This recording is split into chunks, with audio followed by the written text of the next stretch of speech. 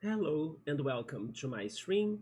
Tonight we're playing more of RollerCoaster Tycoon Deluxe. And last time I believe we were doing a level that was very short in size, and then we had to fit 5 coasters in it. I believe that was the last level we played. It was very challenging because the coaster models were also hard to deal with, especially the wooden one. But after a lot of like attempts and after mixing them up and also adding some scenery and coming up for the strategies right for like raising their excitement ratings, we made it. I also remember that the camera was the worst because sometimes I couldn't see where I was changing the coasters or anything like that. But I also know that I checked the next level right after we finished that one, which is Nevermore Park when I was reading it on the menu in here. But I don't remember how it looked like anymore or what was the goal. Yeah, I just remember that last stream I checked it out, as I have been doing pretty much for these last roller coaster tycoon streams. I have been spoiling myself to get myself ready for whatever is coming up next. Although, as we had a break on this game, I don't remember how it's going to be Nevermore Park anymore. Although I have a feeling it's going to be coaster building again. I can be wrong. We will need to check it out. But I decided to change the plans a little bit because I was going to keep on playing Mario Galaxy after we beat it, right? For the Victory Riot streams and also the post game stuff and extra challenges and stuff. But I was like, you know what? Last stream was already like a chill stream because we played the Cave Stories spin off game, which was Secret Santa. And it was very nice, short, not a big deal. It was enjoyable a lot. So it's also the end of the year as well, so why not, just keep that chill vibes going, and instead of having something more action based like Mario Galaxy was, let's just take it more easily and then save Mario Galaxy for next year so I can also take a break from it. I was playing it non-stop and go back to RCT. That has been a while since we last played it. I think I haven't played it since October if I'm not mistaken. Let me check if everything's okay on the stream. It's been a while since we last played this. I will just open the level so I can test the audio of the game, but I think it will work. Yeah, it is right there, that's good. So the last level we played was Tiny Towers, yeah, that's the name of it. So it was a very short level, right, that I had to fit multiple coasters. But now it's Nevermore Park, and then these are the final stages of the Loopy Landscapes expansion pack. So what was this about? Also, hi X5, what's up, man? Game is louder than me, don't worry, it's just for the menu. I know it's a very loud menu for RollerCoaster Tycoon. Once I'm in the level, I believe it's going to be alright. For most part, at least, unless the park gets really crowded and then I have like the biggest zoom in. But for the menu, I'm aware of it. It's normally very, very loud. But what's up, man? How's it going? Are you resting now after your stream? I was recommending you to play the Banks Creek Killings, which was one of the investigation-like games I checked out this year. I did not play it myself, otherwise I would have streamed it, right?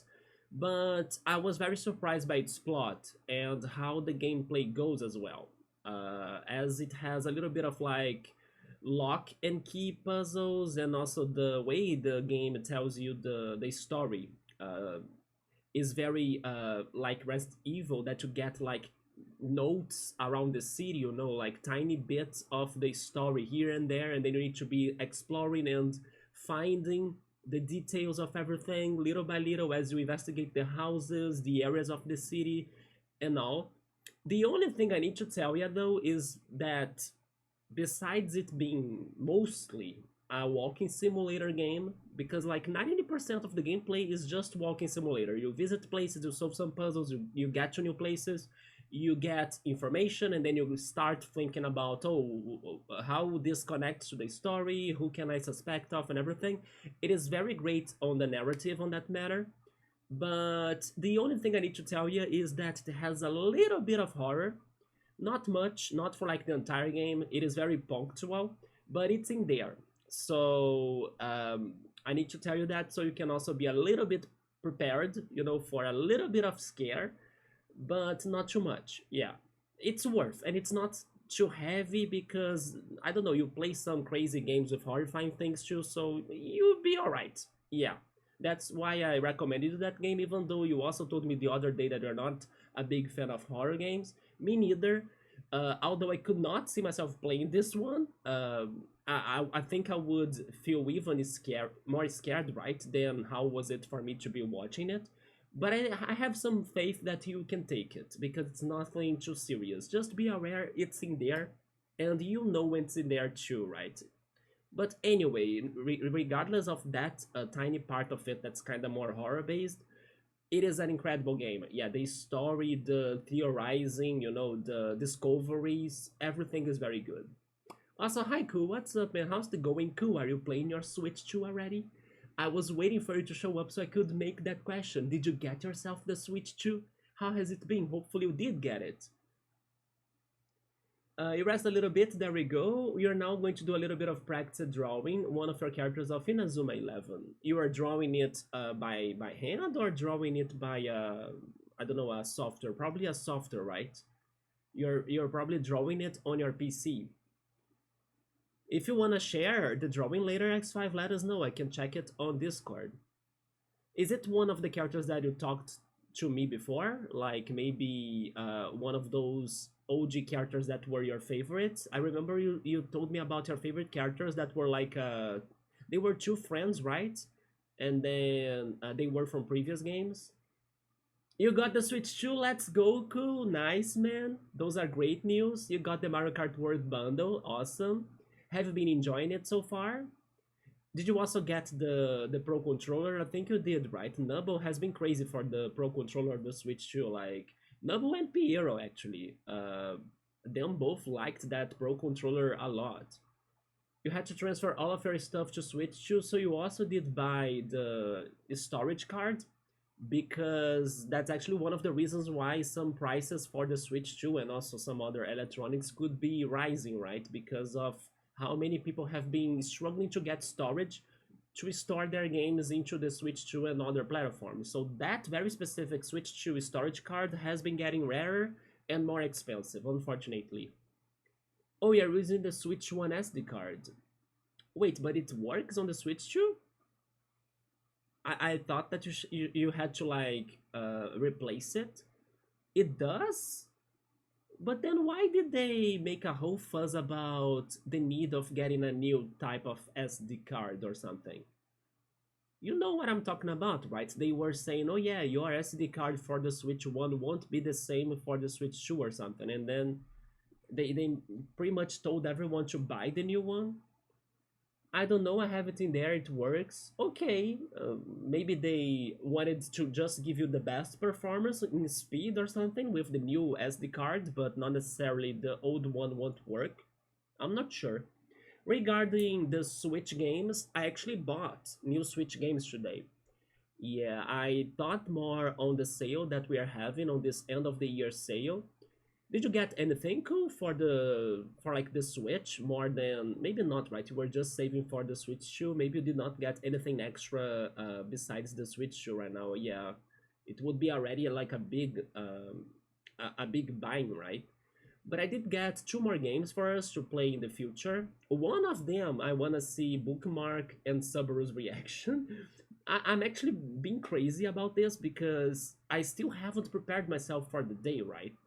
But I'm already like packing myself up with like games that will somehow, hopefully, make me like tactical games, because I did buy a tactical game today and I will wait for the day where the first game of this franchise will also be on sale, because only the second one was on sale today. I bought the second one.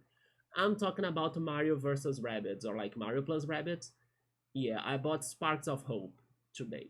It was on 91% of sale, so I'm like, and it was the complete edition with like all of the DLCs with Rayman in the DLC as well. I was like, you know what? Maybe I should buy this. And then hopefully when the day comes that I'm like trying and testing and preparing myself for tactical games, I will be happy about trying that game and also Persona 5 Tactica and then also Pokemon Conquest and so many other tactical games that little by little are getting to my attention, but I don't know if I will like them that much. I hope I will. At least they are charismatic games. But yeah, now I need to wait for the first Mario plus Rabbids game to get on sale because for some reason they did not put the two of them on sale. But the other game that I got was one that I even mentioned the other day. I kind of said that I would wait for longer, but actually I ended up buying it already. Why not? Was the Scribblenauts Mega Pack, which is pretty much two Scribblenauts games together. It is the Scribblenauts Unlimited, which is like the normal formula for the franchise that I have played back in the day on the DS. I don't know if it is like a direct remake of that game or something. Maybe it is, but I'm not sure. And also it has the Scribblenauts Unmasked. That's more like a DC characters type of Scribblenauts game. So I'll need to see how that goes with like the mix of the DC characters into that game. I don't know, I have it in there and it works.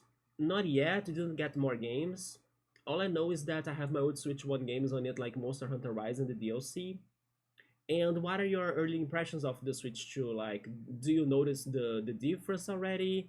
Did you also get the...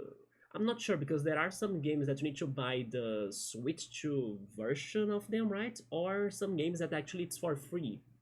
So could you test the difference between like the Switch 2 version of the games into this new console in comparison to the first one? You had to bail for a bit. Don't worry, X5. We are just like preparing ourselves in here to more RCT. I heard until even though it's walking simulator, it has some horror. Yeah. So I was saying that it's important for me to tell you that because maybe if you go on Steam and check the comments on the game and also the description of the game, maybe you would just get the impression it's a pure walking simulator.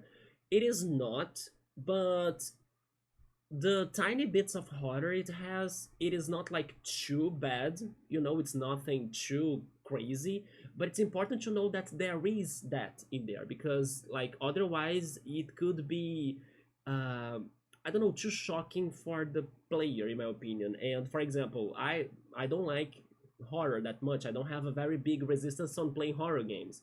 So if I were surprised by that before playing the game, I think I would be, I don't know, too scared or something, when it's nothing too serious in the end. So it's important to tell people, like, hey, be prepared for a little bit of horror. It's not much, it's just a little bit. And yeah, but hopefully you like the rest of it. Like the narrative, the investigation is fantastic. The way they tell the story from from tiny bits of story, right? Like you need to be finding those tiny bits of the story around in the houses, in the places of the city and everything. It's very good. Like it's really immersive, that experience, and it's fantastic to theorize. I was watching the playthrough on YouTube and people theorizing with the chat on their streams and everything. It was fantastic. But then when the horror parts showed up a little bit, um, of course, like it was shocking for like a first moment, let's say, but it's nothing too serious, especially in comparison to some games I have seen you play before. Like, I believe you have more resistance to that than me. For example, No, I'm Not Human has some horror things in there that's, you know, uh, I think you'll be alright, basically. I think you will take it easily, yeah. I still need to get the Pro Controller. Maybe next year you'll get it. Yeah, hopefully they will have like a sale on it as well. Yeah, faster loading screens. You don't have to wait a while on it. Let's go then. I wish Time Stranger was on the Switch too. Yeah, right. Remember the other day we were checking the Digimon games, even on the Switch one, and we don't have many Digimon games on the Switch one. At least not in Brazil. You guys were asking me like, "Oh, could you find this one Digimon game on your eShop?" And then I could only find Digimon World, I think. Maybe it was Cyber Sleuth that they were missing. I'm not sure on the eShop.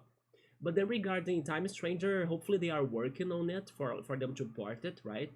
It definitely deserves to be on the Switch too. Although, have you bought it already? Like, if you already have it on PC, maybe you shouldn't buy it again. I'm not sure. Not ready for Gen 10 next year. I heard there are some leaked images on Gen 10, but I haven't checked them out, right? Yeah, also I'm not fully sure if those leaked images are like real, like if it is like a guaranteed Gen 10 thing, But I heard there are some leaks going on, and even though I'm not checking them out myself yet, I'm believing they will be connected to the theories I have read about Gen 10, like throughout the year.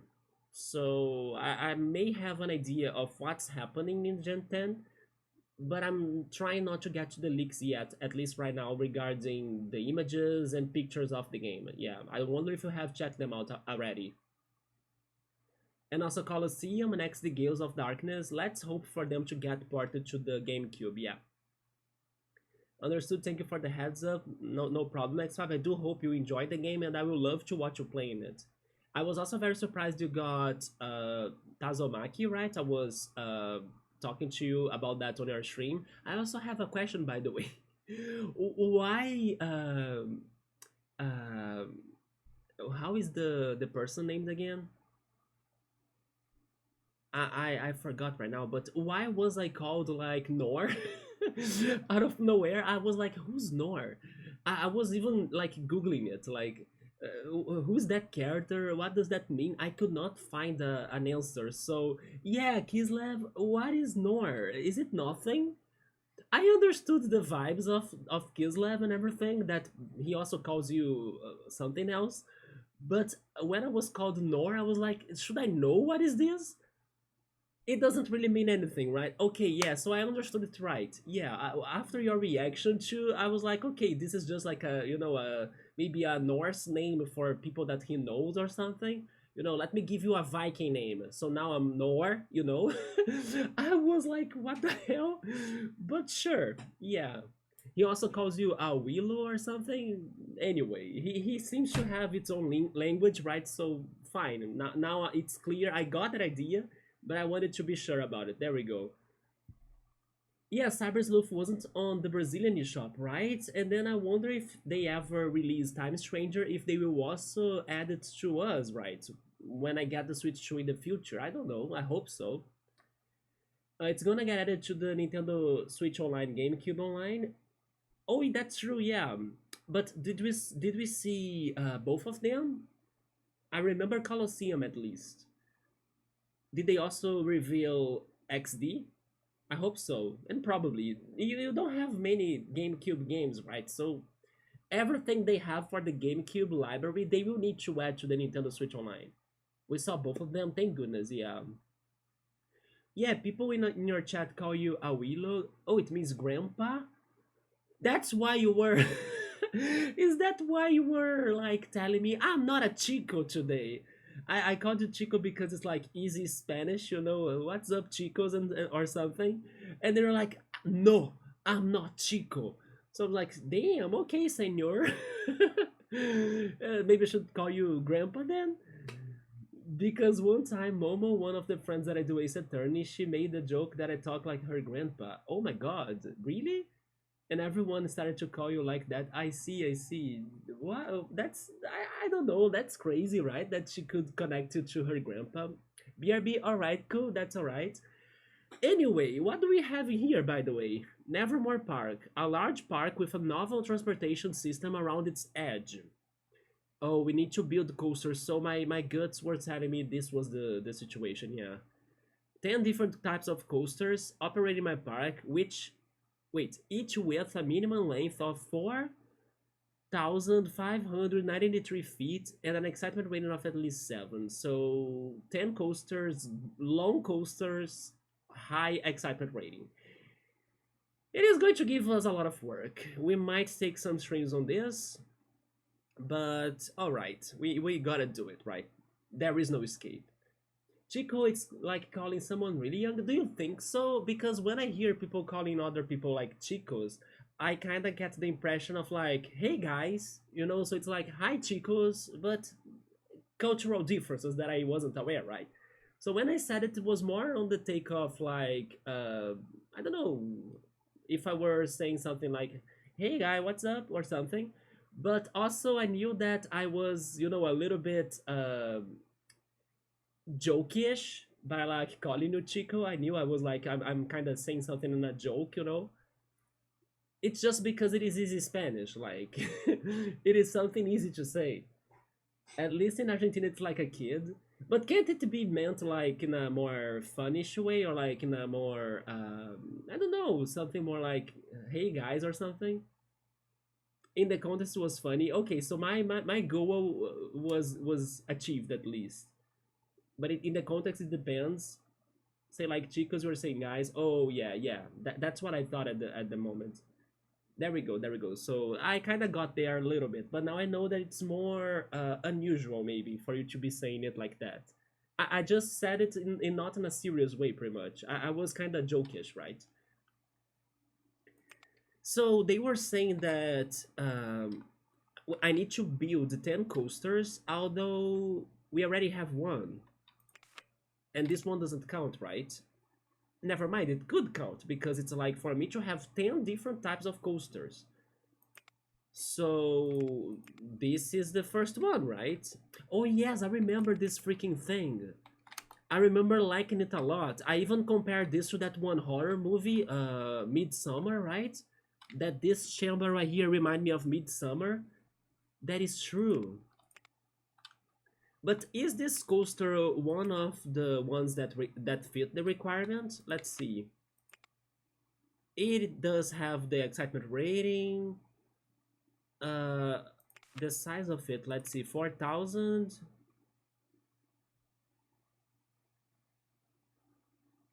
What? The ride length is like divided?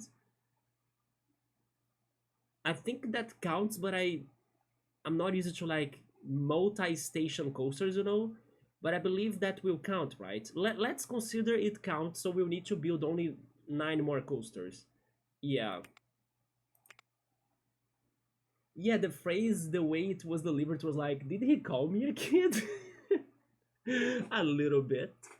So it was funny. Yeah, yeah, this is like a big lake with an underground passage. I think the lake is like forbidden for me to. Yeah, you see, there is like a frontier that blocks me to build something in the lake. Yeah, the lake is just like decoration pretty much in here.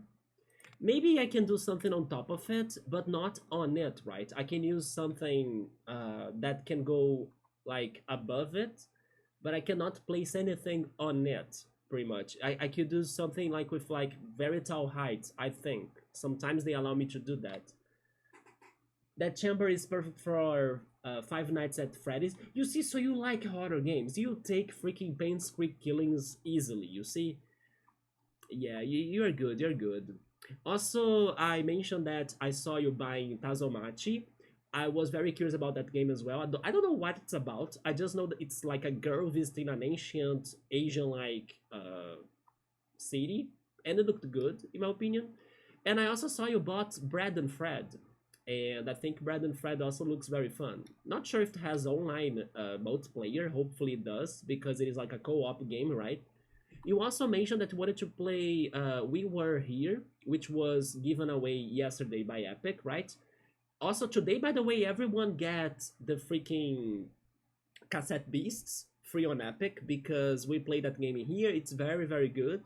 Many people enjoyed that stream. And I actually didn't have it. I played it on my Xbox Game Pass, or at least in the Game Pass trial that I had available by that time. So now I have it. So thank goodness I did not buy it myself. Although I did buy Disco Elysium, so rip me for when they gave it away some days ago too. But honestly, I'm enjoying the Epic giveaways this year. I think like they are having a very nice variety of games, and many of them I can see myself playing. While other years sometimes there were many games that I would skip, but now I could see myself playing Hogwarts Legacy. They had an investigation one, Paradise, Paradise something as well. I was curious about that one. Now they had Cassette Piece that I have played, Disco Elysium that people say a lot of things about it. I'm liking the giveaways this year. You like to see horror games, same as me, depending on the horror game, of course. Yeah, playing it, it's another story. Yeah, a friend gifted me that game, Bread and Fred. It's another one on my list. It actually has a good deal right now. I think it is either 40 or 50% off. But I'm waiting for even higher discounts. I heard a lot of good things of the last game Epic is giving away. Disco Elysium, yeah, Disco Elysium seems to have a fantastic plot. And today's game is very good because it is cassette beasts. It's monster collecting game. Very good soundtrack. Very crazy battle mechanics as well. It's very unique with like some chemistry going on. You know, it has some chemistry mechanics of like how things react to each other. I agree. Like good variety and some good talk games. And can you believe that when I checked the videos that inform me and remember me of the giveaways every day. When I go to the commentary section, there are many people complaining. Hi Nubble, what's up, man? How's it going? I did not get scared because this is not a Switch game today, right? So my volume is like at chill and nice sounds right now. It's nothing too crazy like Demon Thing. But what's up, man? How's it going? Regarding the Kaboom, I hope we don't get many explosions on this level, but we may, because we need to build 10 different coasters again, right? Our eternal curse of this freaking amusement park experience of mine. You were hoping for panic, not realize it was a reading. Oh my god, yeah. But don't worry, man, there will be more moments. There will be more moments, but how's it going? I'm doing alright. I'm glad that finally I could get some rest. I wasn't streaming because I did not have good nights of sleep in the past, let's say, 3 days. Although today I finally slept good because Brazil has been under this heat wave and it's been very, very hot here in Rio. My city, 3 days ago, was the fifth hottest city in Brazil, like in the entire country. In the entire country, my city made it to top five, right? In like amount of heat. So I was like burning. And then during the night, it was very bad to sleep. Not to mention that, as we were talking the other days as well, regarding the end of the year and everything, it always hits me with like some melancholy, right? I always get melancholic, nostalgic, kind of sad as well in this time of the year. It's something sour for me to digest. I used to be in the past more excited towards Christmas and also New Year's Eve, but now in my life it kind of brings me some memories, and then it makes me kind of I don't know, it doesn't feel too great to me anymore. So combining that with the heat, it was a very bad mix. So basically I was getting a little bit anxious, a little bit of insomnia, I couldn't sleep because of the heat. So anyway, I was completely messed up in this end of the year, like in these past days. But today I slept good. Today I'm feeling alright. I'm feeling better. It is still hot, but not as hot. Thankfully or hopefully by I don't know, either tomorrow or Monday, the weather forecast is kind of telling me to like get ready to the rain, right? So the rain is coming up. But I didn't have like very comfortable days. But today I'm feeling better. That's why I'm streaming. Yeah, it was very hot in here, X. I mean, there too, right? In Argentina, I'm thinking. How much was the max degrees on Celsius? I don't know. Because for like the daytime, even though it is hot, to me it's okay. Like I'm used to like Rio being hot during the day. It was probably above 40 degrees Celsius if I'm not mistaken. But my problem is like when it's that hot in the night. The night time is when you should be resting, you should be sleeping.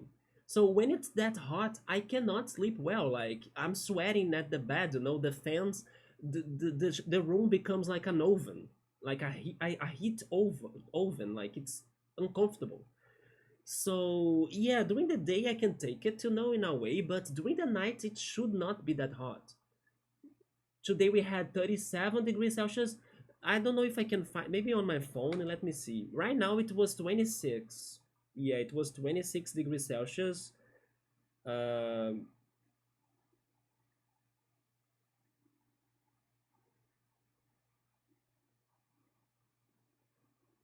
Now it's 27 actually. Yeah, my phone is telling me it is 27 degrees Celsius, but the thermal sensation is of 31. So basically the temperature is 27, but what you feel is 20, wait, it is 31 degrees Celsius. But the hottest today it was 31. Yeah. 31 degrees Celsius was the max today according to this.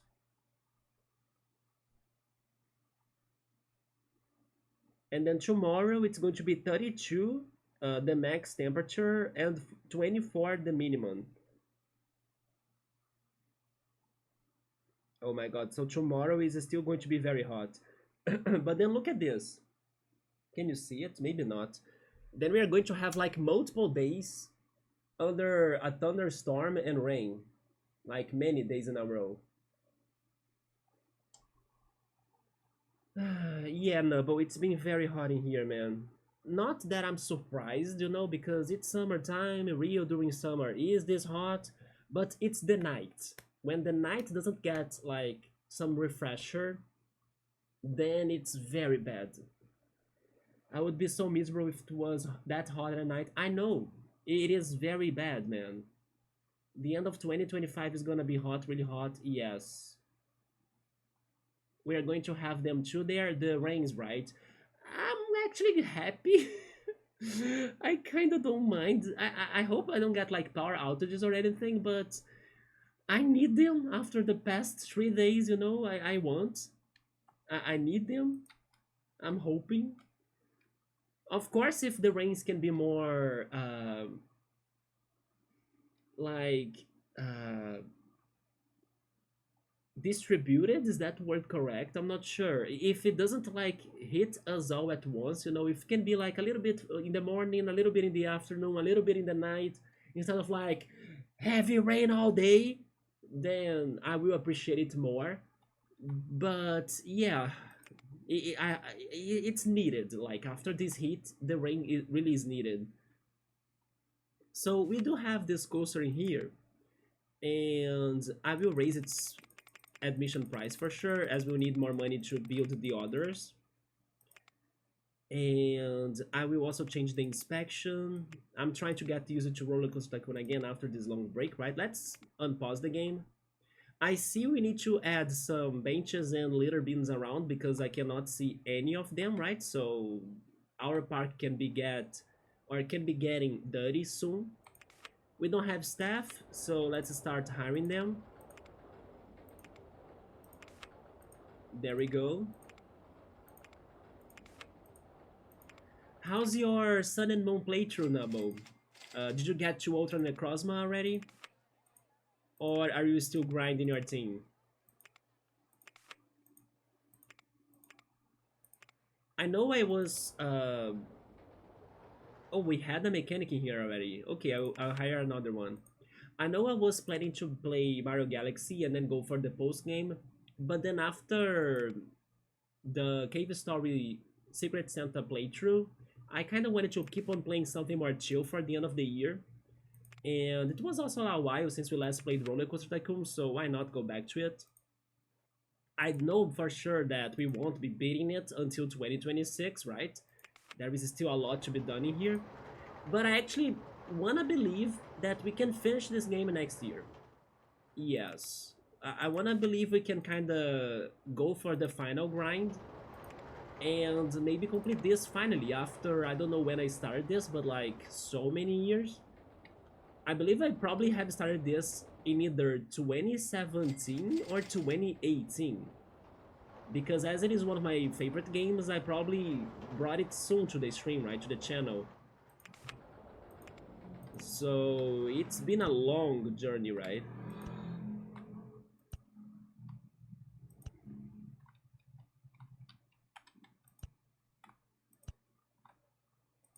Okay, let's spread the litter bins around. Gonna fact check that in my YouTube channel. Please do, X5. Yeah. My guess is 2018.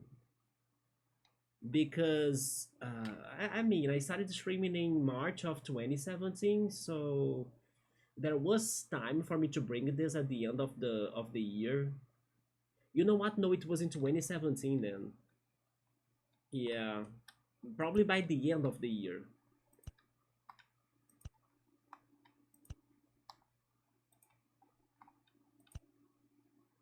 Oh, at mid? At mid-year? Damn. So you see, it's been with me since the beginning of my channel. Because I started streaming in 2017, so I have been playing this game since when I started streaming, pretty much. And then it could be a game for us to finish next year, I believe. After that, we probably will jump into the sequel. Although the sequel is the game that I could never like perform well, it's hard. So I hope I can play it much better this time, but I'm not feeling too confident. It's going to be very hard. But we'll try, right? And then there is RollerCoaster Tycoon 3 that I tried playing it in my childhood as well. I was able to perform alright-ish, but because of the game mechanics, or maybe I should even say like the way the game is coded, some levels were hard to beat. Yeah, but I could do more in it for sure in comparison to the second game. The second game to me is like the hardest. I could never beat a single objective of RCT2. Can you believe that? So I hope that when we try it, I can do better this time. So where number lives currently is between 70 Fahrenheit to 80 Fahrenheit. That's why you were surprised about 104 Fahrenheit, right, Number? Yeah. It is way too hot yet. Tourists will still wear jackets because of the oversized air conditioner unit we have in the city called the Ocean. Yeah, we have the ocean here too. I love it so much. I honestly don't think I could live too far from it. I do think that I have a somewhat personal connection to the ocean. I just wish that the beaches here near my house were clean, like they were not polluted, because otherwise I could like go there and bathe myself. But yeah, unfortunately they are polluted. So even though there are people that go there and bathe themselves, I'm not being the one that does it, right? Because believe it or not, sometimes besides all sorts of crazy stuff they find in the waters of the beach here, there were at least 2 days this year that they found body parts. Yeah, there was like a freaking leg, a human leg, at the sand of the beach. And then I was reading the news like the police is studying or investigating who is that leg from and stuff. And then some weeks later, they found another leg and an arm as well. So I'm not putting my body inside of that water, right? Not at all. Like they don't even need to have like body parts in that water for me to not go there, but especially because of the body parts, I'm not going.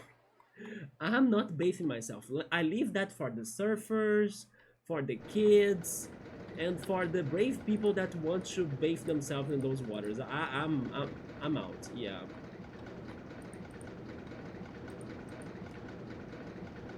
When I drive even 2 hours inland, it gets to 90 Fahrenheit to 100 Fahrenheit plus, and you're just dying. I know. Yeah, it is very bad. But at least when you're in your car, you can have the AC, right? Of your car. The sequel is hard, yeah, I know, right? Cool. I know as well that the one version of this game that we're playing, the classic, right? RCT Classic, had the second game's levels. So I do hope you were able to perform great in them. I think you did beat the Crazy Castle one, if I'm not mistaken. Jesus, yes, X5. They found body parts in the freaking waters here at the beach. I would think the same. Nah, fan, I'm good. I'm not gonna go there for 10 years probably. I do hope that they get some sort of water treatment to like get rid of the pollution. Actually, when they were picking up the countries for like the next Pan American Games, my city and Rio were competing for it. They were getting to the finals as well, but in the last minute they lost. I think now the Pan American Games are going to be placed in Paraguay, if I'm not mistaken. I can be wrong though, but I think it's going to be in Paraguay. I can be wrong. But I was kind of hoping they could happen in here because it would start um some goals towards the government to get rid of the pollution, or at least minimize, or like start cleaning the big bay of Rio, right? And then it could give us better waters at least. But I don't know if it's going to happen anymore because we lost the competition. So, but my city has amazing beaches for you to bathe yourself. It's just that they are far. Like we need to take an hour plus ride to get to them, you know. So it's very hard for me to go there to do it. Okay, now that we set some litter bins around, let's go for the benches at the exit of the stations, so people don't vomit that much.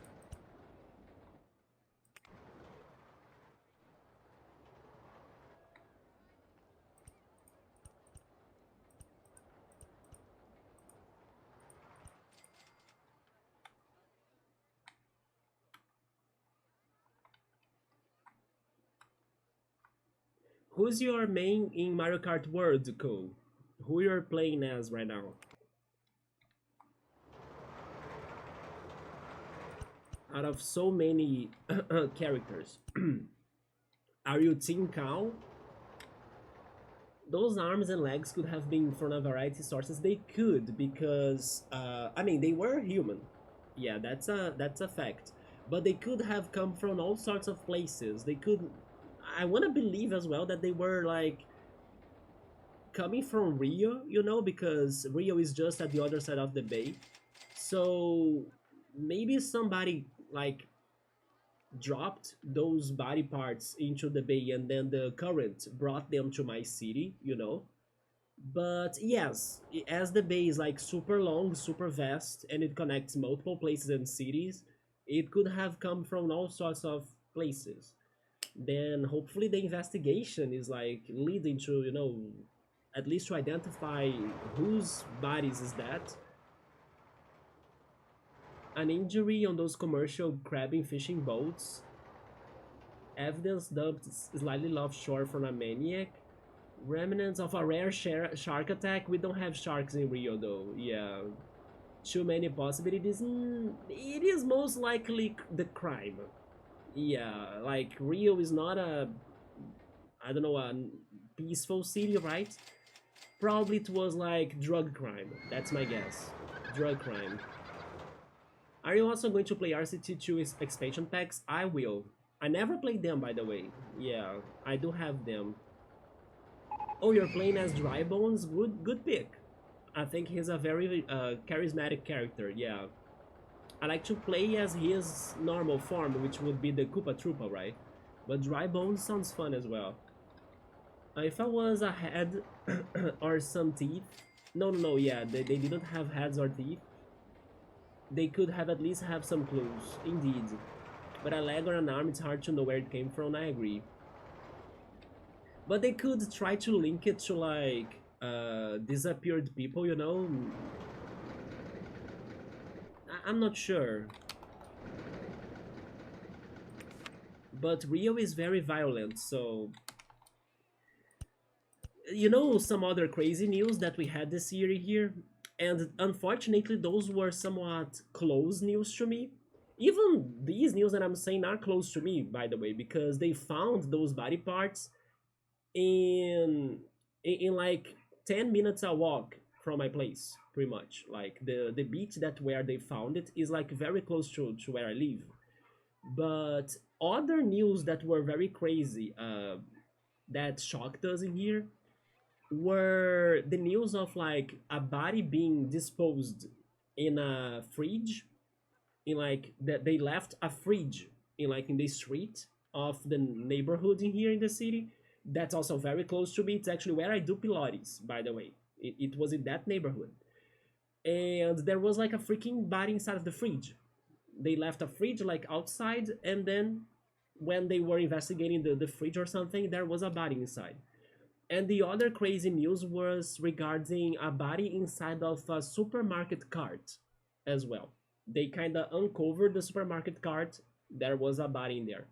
And another freaking crazy news as well that I remember now was an attack, like a woman that attacked another woman by using a knife in the ferry boat station, which is where I normally go to like recharge my bus ticket. It's a very crowded place, and there was a woman that attacked another woman in there by like a knife attack. And then actually that woman killed. She couldn't survive until the ambulance got there, right? So yeah, unfortunately, even though my city is somewhat safe in comparison to Rio, for example, or to other neighboring cities, and even in comparison to Brazil, we still get those awful episodes and violent episodes. So that's just to give you an idea how crazy Brazil can be. But not saying that other countries cannot be that crazy. I know the US also has some insane crimes, right? How is things in Argentina, X5? I'm not sure about, let's say, Argentinian episodes, but Brazil can be very dangerous, yeah.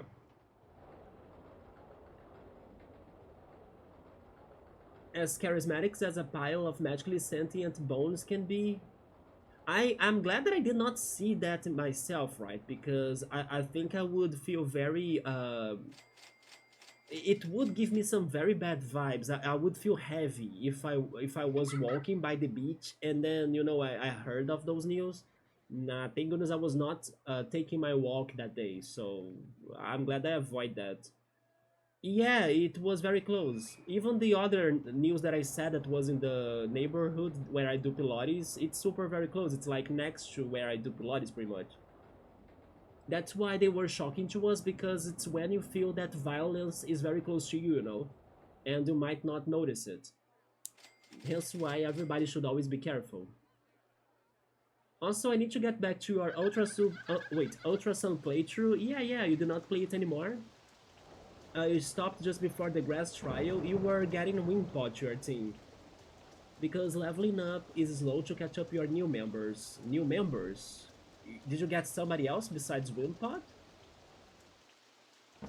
Also decided to plan a team for Ultra Moon. That is gonna be annoying to get to set up. I wanna do a mono ice playthrough. Interesting. You are definitely going to have Crabominable then, which is pretty much the only ice type beside. Never mind, unless you go for the Alolan Sandshrew. But it's the only unique ice type was Crabominable. You replace Salandit for Cubone, who will take the role for the fire type. Okay. And then he's going to evolve into the Alola Marowak. Good luck with Mono Ice. I respect you a lot for going for Ice. Oh yeah, there is also Alola Ninetales. I forgot about her. Yeah. But I do respect you for going for Ice because it is my second favorite type. But I know it's like very weak regarding taking damage, so I hope we can still do a great job with it, yeah. Now I should say that my city itself, it has some red spots and not good spots. The thing about Rio though is that as there are the favelas and there are the communities in the hills and everywhere, the areas they mix a lot. So sometimes you can easily be in a good spot and then you take one wrong step and then you end in a red spot. It is very mixed.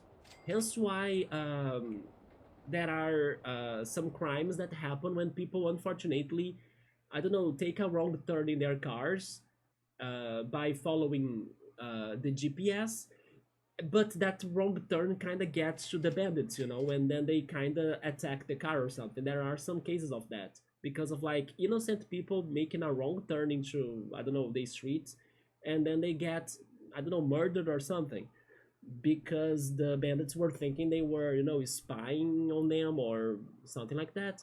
Taxes, Ubers, there are some crimes that happen when they commit those mistakes. But yeah, the thing is that areas in here, neighborhoods in here, and favelas in here, they are very close to each other in a way.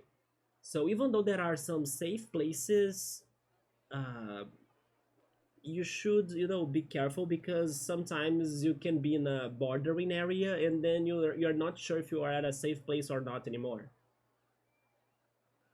Um, but you haven't had a crime episode close here in years. The last time was in like 2013 when you were assaulted by two people. One of them with a knife. They got arrested and I got your things back. Thank goodness nothing happened to you then. Yeah. The only direct, uh, let's say, episode of thievery that tried to happen to me was when I was in college.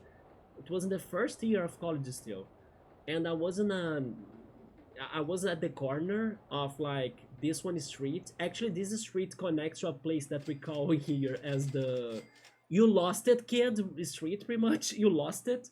It is the Rua do Perdeu, actually. Yeah, Rua is a street in Portuguese. I think it has a different word for that in Spanish, right? X5, it's Cale or something, I believe. Something like that. I can be wrong. I'm not sure how to pronounce it though, as well. Yeah, right. I know that's the word. I probably mispronounced it. Is it like double L pronounced, or is it like a different way to pronounce that? But yeah, in Portuguese, street is rua, right? So Rua do Perdeu. Perdeu is like you lost. Yeah, it's the lost street or something. So basically, it's a very dangerous, let's say, uh, crossroads here in my city. So I was in the beginning of it. Like it connects like later on. If you enter the street and go to the end. No, I was at the beginning of it, and still like two people came to us or like got to us, and then they were like to my friend actually, not to me directly, but they were looking at my friend because my friend was wearing a wristwatch, and then they were like, "Give me your wristwatch" or something. But the thing is that they were not like showing us guns. They were not, giving us like a lot of fear at the moment. They only said it verbally. Hence why the guy that was asking for the wristwatch even had his arms still on the bike he was riding. So we do not feel, too threatened, although we should have been more careful for sure. We never know what they will do to us. But we could simply just turn our like backs to them and then we walked by, like we ignored them pretty much. The group of friends with me, we ignored them. Like, oh yeah, you know, let's just go because they were not actually advancing into us or something. The guy just stopped next to us, asked for the wristwatch, but did nothing basically. But that was the closest to like something serious that has happened to me, thank goodness. Although in the carnival in Rio, I got my items stolen. Yeah, I did not see who did it because it was in the middle of like the whole bunch of people. But somebody did get my wallet. I did not see whoever did it or where it happened. All that I knew after the situation was that this person, at least was, let's say, a somewhat nice thief, right? This person actually threw my wallet remains, let's say it like that, with my ID and also some other things in there, into a mailbox. And then in the next day, when I don't know, somebody checked their mailbox, they found my wallet, they found my ID as well, and then they contact me just to say like, hey, did you lose your wallet or something? I found your ID or something. And then I was able to get my documents back. I did not get my money, of course, but this thief at least wanted to give me back my ID and stuff. So I wouldn't need to like, reprint them or something, or go to the, I don't know, to the house where they do it. It's a whole bureaucracy and stuff. But yeah, I got things stolen. A thief. I did not see it happening. As many people suffer from that during Carnival. Carnival is very dangerous here. Like, it's when the thieves attack, right? So yeah, Carnival Nevermore to me also, by the way. Not only because it's not really my thing, and second because I did have this bad experience. But it at least wasn't as bad because I recovered my ID. Also, hi to Mode, what's up, man? They didn't steal the school books. Definitely not. I wonder if we had them by the time. I don't remember. I only remember like we were chatting at the corner of the street, and then the guy came in a freaking bike. It was more like a kid as well, right? It was more like a teenager. But we ignored them, and nothing happened to us. We kind of returned to like the main street, and then we kind of blended with the other people in it, right? So we were kind of safer, but they could have attacked us if they wanted. The double L is pronounced like Kale. Okay, so I said it right. Let me go back on the chat. I could tell something about a shooting that happened like 2 blocks away from your house, but that could be really telling where you live. Oh yeah, right, X5. Here we have shootings a lot too, although thankfully it's been a while since I last heard shots. Even sometimes when I'm streaming, I hear some fireworks, but I always like, is this fireworks or like shots, right? I'm never fully sure. But like, it's been a while since we had some shooting episodes. There was one recently in Rio though that was very big. They paralyzed the whole city. It was in October, I think. I think it was in October, if I'm not mistaken. It was when I actually went to Rio, to the exposition they had in there, and then the next week they had that episode. It was actually the one episode that had the most deaths from the police operation in the favela. It was like more than 100 people that died in the freaking I don't know, police raid that happened in the favela, and then they were even criticizing the police operation because it resulted in too many deaths, right? Even including innocent people. It was a very bloody episode that happened here. Sneasel could be an option too for Nubble's team. Yeah, a Weavile. I heard some stories like that. Thankfully, I'm really away from the most red zones. There are a couple of, let's say, zones next to me, but it depends, right? There are zones and zones. Like, these zones are normally, let's say they are mostly like a sleeping volcano. That's maybe a good way to refer to it. It's not like an active volcano, it's more like a sleeping volcano. So for most part, nothing happens, but sometimes something happens, yeah. For example, these two episodes of like dead bodies found in the neighborhoods, like one in the supermarket cart and the other one in the fridge. But also they are normally connected to the drug dealing scene as well, of like a revenge episode or something like that. Nubble's Ice team is gonna be Abomasnow, Weavile, Mamoswine. Mamoswine is fantastic. Ice Slash, Glacian, and Ninetales. So you're not going for Crabominable, huh? Who will be the most annoying to set up because of an egg move you're going to put on it. So you're breeding it? Okay. Then Freeze Dry, I need to get an Anorus to pass it over to a Lapras, and then pass it to a Delibird, and then finally pass it to Vulpix. I remember doing a lot of egg moves and stuff back in the day of X and Y.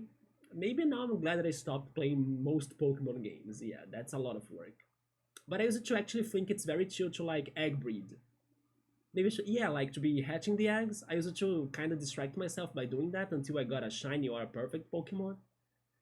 I complain about it, but I still remember how it was to be relaxing at sometimes too. When I was like watching TV or YouTube, and then I was just hatching eggs.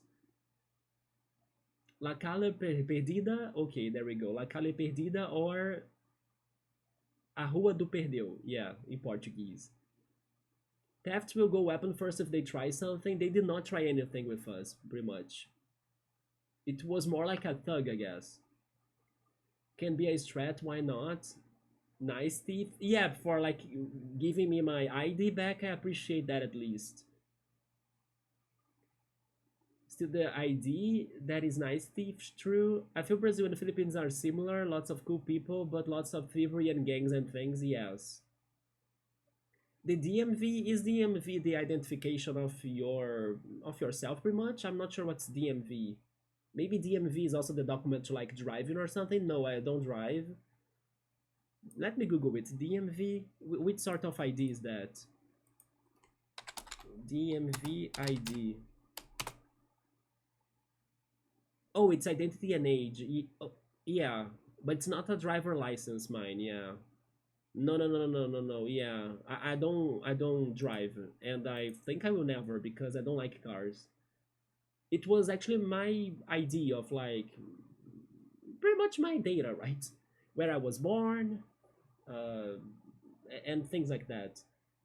The date of my birthday, my signature. Next time, put some printed money like fake Argentinian pesos. When I go to Carnival, imagine that. Imagine that. Like the freaking thief stealing some fake money, some, I don't know, Monopoly money. The freaking ID costs so much, need to freaking pay for it for being stolen. To, yes, you need to reprint it. That's true. So administration costs like F stake. ID is tricky, yeah. 150 bucks in there? No, in here it's cheaper. Yeah, thank goodness in here it's not too expensive. Also, hi Kislevin, welcome. How's it going? Hello Nor. Is that my Viking name? They say 200, but 100 is enough. I'm broke too. Actually, you were saying Kale instead of yeah. Let me see how to put the thing in English to tell you how to say the double L. Kae, maybe? Because I know you guys have some sort of crazy pronunciations when uh, you have the letter L as well. That's why maybe it's more silent, you know? Kae? Something like that. My mate got caught with a gun. The survived down the serial number 2. He got 5 years. Yeah, at least you and like X5 have stories of the thieves getting caught, you know, because sometimes they never get caught. And even there are times, by the way, that even if you cooperate with the thief, they still harm you or attack you. I remember how shocking it was to see like these news on the girl that gave the thief her phone to them, and the thief still shot in her head, you know, like. So yeah, sometimes unfortunately, even if you cooperate with them, they will still be violent. So it is like very depressing to deal with that. Not many guns in the Netherlands. I saw five though. The underground things. Favela got so many guns. Yes, and they are not even allowed in Brazil.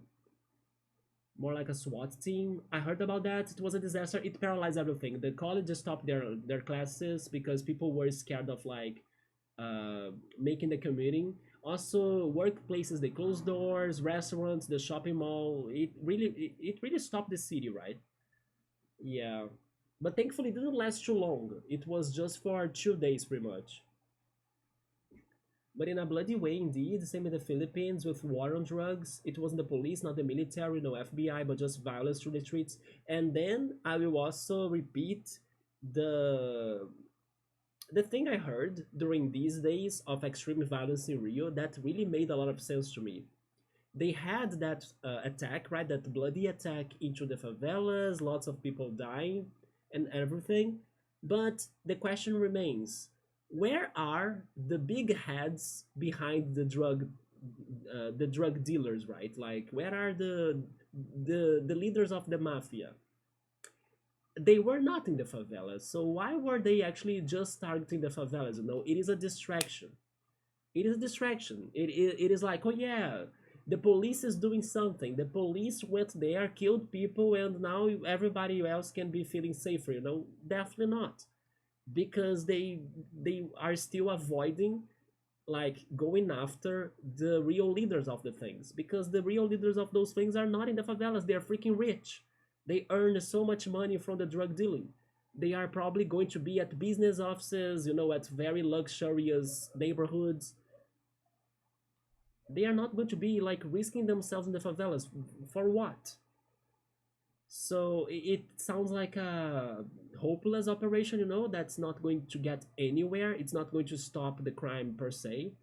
It's just going to be like a retaliation pretty much for no like main goal. It is kind of depressing when you think about that. The sleepy volcano is right. Yeah. The thing is, they attack the poor people, not. Yes! They also do that. They attack innocent people as well. Plenty politicians opposition get killed in these raids.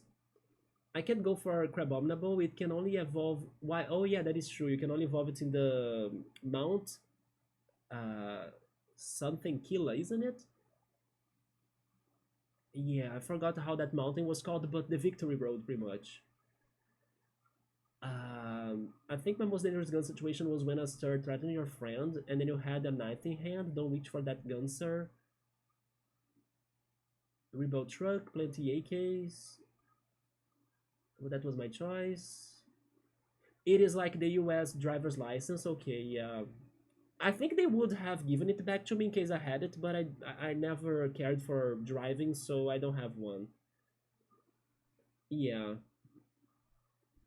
You worked there for a sec, people weren't happy with me, very understandable after the DMV. My worst thieves were your friends? What? You can give a lot, but people will take, sir? It's like saying kaye or kashe? Kai, kai. Yeah, but I know what you meant by that, X5. Yeah, I know it's a very specific L sound. It's kai, right? For me, I don't really scare much anymore. Media there is always something happening. Rio has violence, but also the biggest dancing feels good community. In Rio, probably straight from Colombia or Peru and China, the police don't focus on the kingpins. Yes, because they know that the, let's say, the leaders are big people in the politics as well. And the politics, they control police, so it's like a cycle. That's why it never ends. Mexico also went international. Them cartels invest to huge hotels near Rio.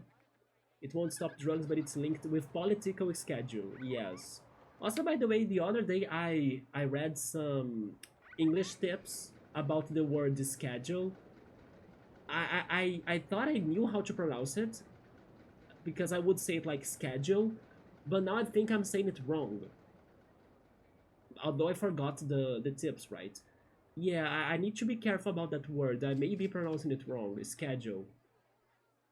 Maybe it's something like schedule or something. Yeah, I'll need to go back to that word later.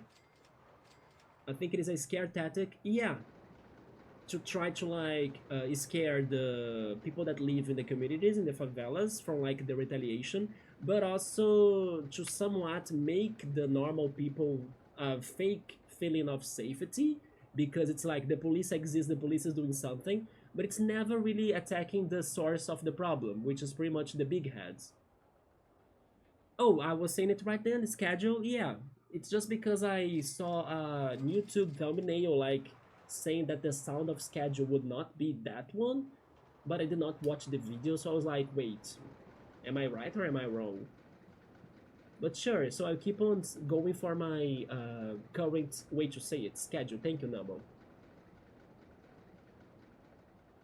I need to say less. I respond to you on my older messages. If I had a good Christmas, not really, man.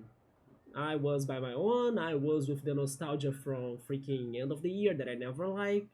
I was under the freaking heat wave, but at least I had a ice cream. I had my YouTube to watch some things, and also my eye kind of gave me a little bit of a rest for a change regarding the pain of it. So it could have been worse for sure, but it was rough. I couldn't sleep well. It was very annoying. I also had some shoulder pain, but now it's better thanks to today's sleep. A friend owns you 2K. I will put paint in his car. He dodges me. I think your first try to read in the example was that I put was closer. Oh, I see. Kale, maybe? Something like that. As long as they invest in massive hotels and buildings, everything is legal. This coaster got a thick entrance. You like the mirrors? The glasses in here? Kashi. Kai. I give up X5. I will practice it offline. Yeah. You were saying the word kaye, but how you say schedule is fine actually. Oh, okay, okay, okay. You were talking about schedule then. Try to say cash and then add the E. But really, it gets a freaking SH sound? Cash? Cashy? Okay, oh my goodness. Okay, Google Translator, help me out in here a little bit. I'm curious now. Okay, how is this Spanish sound? Uh, Spanish. No, no, no, no. Wait.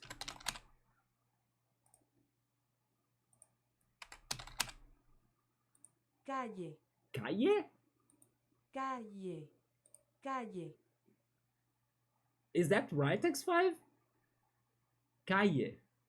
Calle. That's completely different than what you were teaching me.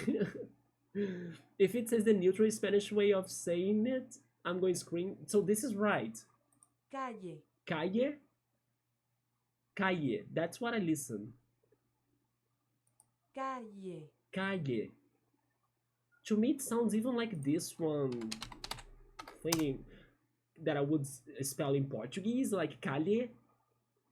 That's the neutral Spanish way of saying it. I'm going to scream. Okay, so you're going to scream. Oh my goodness. Anyway, I tried. I gave my best shot. Calle.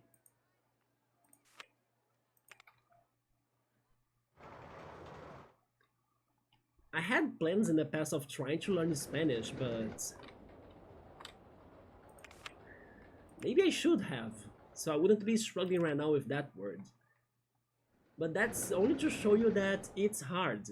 Even though it's close to Portuguese, it's hard to say the things. It sounds like they are trilling the L to you, trilling the L.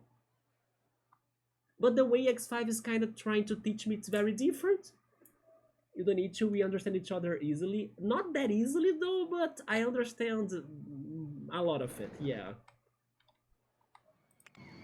But I wouldn't say that easily too, because when you go speaking fast, I don't understand anything. I need to like focus on like important words, and then I start connecting the, I don't know, the context, you know? But yeah.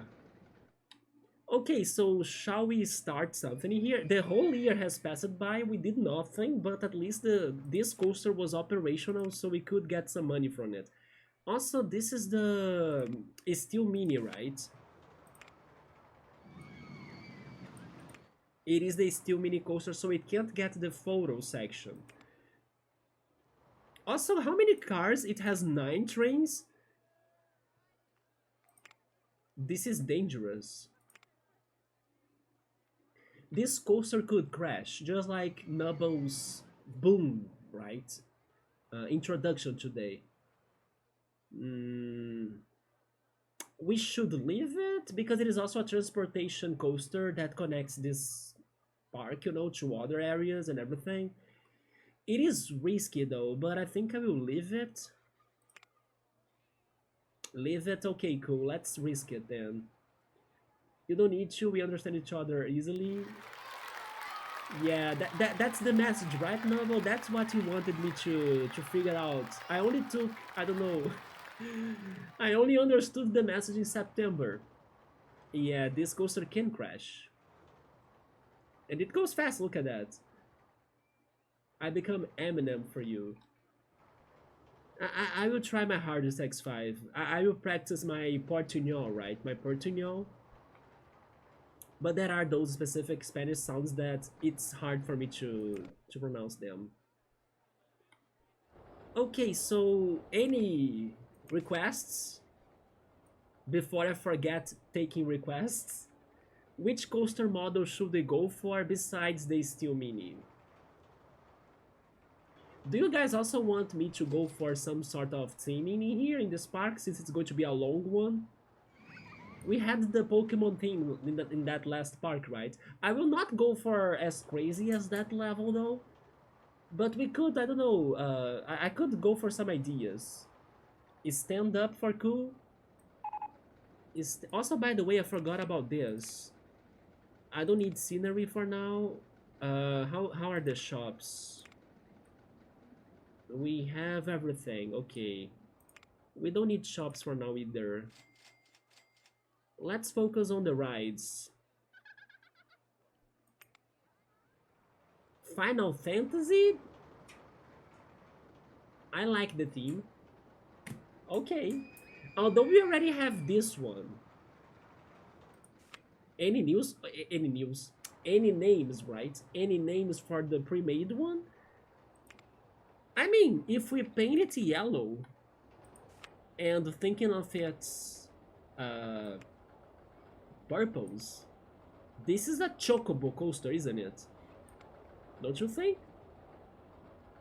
It's a transportation coaster pretty much. This is a chocobo. Yeah, now it's a chocobo. So I say that this is the chocobo coaster.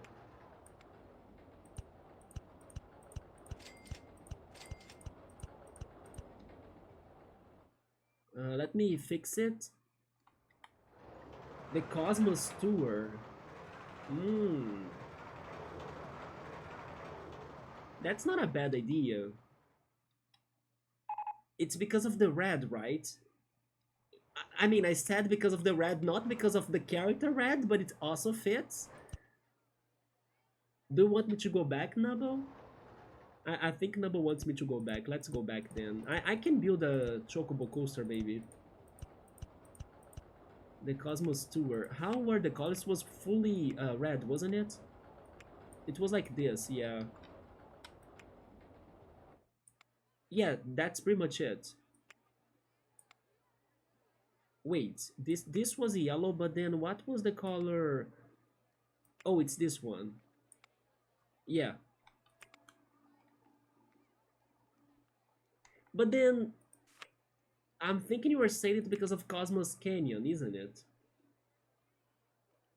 Is there something about Cosmos Canyon that uh, goes around the area there in Final Fantasy? That's what I don't get. This could also have been the Golden Saucer because the Golden Saucer will have the coaster.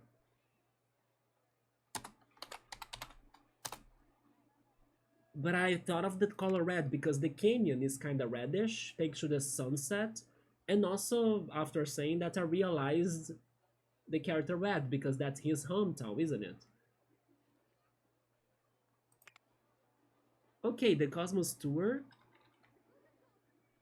I need to have my food plaza. I need to pretty much set this park a little bit. What is the most important thing to me? Trail rides, actually. Yeah, I need trail rides right now. I need the go-karts. Then they are complaining about the mechanics. I will hire another one. Um, let's go to the entrance first.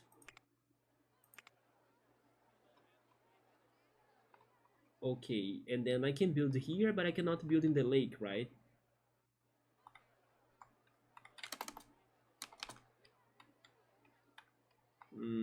That's a good spot for the kiosk.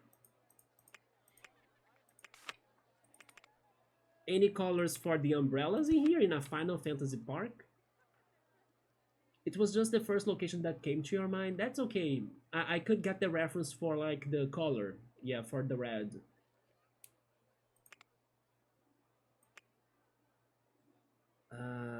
Final Fantasy. I'm not sure. Red is actually a color that fits the Final Fantasy logo very well, isn't it? But let's change it to more like something like a maroon to make it a little bit different.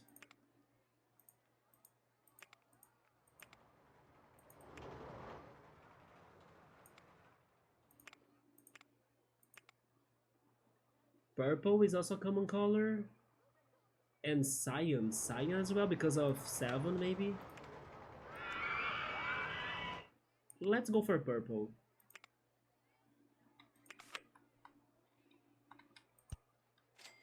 Show me the underground again. I forgot about this section right here.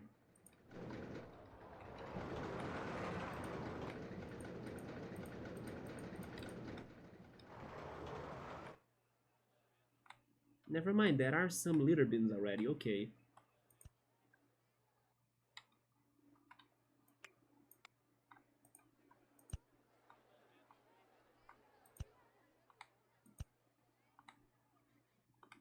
But then, Nubble, is Ice one of your favorite Pokemon types?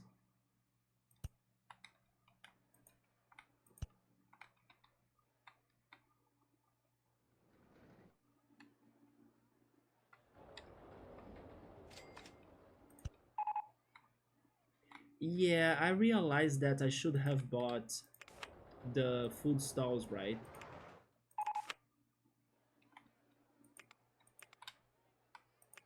Let's make them.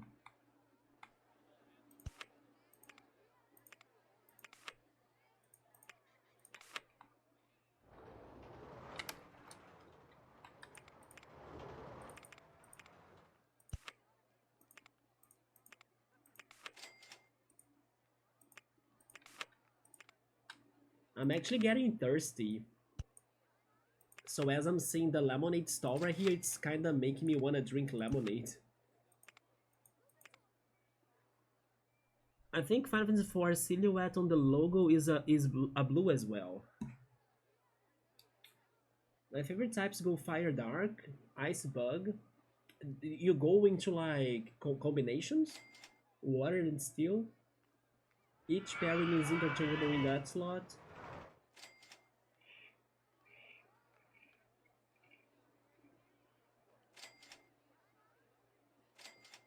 Ice Bug.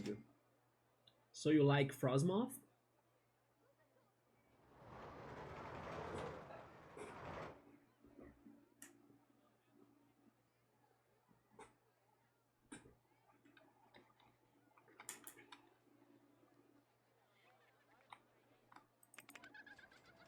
Where else can I build a food plaza? Maybe right here. On the top of this hill.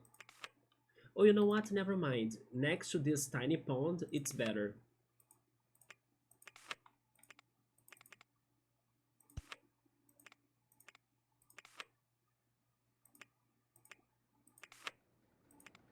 Let's have fries and drinks.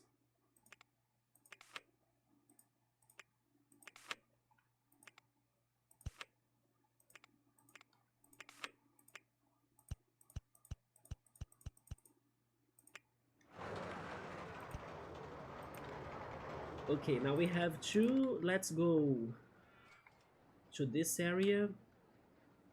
Mm, I'll need two more, right? I'll need a food plaza there and one here. Maybe this corner right here. I can even go up a little, I think.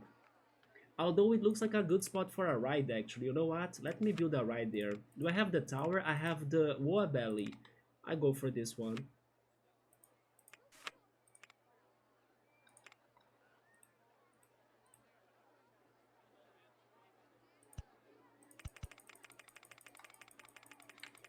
So number one is Fire or Dark.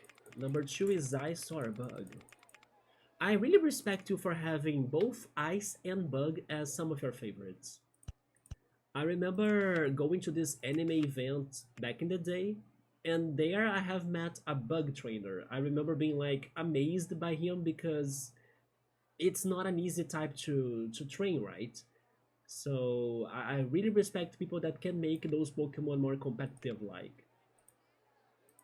And they just don't go for like the the I don't know, the normal, common, popular stuff all the way.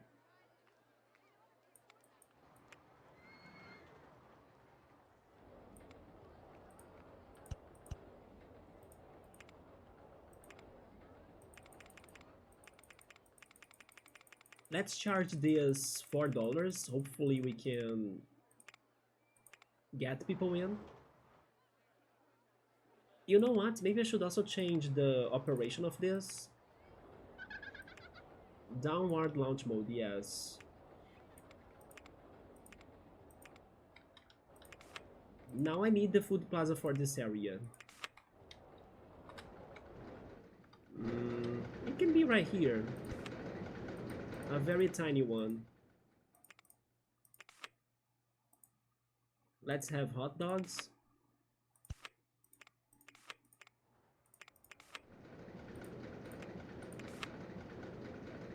I know my 3 favorite Pokemon types, but I don't know if I know my 4th favorite type. My 3 favorites are Dark, Ice, and Water. But if you ask me which one is my 4th favorite, I wouldn't know. My 3 least favorites are Steel, Fire, and Fighting. Mood dependent, I can understand, yeah. It depends on the region as well. Like sometimes a region can have, better dark types than ice types and stuff. I know a streamer who is a massive Joltik fan and a general bug type lover. Yes, I respect those people. There is a YouTuber as well, I think his name is A Drive. Back in the day, I used to check some of his videos. A Drive was like a massive bug catcher, you know? Yeah. But I think that one of the most popular types is Ghost. Especially for like streamers and YouTubers. There are so many Gengar and Ghost types fans out there. That streamer actually drew the Articuno picture you're using as in your Discord portrait because they were kind enough to let you use their drawing since I suggested them to draw the majestic iceberg. It is great that you actually got that, and I didn't know you liked Articuno so much. Is it your favorite legendary? Because the other day we were talking about Articuno, right? When I was showing the items I got from the Pokemon Go community in my place. It is your favorite? Nice. My favorite legendary, even though in general I don't like legendaries that much, is Lugia. Yeah, Lugia is my favorite, probably because of the memories of the Pokemon 2000 movie. Maybe because of that. Also, by the way, today there was this guy contact me on my Pokemon TCG shop, right? The card gaming shop. And he was negotiating with me. I can kind of show you the cards. It's why you are Team Mystic. I'm Team Mystic. Wait, Team Mystic because of 2 reasons. Because of first, it gives me the idea that they are smarter than the other teams, while the other teams they go for other strategies in their battles, right? One is I don't know more brave and courageous or something, while the other one is more adventurer or something. No, Team Mystic is more researcher vibes and something about using their brains more than brawls, I would say, and also because of the blue color. Yeah, I love blue. I also love yellow a lot. Those two are my favorite colors, but I like the vibes of Team Mystic more, and also because of ice types. Like I was saying, I would never go, I don't know, electric or fire in comparison to ice. So, yeah. But I wouldn't say it was that much because of Articuno himself, although I also like him a lot as a Pokemon. But today there was this guy asking for, like, some discounts on the cards he was interested. Let me show you the cards.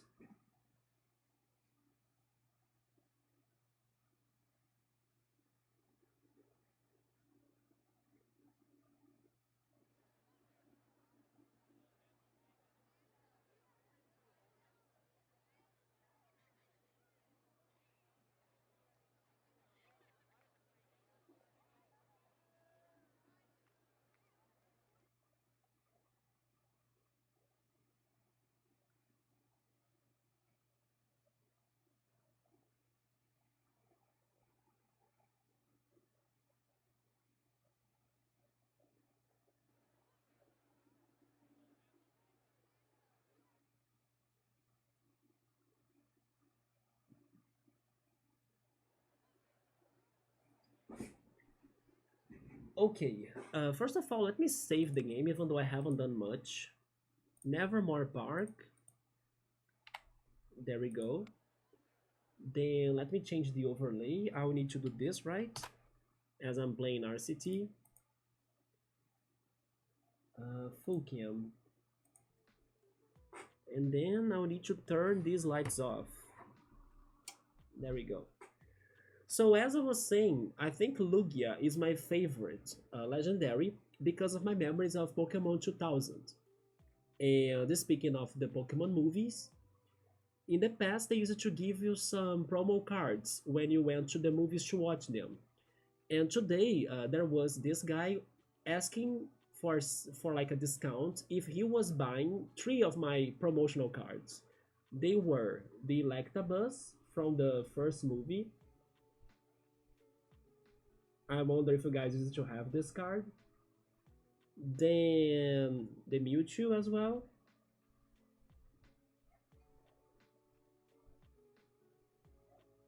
and also the Postman Dragonite.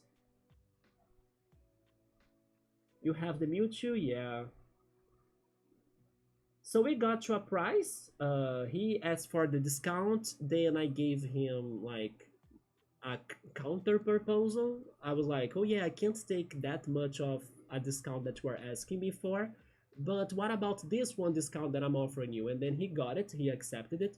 Because to my surprise, even though nobody has ever come to me to like negotiate the promotional cards with me before, that's why I also really wanted this guy to buy them because it's very it was a new thing, like people asking me the prices for my promotional cards. And I was even like thinking, oh yeah, I should maybe accept his offer because I believe my cards could be overpriced or something. Maybe that's why he's asking for the discount. But to my surprise, when I was checking the prices of those cards on the stores in Brazil, I actually realized that these cards are pricey. So especially the Dragonite one. So I was like, you know what? I cannot really take the discount amount he wanted to go for, but I actually had a reason why. So I told him, hey, this Dragonite card I just checked, I cannot lower its price that much. I can lower it up to this point. And then he accepted. Because I swear to God, as nobody has ever come to me after so many years wondering which price these cards were or something, I thought that nobody cared for them or like they were probably not super valuable or something. But never mind, they were valuable, but people were not just getting to me or something. So yeah, he accepted the price, and then I also asked him to buy them after 2026. Like, oh, since it's the end of the year, the postal service might be a mess right now. So couldn't you wait, until the first week of January? And then he was like, oh yeah, that's better to me as well. My family might not be at home to get the cards or something. So it was perfect to negotiate with him. So he's going to get three of my promo cards. There was also a Pikachu, wasn't it? I think there was a Pikachu from this collection. Hi, Hori, what's up, man? How's it going? You never told us you were rich? Wait, I actually was rich after I sold my Shining Gyarados in December, right? And I can already confirm the money I got from those buyings, together with the other money that I got in that month, went already to my investments. So hopefully 2026 will be a more, I don't know, prosperous, is that a word in English? I'm not sure, but like a more a better year regarding my finances. But yeah, with these cards that I'm also selling, hopefully in the beginning of 2026, I will also keep on adding that money to my investments. But I'm getting there, Rory. I'm getting there. I'm becoming rich, yes. But what's up, man? How's it going? There was also an Egyptian Mew promo card from the tablet. I have seen that tablet. Yes. Isn't it that one? The one that has his picture on the tablet? Or are you talking about a different one? The thing that I was also going to say that is very sad is that the movies right here, they use it to is staple? Is that a word? Can you see the mark right here? Like this gray thing right here? They used to use a stapler, right? To like add the card to the ticket. So unfortunately, they damaged my promo cards. Both the Electabuzz and also the Mewtwo. The Mewtwo is on the top right here. Yes, they use a stapler on it. The Dragonite is fine, I think. Yeah, the Dragonite did not get the stapler on it. I really hope I'm saying the right word. It's one of those times that I'm saying something for the first time and I'm not sure if I'm using the right word, but I think I am.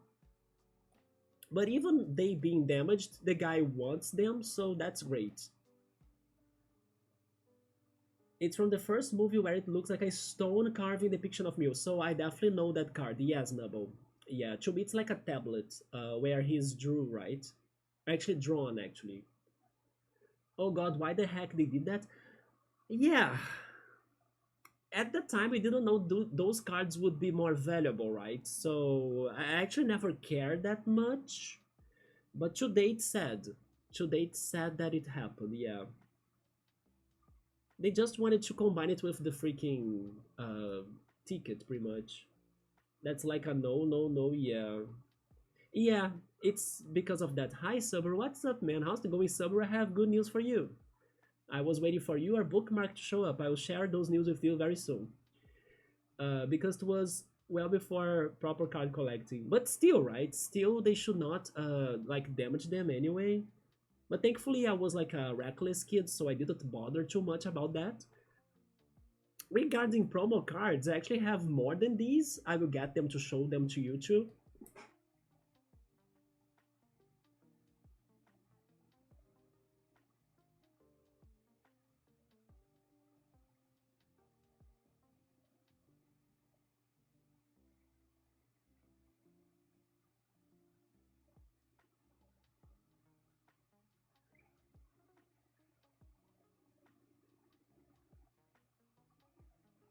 You know something that I'm wondering right now? What are the trainer cards that are promo? Is this one of the only ones? The Professor. How was it called again? Willow. Professor Willow from Pokemon Go? Maybe he's one of the few trainer cards that are promo, right? Yeah. I like that this card has a code down here. And with that code, you can get a exclusive badge to your Pokemon Go account. Yeah, this card is normally distributed in the official Pokemon Go events that are sponsored by Niantic, right? Or now Scopely. So as I was able to go to one of those events in Rio, I was able to get this card. Let's not talk to anybody, right? Because I was not supposed to sell this card. It's one of those cards that should not be sold, but nobody will ever know that, right? Yeah, and although nobody ever bought it too, so I guess it's like a, I don't know, an even condition. Begun bot, let's go. If you're a true Pokemon fan, you must know how old Oak was when he first met Ash. Wait, am I really supposed to know that information? Okay, Nubble is another great Pokemon fan. Can you answer that, Nubble? I cannot answer that. How old was Oak? Do you know that actually, Nubble? Oh shit. I actually don't know that. All I know is that. Wait, why did I get. Why did I get a crazy message?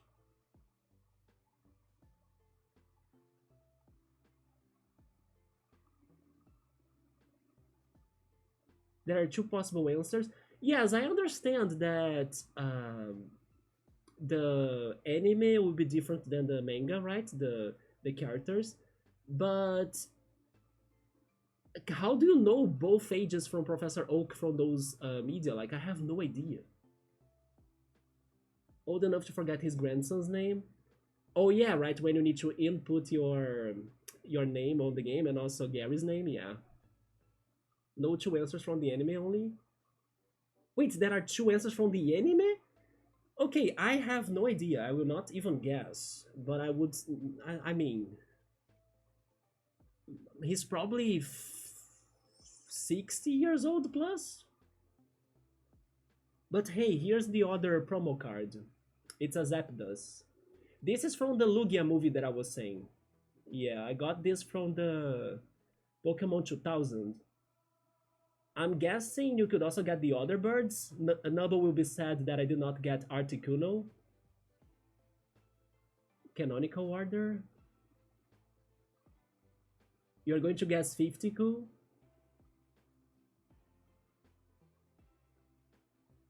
It would be more surprising. Is he younger then? For this to be surprising, he needs to be younger. I'm gonna say Alzheimer's age 60. That's my guess too, X5, yes. You know what? Later I wanna see how are the other birds from these movie cards.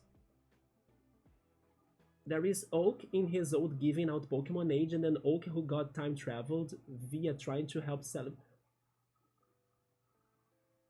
I heard of that. Yes, I heard a little bit of that. Holy shit. No, let's suppose the first Oak, right? The original Oak, not the time traveling Oak. And then I have the other Mewtwo as well. Where is it?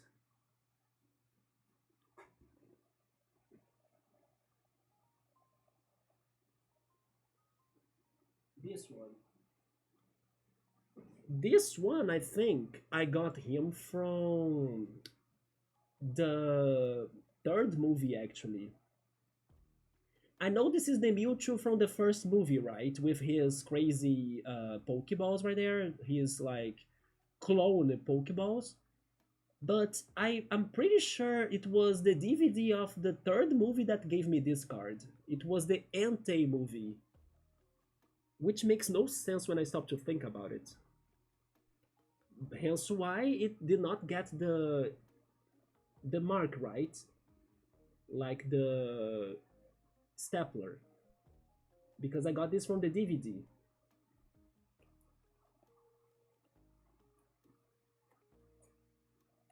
And then I have another one, I'm not sure. I have a Pikachu.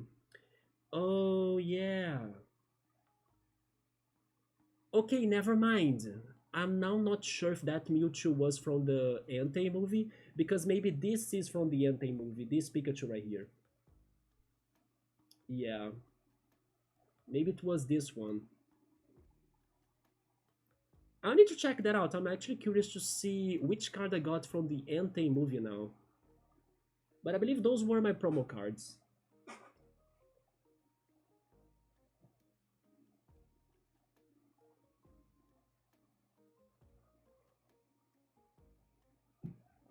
Okay, let's go back.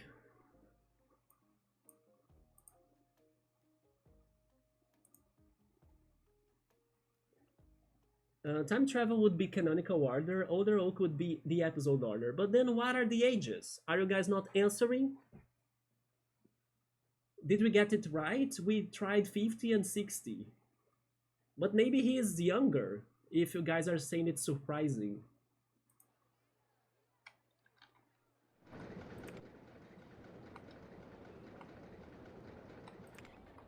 I don't know the exact age of both instances. Okay, Hori, do you have the answers? What if he's actually younger? Although Gary Oak was like 10 years old or something? Hmm. No, I really can't guess anything else, like...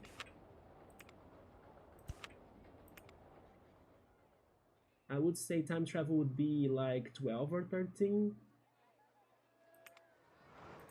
No, but then what about after he grew older, like...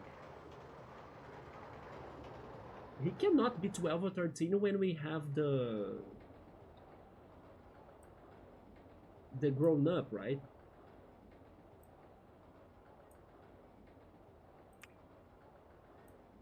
Hori, you are not answering it? Oh my god, he's going to make us to Google it.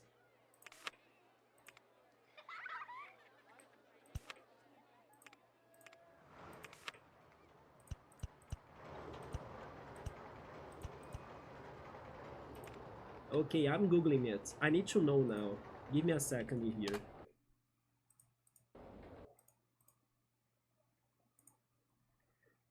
How old is Professor Oak in Pokemon? Okay, I think we got it kinda right. Professor Oak's exact age isn't fixed, but he's generally considered to be around 50 to 60 years old, with some sources citing Sighting or sighting, actually. Maybe you say that word as sighting. Citing 50 in the anime, while fan theories place him slightly older, often in his late 50s or early 60s, to accommodate his grandson Gary being his age. His age varies across different Pokemon media, but his role as a wise, experienced professor in Pallet Town remains consistent. Hmm. Wait, in the games, while not explicitly stated, fan interpretation suggests he's older to become a grandfather in his 40s, leading to estimates of 50 and 60. We kinda got it right then. It is something between 50 and 60. Yeah. Although some people do believe he's like closer to 50, while other people believe that he is closer to 60. But it's not exact. Maybe I should have answered Hori then that it's uncertain. And then that's the real, let's say, you are a big Pokemon fan. Oh yeah, I forgot to light this up again. You are a real big Pokemon fan because you know that his age was not confirmed. Yeah, maybe that was the right answer.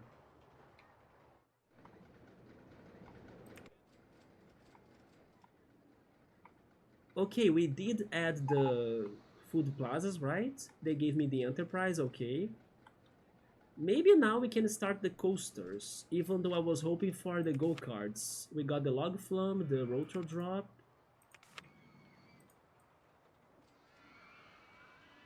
Yeah, and the 3D cinema. Let's go for the coasters. School was hoping for me to go for the stand-up. Stand-up is this one. That's the only stand-up, right? Yes. Let's give it a shot.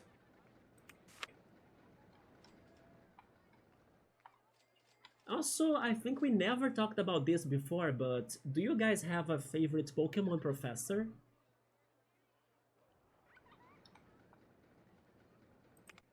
I'm now thinking about my answer. Hmm.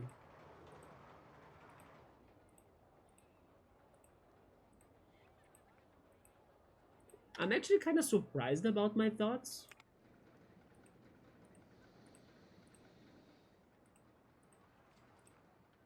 Okay, I believe that my favorite Pokemon professor is Sycamore.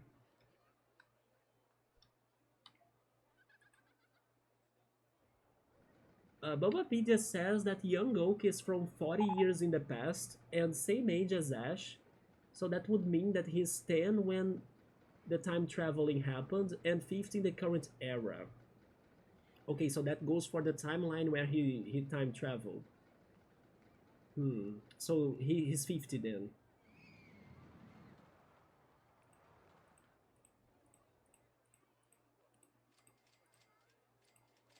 That episode was not in a movie, right? Because there is also a Celebi movie. The Celebi movie is about something else, isn't it?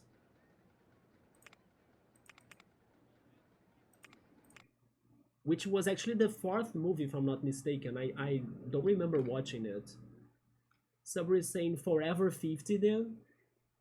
Would he be stuck in a loop that when he gets to 50 he does time travel again? Maybe, right? Oh my god. Holy shit.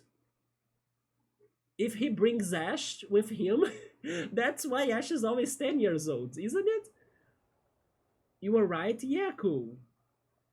Meanwhile, me and X5 were thought he was going to be older. Time Traveling Oak was from the fourth movie. Oh, wait, so it was from the fourth movie then. It was not really from the anime. I see. Yeah, I knew that the fourth movie was something Celebi like, but I have never watched it. Maybe that's why he forgets his grandson's name every time. Maybe he has a different grandson in, different realities X5. Like there is one grandson in every one reality he creates. Maybe Gary is just one of them. Ash never gets old, so he also never gets old. Does anybody get older in the freaking Pokemon anime? Maybe Gary doesn't exist? I'm liking those theories. No young oak time traveled forward in time? What? You are telling me. Wait, we can interpret two things from that. The first one is that Professor Oak was then much older. He time traveled to the future, but he's like much older, right? He was born in like, I don't know, 100 plus years ago, and then he aged to get to 50 at present time. Either that or there is like an oak kid living at present time or something like that. Doesn't Misty get older and Brock? I think they kind of changed their appearances. You know, they changed their outfits and stuff. They changed their looks, especially when they go to like Sun and Moon or like in Alola in the Alola anime. They also show more expertise in their like battling because they got the mega pokemon as well, and then Misty became the gym leader, right, in place of her sisters. Yeah, there was some story development in those episodes. Then also, you know what, there is more to that. Time did pass, or at least events did happen when we also had pokemon journeys, right? The final season of Ash, because Ash also travels again with Ash and wait, Ash also travels again with Misty and Brock, and Misty got some new Pokemon and Brock too. And then I believe because of that, time has passed by, or at least it should. Professor Oak went for Ash's mom. I don't know. Maybe Ash's mom went for Mr. Mime. You got some breakfast. It is 1:30. Let's go chill mode, get something good. Today I bought some cheese. My white cheese from the other day was over. In the Alola series, Brock and Mrs. say it's been 15 years since they parted ways. 15 years? What about Pokemon Journeys? Wait, what? That makes no sense. Pokemon Journeys brought them back. And I don't think 15 years has or have passed by in Pokemon Journeys. It makes no sense.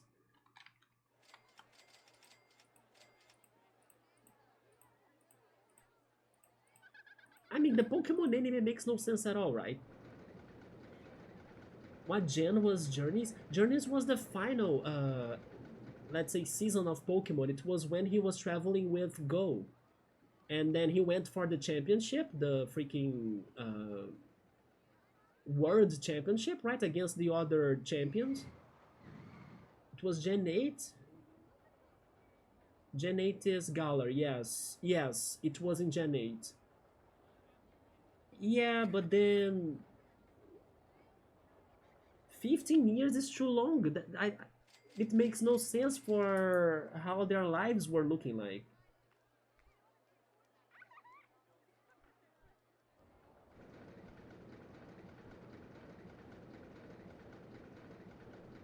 Yes, Sun and Moon was 7, but I call Hex. Imagine if they ever could have explained this Ash thing in one of the last episodes of Pokemon, right? Imagine that. I wish they could have explained to us that, and also who was Ash's father, even though there are some theories on that. But they never brought it up. Besides in the movie that I did not watch, by the way, yeah, in one of the movies, there is something about Ash's father. I think it was in the Zarude, yeah, Zarude movie. Never watched it, but in that, let's say, alternate reality, Ash, the Ash from that movie, he has a father, and then they talk about that father. So the time lapse would be from after Johto to the reunion of Alola. But do you mean 15 years in the anime or 15 years in real life? Because I'm saying that in the anime it makes no sense for it to be 15 years. It makes no sense. Like the way their lives both, yeah, even if they said it in the anime, it makes no sense to me. still I kind of be like, BS, you know. Brock and Misty don't know what they are talking about. Like, it cannot still, like, how? If that's the case, then Ash should have looked older. Is Ash Benjamin Button? But probably as a callback to the lifetime of the show, they should have changed the looks of Ash. At least give him, like, I don't know, a beard. If he still wants to be looking like a kid, then I don't know, it's possible, but something should have changed, you know, about his looks.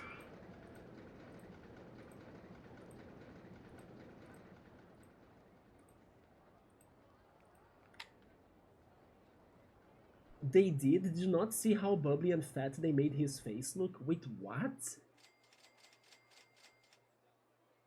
Are you talking about... No, no, no, no, no, no, no. If you're talking about the art style of Alola, then that doesn't count. No, no, no. That was an artistic direction. I don't think that counts. They changed the entire looks of the show, right? Not really making him older.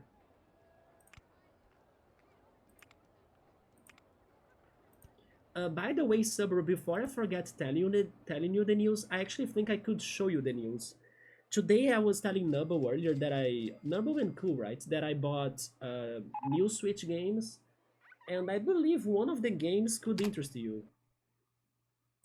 So let me show you that. I will change my overlay. I was playing Mario Galaxy in the urn, right? So let's go to that one. This one, yeah. Look at this, Subaru. I'm taking my risk, right? I got that. You know what that is, right, Subaru? Taking a jab at the art style? Yeah, yeah.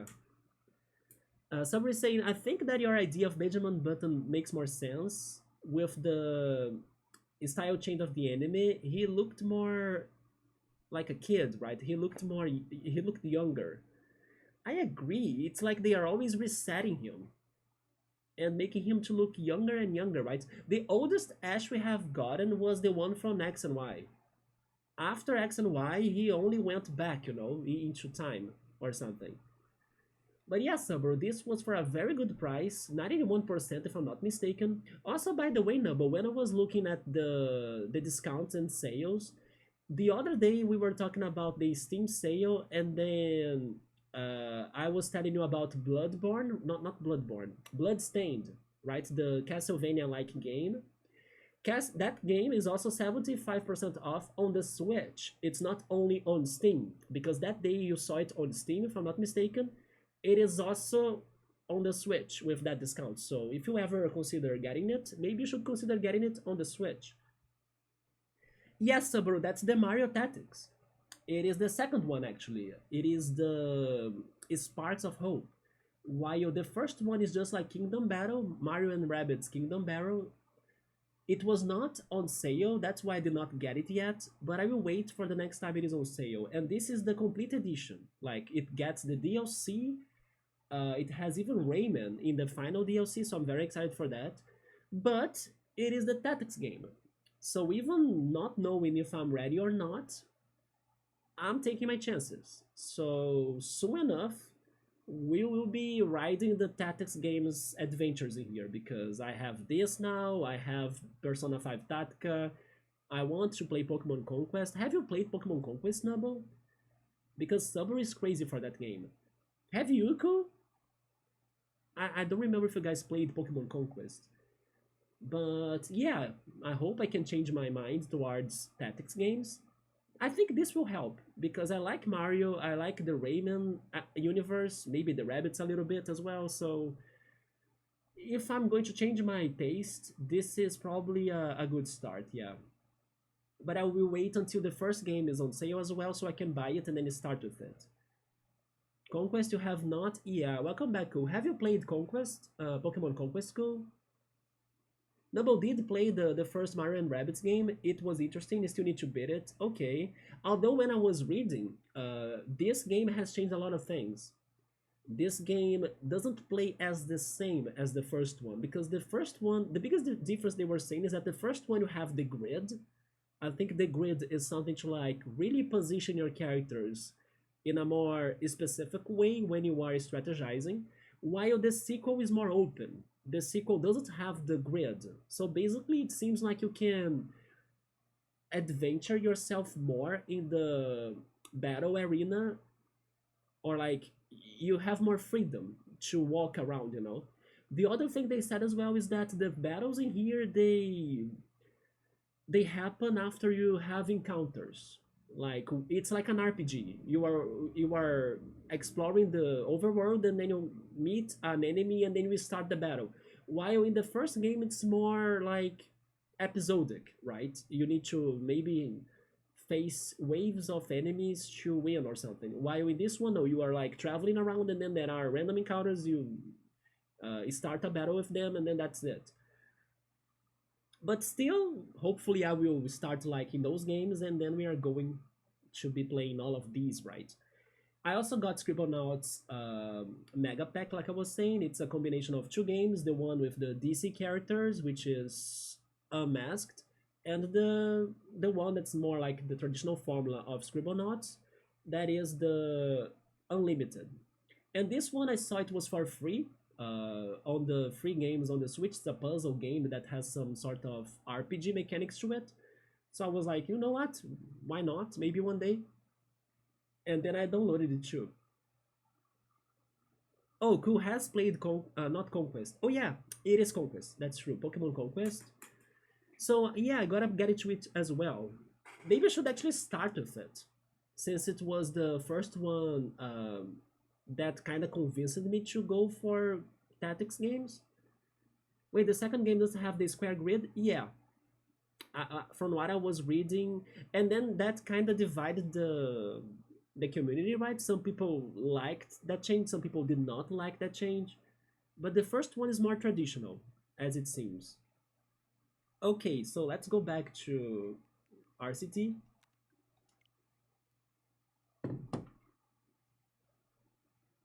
There we go.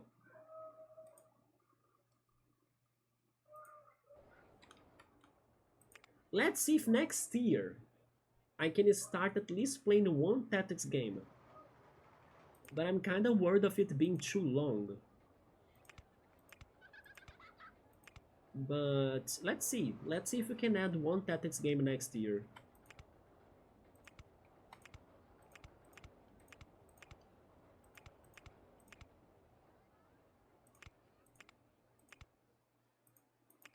Now that Pokemon is trying to kinda get to new areas with their games, don't you think they could do something else for the tactics games as well?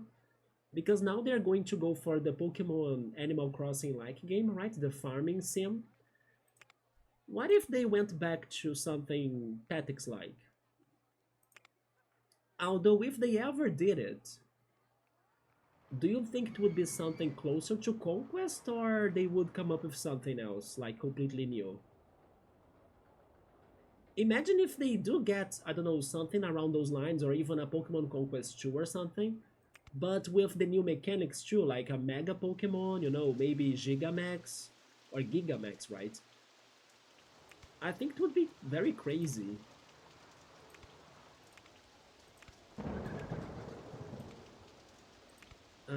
This is... Wait, I need to think about this. We are building a park themed under Final Fantasy. Mm, so I need to think of like possible coasters for Final Fantasy references. I have an idea, but I don't think this is a good coaster for that. Nah. But I got an idea. I kind of want to do this idea with another coaster. Mm,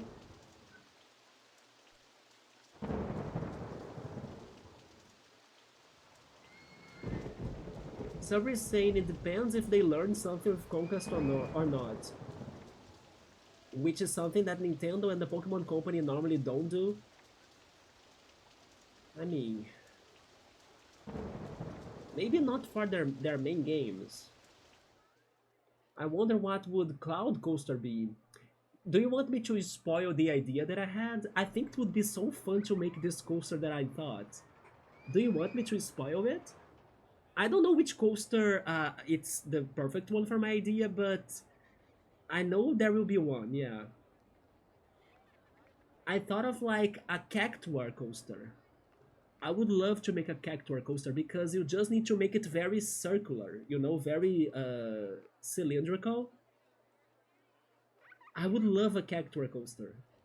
But this one is not good because it can't do a lot of things in turns, right? But then a cloud coaster, can I think of something around that? It is funny how probably, as these are some very abstract ideas, it is funny how probably every one of us will have a different picture when trying to projecting that idea in our minds.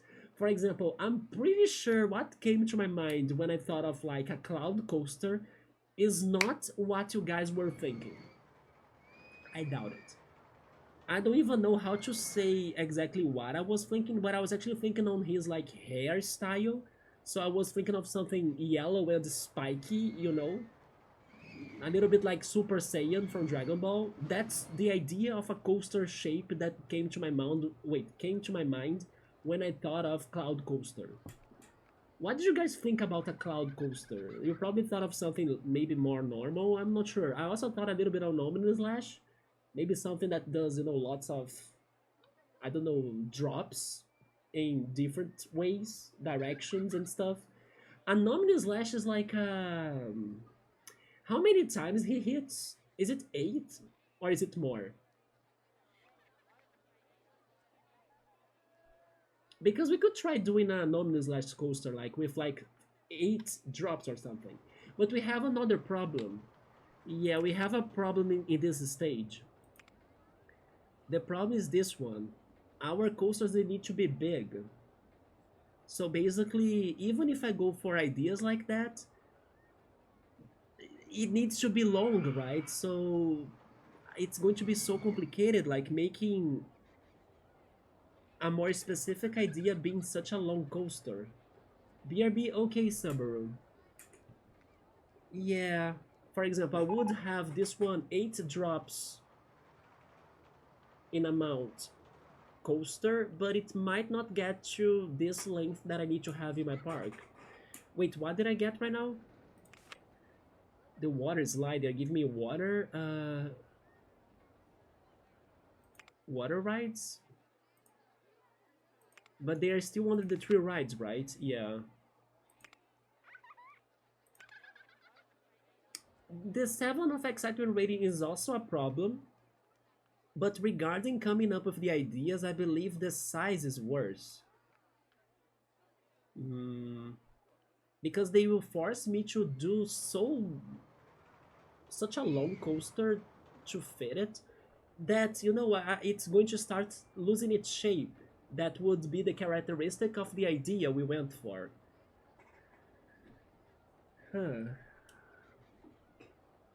Unless we go for more generic looking coasters that could be based on the summons, for example, and because of their colors or intensity, they could be just named after the summons. Mm. First, I need to decide on like which theme this coaster right here makes me think of. But then I also need more ideas, I think, because I'm only thinking of like characters and attacks. I'm not thinking on anything else. For example, oh, let's make a triple triad coaster or something. I may need to think of some other things. What else was in Final Fantasy games?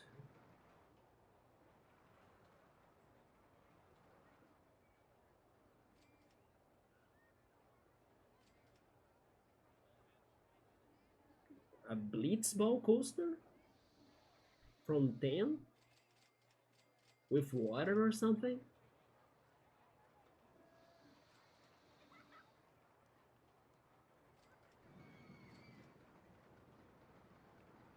Okay, let me check a picture. Give me a second. How was Alexandria in 9 again? Final Fantasy 9, yes. It had a castle, right? Hmm. Maybe I should go for something like this. A castle with 3 towers. Alexandria. Yeah, maybe going for like a city idea. And Alexandria is one that stands out. Midgar. A Midgar coaster. Very technological or something with a reactor. Oh shit. But let me try something like this then. Okay, let me see what I can make.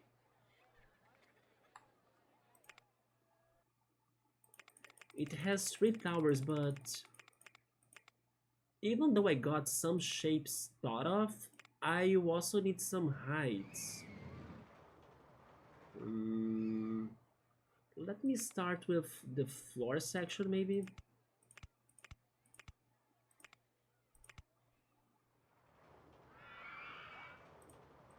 This is going to be so hard, but I'll see what I can do.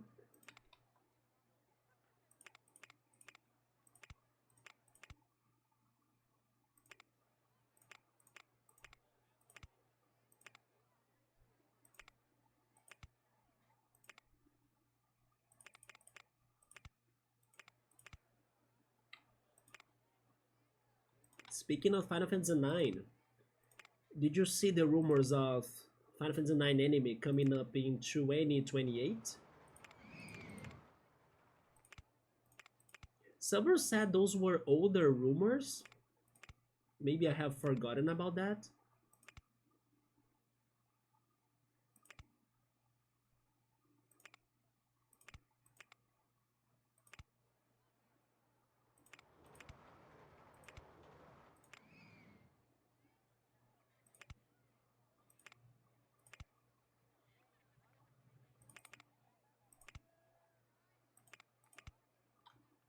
No, you saw the rumors of DBS remake next year. DBS? Dragon Ball. Oh, yeah, Dragon Ball, right? Um, I saw that too. The S was for what again? Super, right? Dragon Ball Super? I saw something like that too.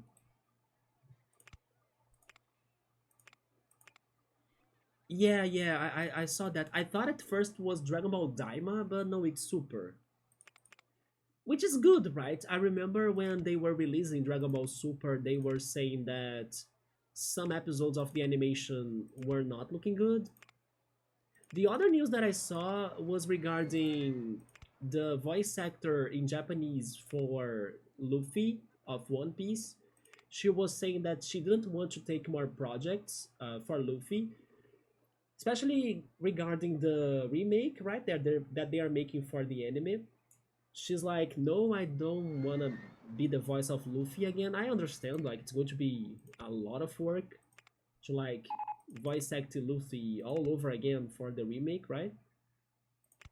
But then I'm not sure if she's the one behind his voice in the live action.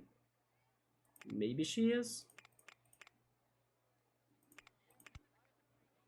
Yeah, I understand though. It makes sense.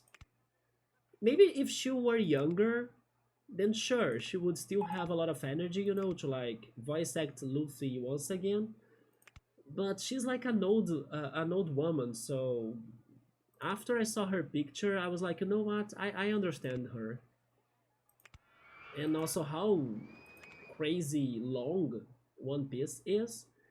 It is a lot of work. I also saw some news that Mr. Beast, I think that's his name, the YouTuber, right? I think it was him. Mr. Beast was going to start watching One Piece. And then, like, his fans were going crazy for those news as well. Because, as everyone that has never watched One Piece, like me, even in the past, we all used to think of, like, I don't know if I should watch this, it's too long.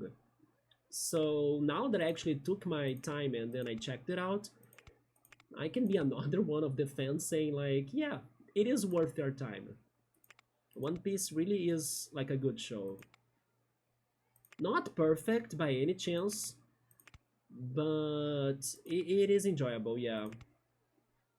It is like a very good adventure. So believe it or not, this that I'm doing, it's kind of like getting misshaped already, but I don't care. Is something based in Alexandria.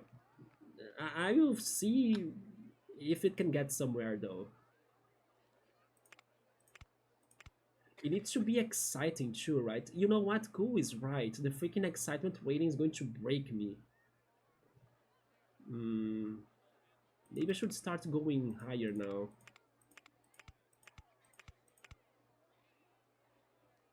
I wonder who will replace her for the remake.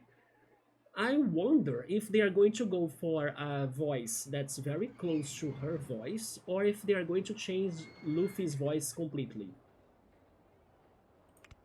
Because definitely there are people that could make a voice closer to hers. But then I don't know if they want to keep the voice the same. I did play 6, yes. Do you have a suggestion of 6? Kafka's Tower or something? One Piece or Naruto? Definitely One Piece. Without a doubt, One Piece. No questions. Yes, there is no. That's not even something to wonder to about. It is like a sure thing, you know. Yeah, One Piece has Luffy. Not that Naruto is bad, but Naruto loses itself. Naruto is very good up to the Akatsuki season. After the Akatsuki season, it starts losing itself. Yeah, both are very long, but you can skip the fillers of both as well. Especially the Naruto fillers. You were thinking of Magitech bumper cars. Oh, you want me to also go for the gentle rides under the theme? Okay. Yeah, that's actually a very good idea for the bumper cars. Yeah, the Magitech. But when you said Final Fantasy 6, the first thing that came to me was like Kafka's Tower. Yeah, Naruto has many fillers. And normally they are bad fillers, right? While even though One Piece has fillers, even though I also skipped them, I did not check them myself, I would say from the first impressions that the One Piece fillers are better than Naruto fillers. The only thing that One Piece does very bad is regarding the movies. Yeah, One Piece movies are not good. Not good. Really not good. But some of them are important though. They have some character development. I like this with the bowl cut. You mean Rock Lee? Rock Lee and the Guy Senpai, right? Guy, yeah, and always wears waves. Kafka Star would be good for the fast drop coaster. Oh yeah, the I think we're talking about the vertical coaster. That is true. Do I have the mining teaming? I don't. I have the castle one. Okay. Let me look at the picture again. Wait. Maybe I should do the following. I should have the picture always with me, you know? Open this on a new window. Wait. Go back, go back, go back.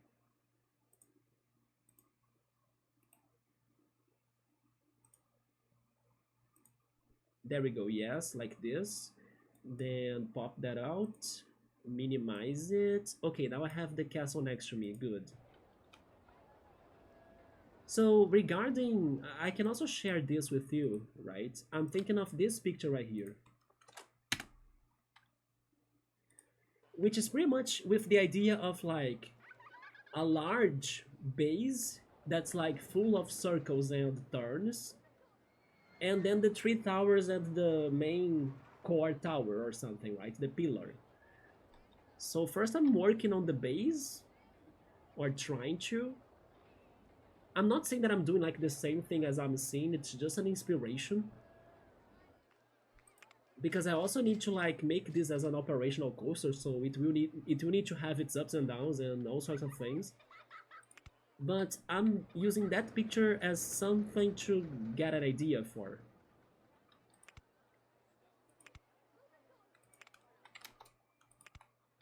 Can I do this? I could. Can I go above the path? Then I couldn't. Okay.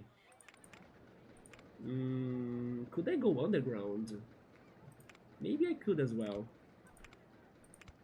Yeah, like here.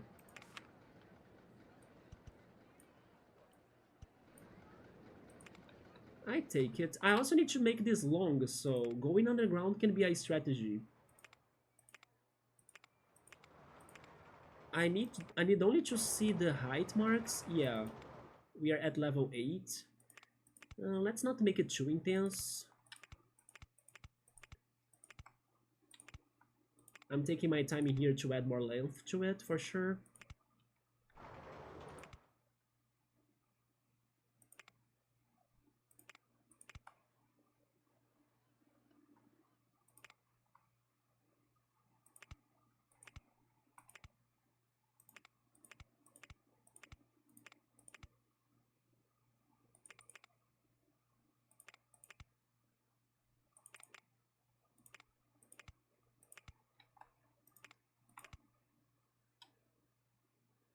No, the one that goes straight up and then straight down. Oh, I know which one you're talking about. Okay, okay, okay. That one's a rare coaster though. Yeah, it's the one that I made the fire gym in the Pokemon level, right? Yeah, I know which one. That one is a very rare coaster. I'm not sure if they're going to give it to us in here.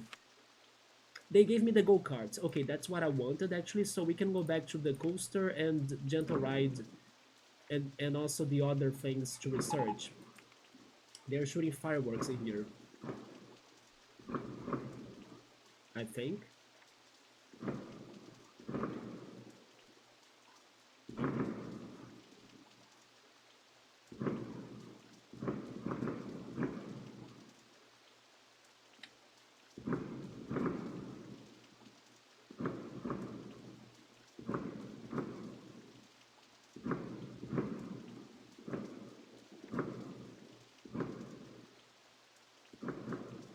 I don't know if they are fireworks actually.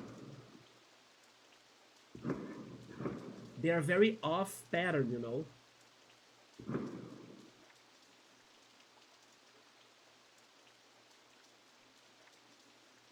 Did it stop?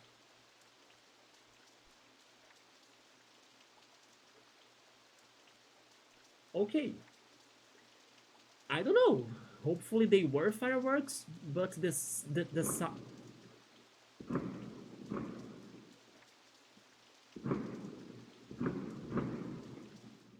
give me a second.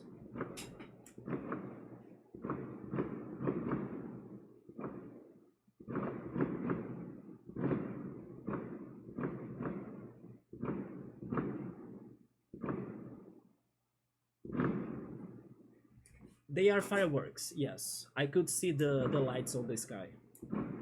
It's just that they are very off sounding, you know, like it's not sounding rhythmically or anything, but they were fireworks, yeah. But why? What's going on at 10 p.m. that's like asking for fireworks right now?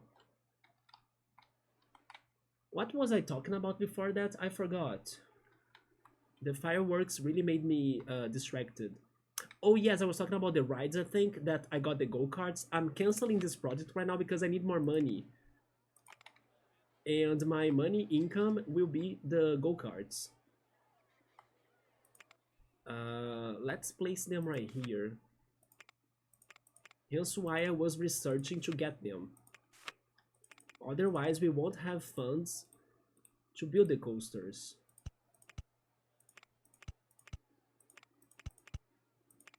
Any other ideas? We need to talk about more ideas because it's going to be hard to like fit Final Fantasy into the coasters we have available.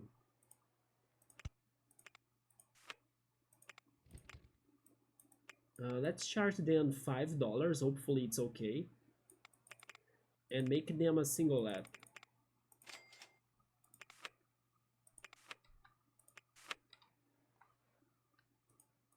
Should we go for a sexy frog coaster? Oh my god, a sexy frog coaster. There is no way for me to not go for a sexy frog coaster, right? It is the biggest Final Fantasy meme of this channel. Right, cool? We need to go for a sexy frog coaster. I don't know if I go for something serious or something, I don't know, wacky for that idea. Oh my god. I have to match it with synchronization coaster? Wait, synchronization coaster? Why do you want to synchronize it? With what? What is your idea for a sexy frog coaster? Synchronizing it? I'm so confused.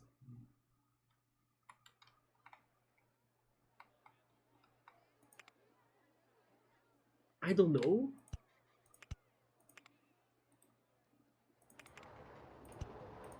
Unless you were talking about like, let's do the sexy frog and cloud coaster together, you know? And then one is synced to the other. That's what I was thinking now.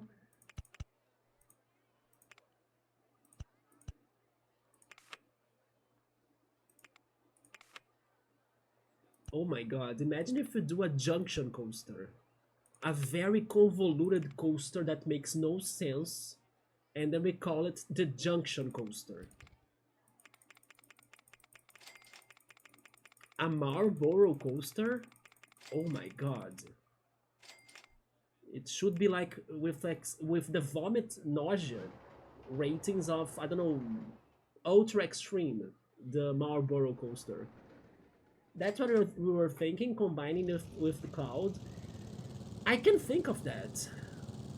We could have like a yellow coaster next to a gray coaster, you know, in a way. It's pretty much Cloud and Sexy Frog fighting. I can see that. Yeah, it's not a bad idea actually. But then if I will be able to, regarding their looks, to make them to match their characters a lot, I'm not sure. But I can try. Should we have a Quina coaster as well? It could have frogs, it could have food, right? A Quina coaster.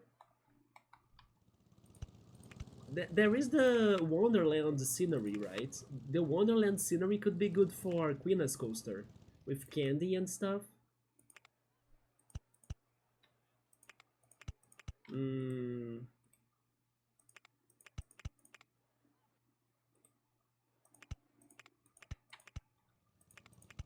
But this is a very hard theme. It's a good theme, but it's hard. Maybe if I had played more Final Fantasy games, I could have more ideas as well.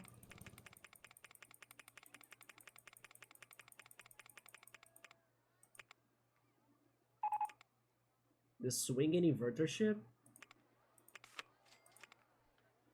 I think we need music in this park. Let me play something here. Do you have the medieval theme or something?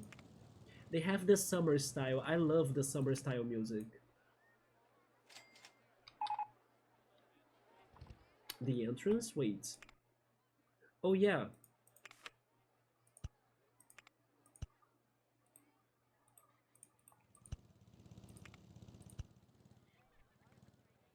Why can't I hear the summer style though?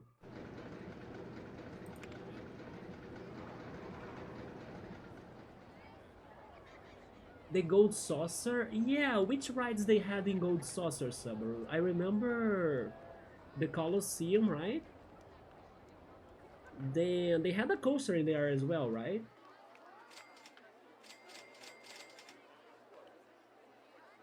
Oh my god.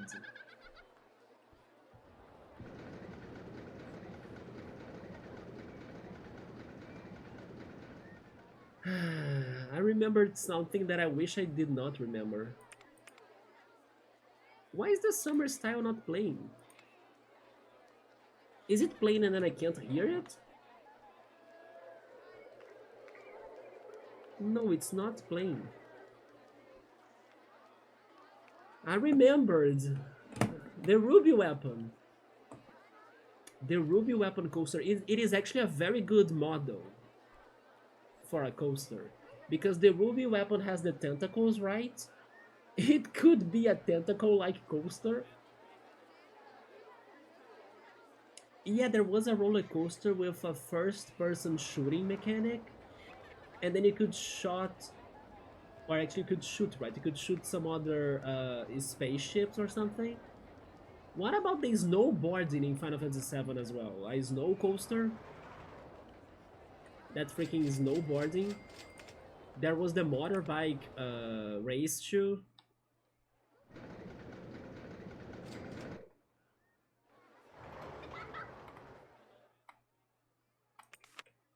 Yeah, we have some ideas. The problem will be fitting them.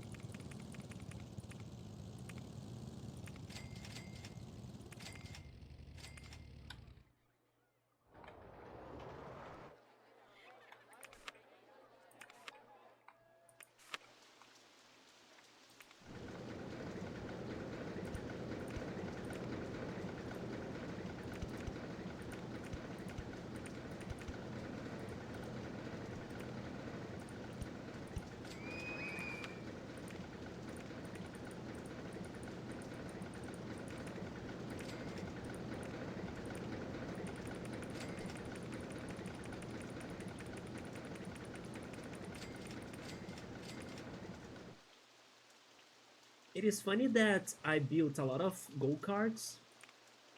How many do I have? We have 7 already. But I don't think my money is growing.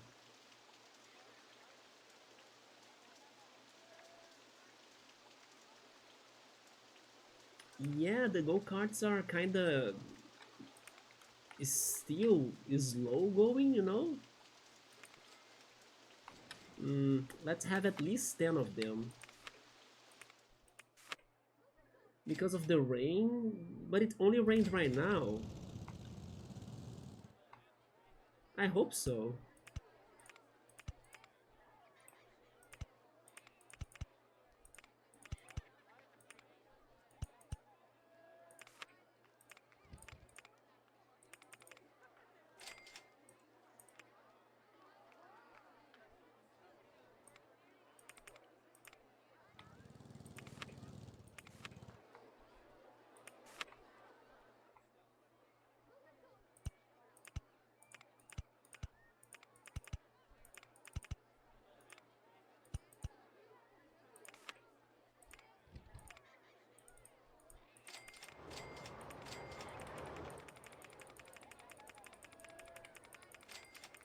Man, it's freaking hot. Is it hot in there? Subaru in São Paulo? Did the rain get there already? I'm waiting for the rain to get to Rio. After the stream, I'm going to like open the windows in here of my room. It's only closed because I'm speaking, right, and making noises. I don't want like the neighbors or somebody outside because everyone right now, every neighbor right now has their windows open because of the heat. Yeah, it rained. Yeah, right. It decreased the heat a little. Yes, I'm waiting for that too. They were saying that tomorrow maybe, but after checking the forecast, it's more like to Monday. But let's see. But after the stream, I'm opening the windows, I'm leaving my fans like blowing in direction of the open windows so they take the, I don't know, hot air from my room out. And then while it's happening, I will take a shower, I will eat my dinner, I will drink water. Jesus. It's been 3 years already in this park, are you kidding me? But it's been 2 hours of streaming. Honestly, I did not feel those 2 hours. We were chatting so much that I don't know. I got this game tonight to like have a more chilling stream, but I'm actually having a very chill stream right now. I did not feel any of that. Man.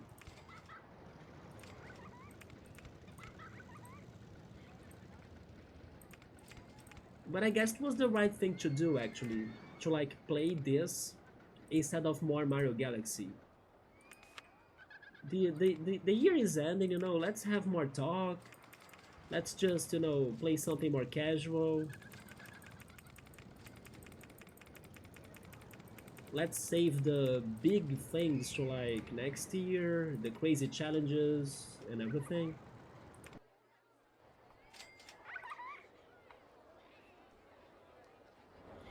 Now we have how many?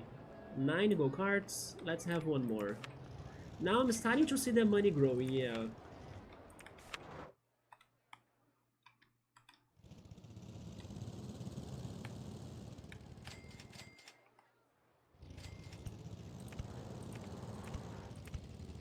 Last time I was playing the Cave Story spin-off, right? Which was Secret Santa. But then I was also trying to remember other Christmas games or games that go around Christmas. Do you guys know any other one besides Parasite Eve? I couldn't remember of any other Christmas related game. I wonder even if there is a game that goes around the lines of the New Year. I also can't think of any of them.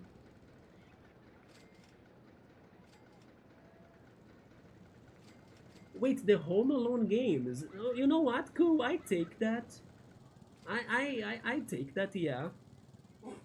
Don't you think there should be more holiday games? Because there are only games, let's say, that are based on Halloween, you know, the horror games pretty much.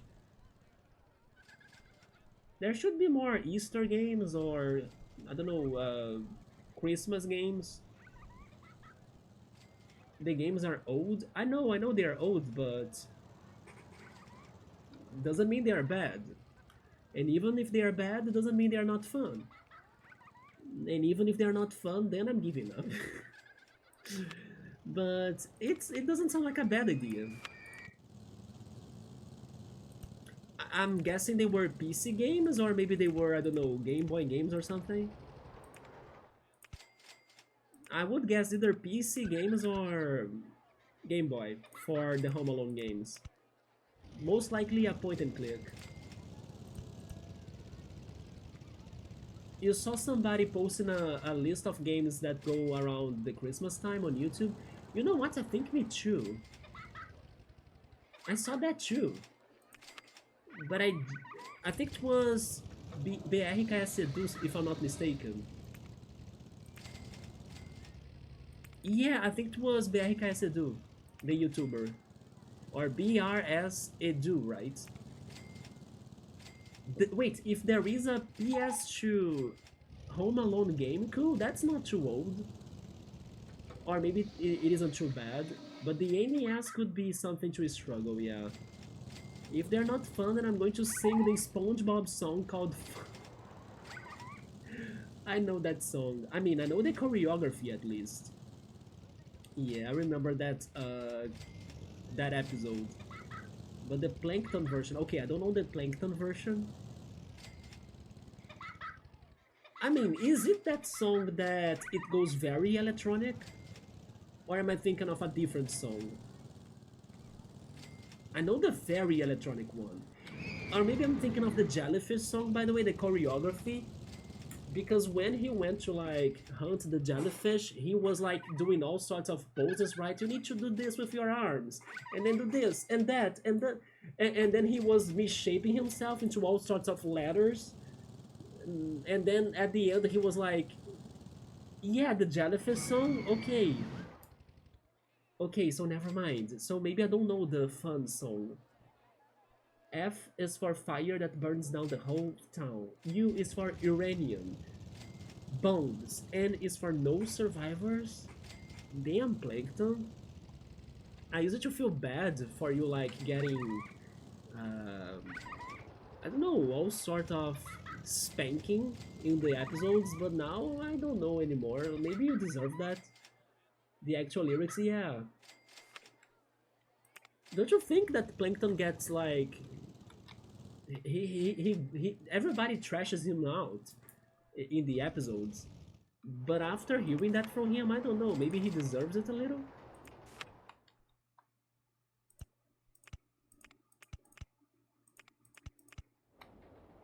Isn't it also kind of funny that it's the Plankton character that is kind of like the most evil one? It's pretty much the tiniest character.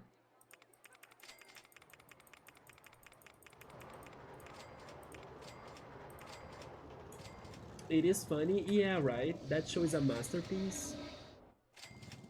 There are SpongeBob games, by the way, and some people actually don't say they are bad. By the way, our money finally.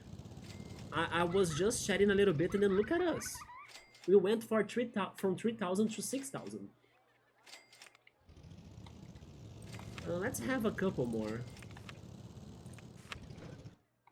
Eventually, I'll need to delete them all, right?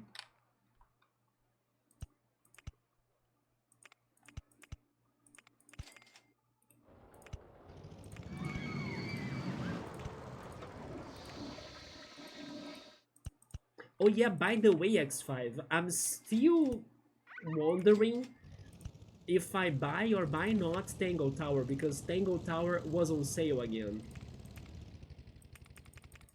But after our talks, man, X5 is a very fun person to talk about games. Maybe, you know what? I think X5 is like the perfect balance to save my balance, if you get the catch in there. Because the games that I'm like hyping up and then I talk to X5 about them, he makes me unhype after I hear his opinion.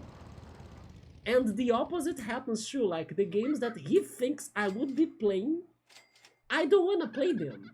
So basically, if I follow the X5 saving up money strats, I'm never buying a game. Because he unhypes me for the games that I'm hyped to buy, and the ones that he recommends me to play, I never saw myself playing them before, you know? So it sounds like a perfect strategy for me to save my money. But it is what's happening.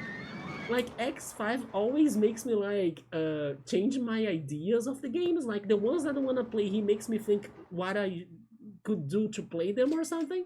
While the ones I want to play, I'm like, oh really, X5? Maybe I shouldn't play it anymore. But thinking about my finances, it's fantastic. It is like a psychology that won't be spending money into that, you know, which is somewhat good because I have a lot of games already. Too many games to play, right? I'm gonna try the reverse psychology. Don't play Baldur's Gate 3. Now that you made me curious about it already? Damn. Huh.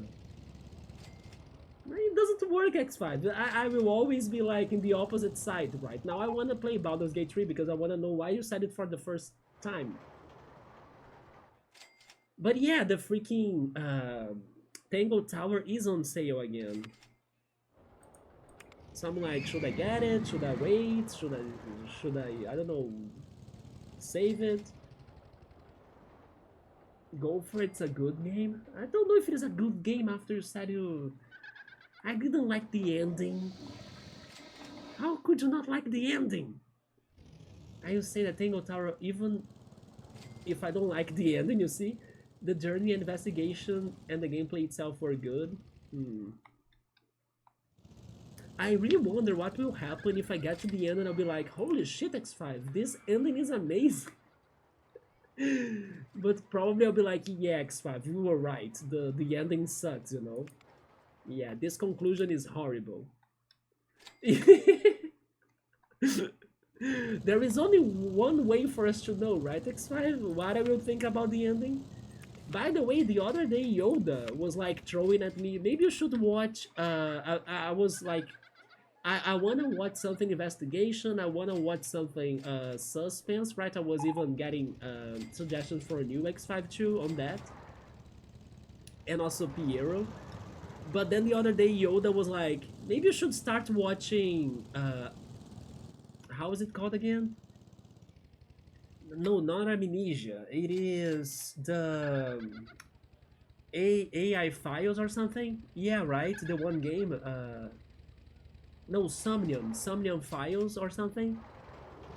Yeah, he was like, watch that game, the one that X5 said it's horrible to play itself. AI the Somnium Files, yes. And then Yoda was like, maybe you should watch that one. And I'm like, then I'm not buying it at all, right? After everything you guys told me about it. It's like decided I'm not playing it myself, I'm only watching it. Oh boy.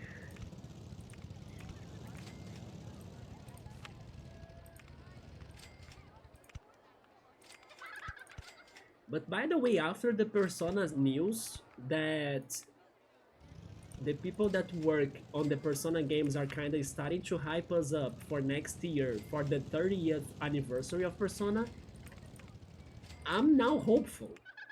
I'm now hopeful we are going to get some amazing stuff next year for Persona, right? Not necessarily Persona 6 per se, or even 4 Revival. I have the feeling we are going to get something even more surprising than that. Yeah, support another poor soul who bought the game and give them views for it.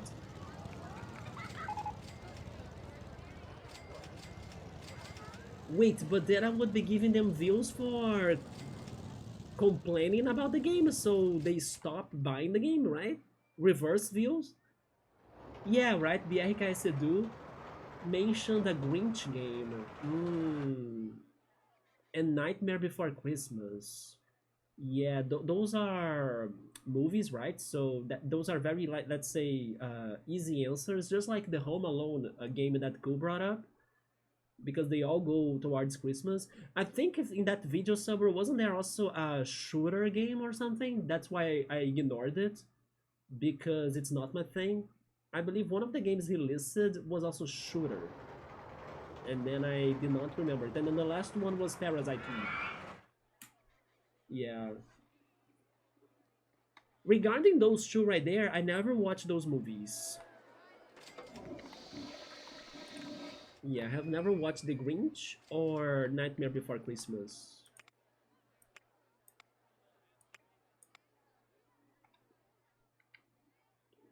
Isn't that superhero Sandman also related to Christmas? Or am I crazy? Now that we have money, we can go back to this.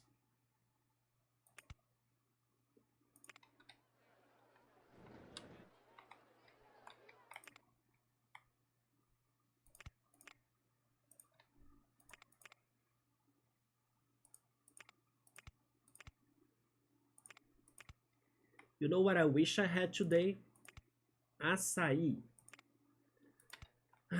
Cold cup of açaí, yes. With granola, honey. Oh boy, it's so damn hot.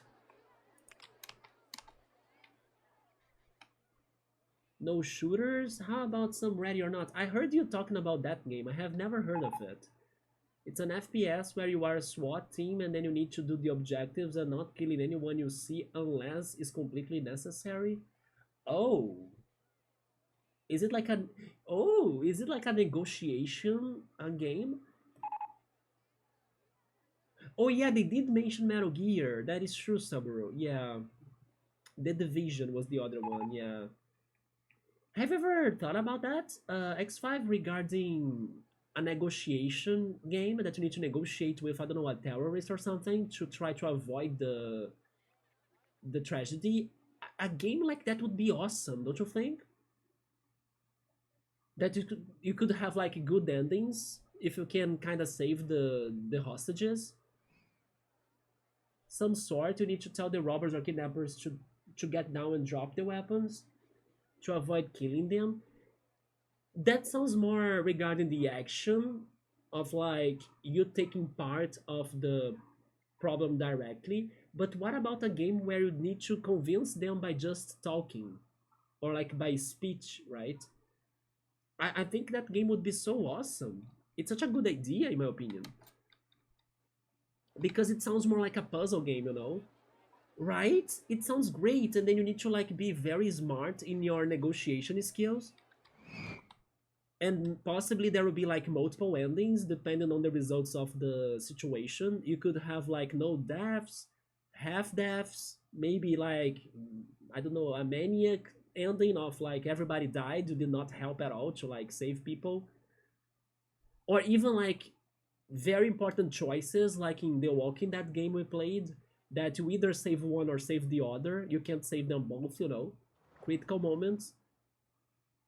Yeah, there is 911 operator. Yeah, is it like that how it plays?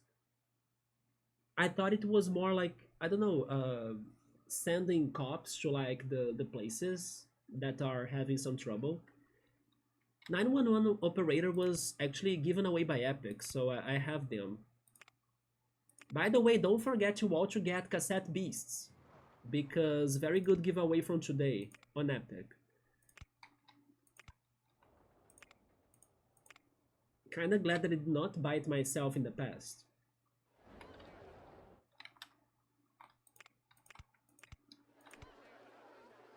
In 911 operator, it is you receiving a call from a person in distress, and then you need to try to help them. So it's a little bit more like some sort of mental health call or something, which is also interesting, yeah.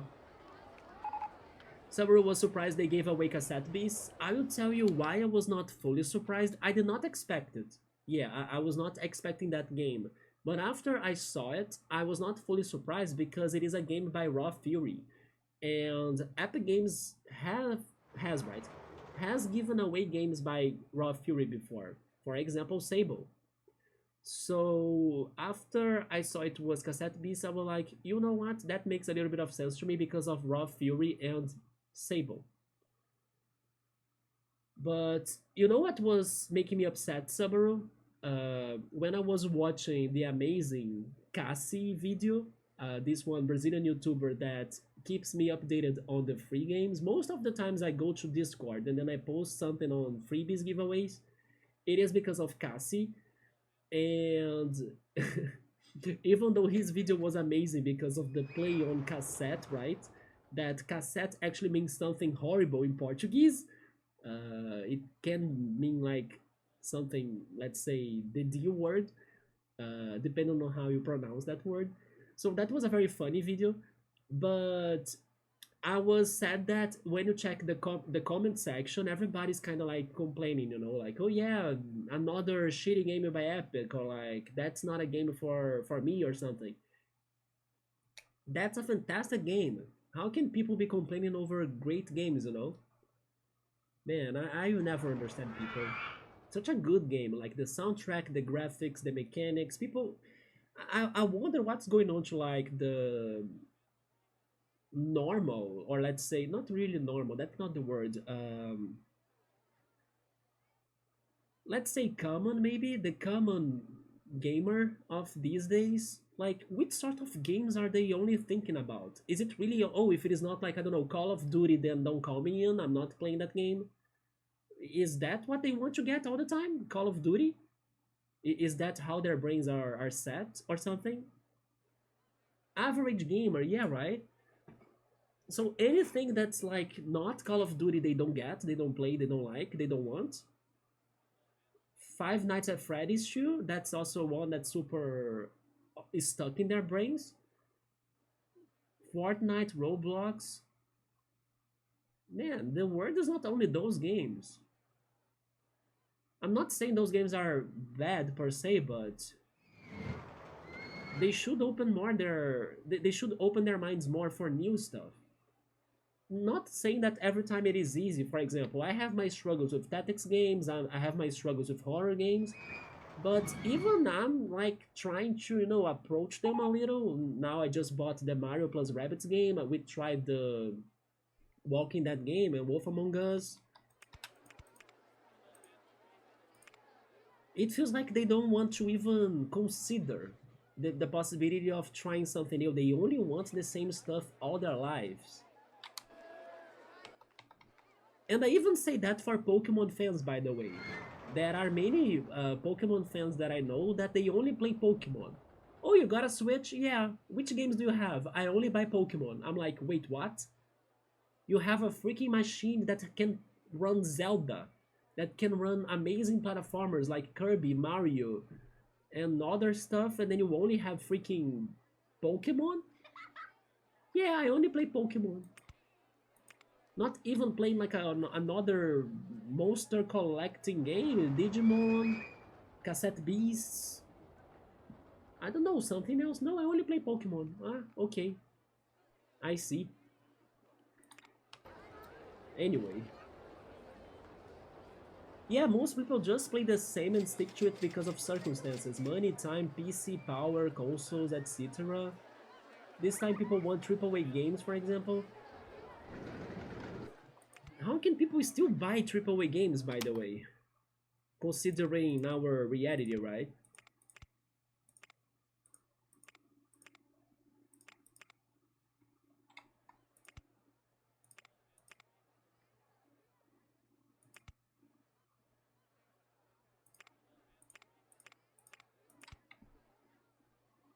Sabri is saying that Pokemon fans are trained for that. Yeah.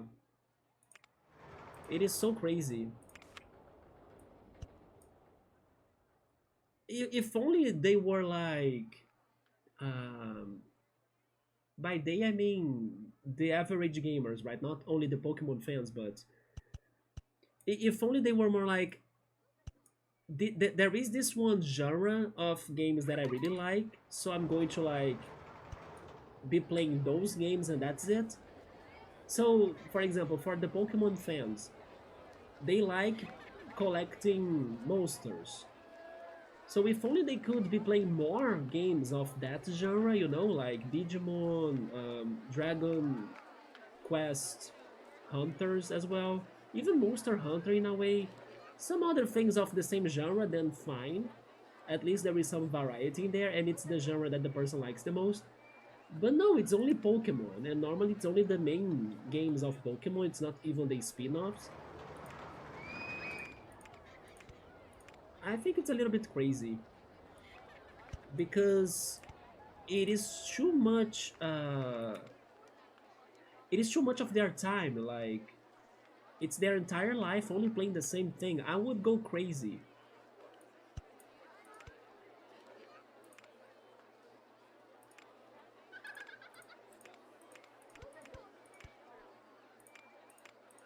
We are finally outside of that.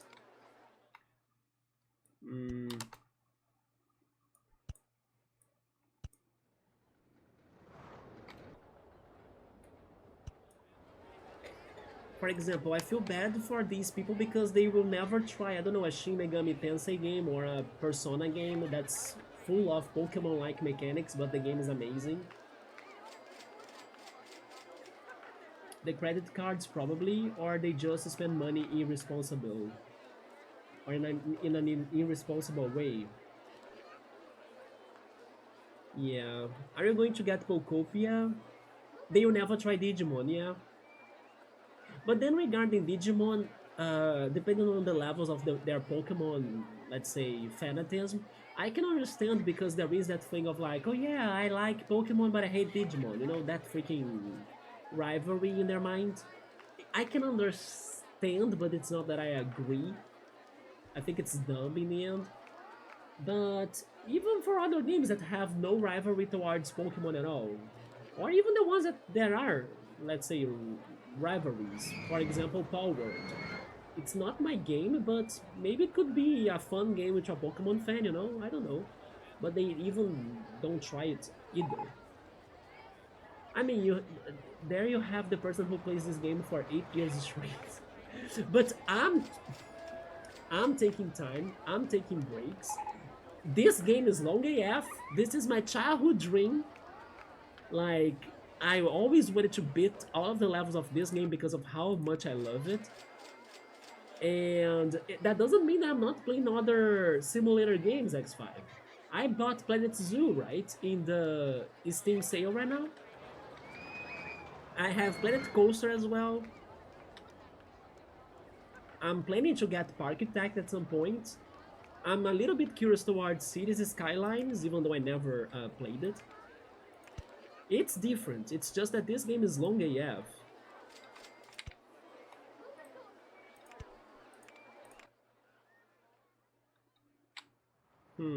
We need more turns for this coaster to be more like Alexandria, but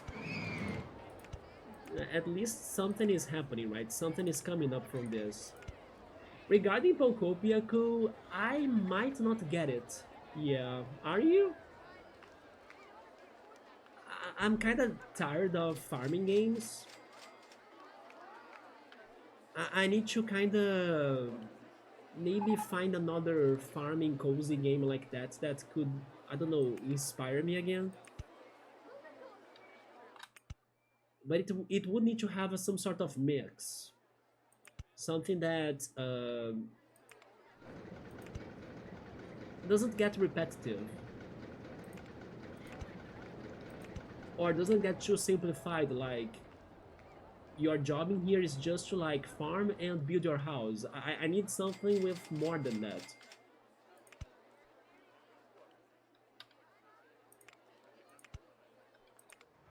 Not saying that Pokopia won't be fun, but I also think about the money, right, behind that game. It's probably going to be very expensive at the release time.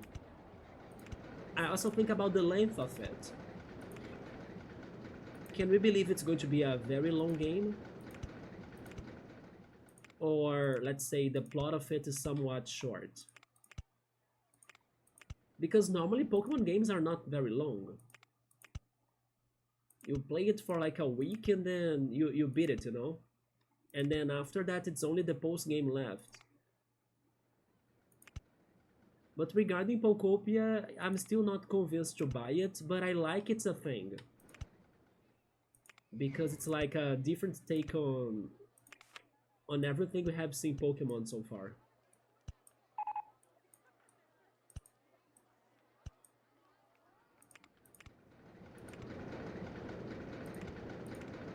I'm going underground again for more length. The footpaths. Yeah, now the go-karts are way more profitable. I think it's also because we got more people in the park. So God bless them, right? Not sure how far or how close we are to get to the required length of the coaster. But let's hope we are getting there.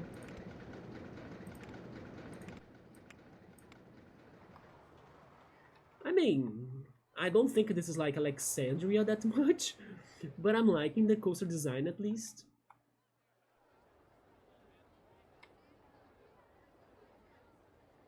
Not the same thing in here. I don't see Baldur's Gate 3 in that list. In that list? Which list? Cities Skylines, that was going to be an interesting one to see. Have you tried it, X5? There is one that's called Surviving Mars. That is also one that makes me curious. You're done drawing for tonight. Can I see the drawing?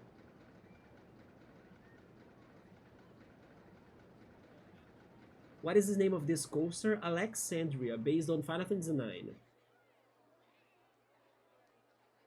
This is a new level, yeah.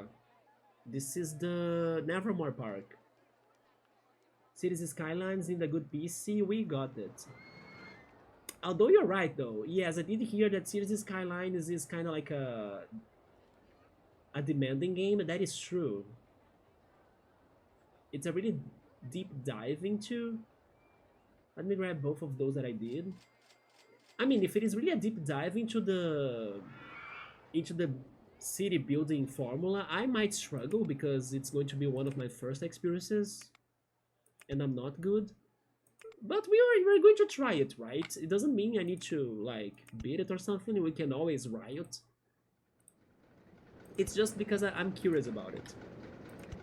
I actually also heard that people prefer the first Cities Skylines in comparison to the second one for some reason. Let me make another turn. I can't, I can't. So let me see.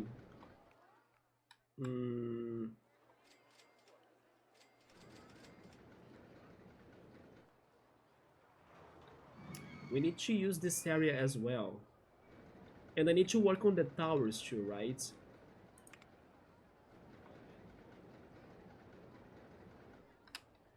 From this picture, the towers are in the central part. Yeah, we can always riot. If the game is too hard or like I can't really beat it or anything, at least I tried.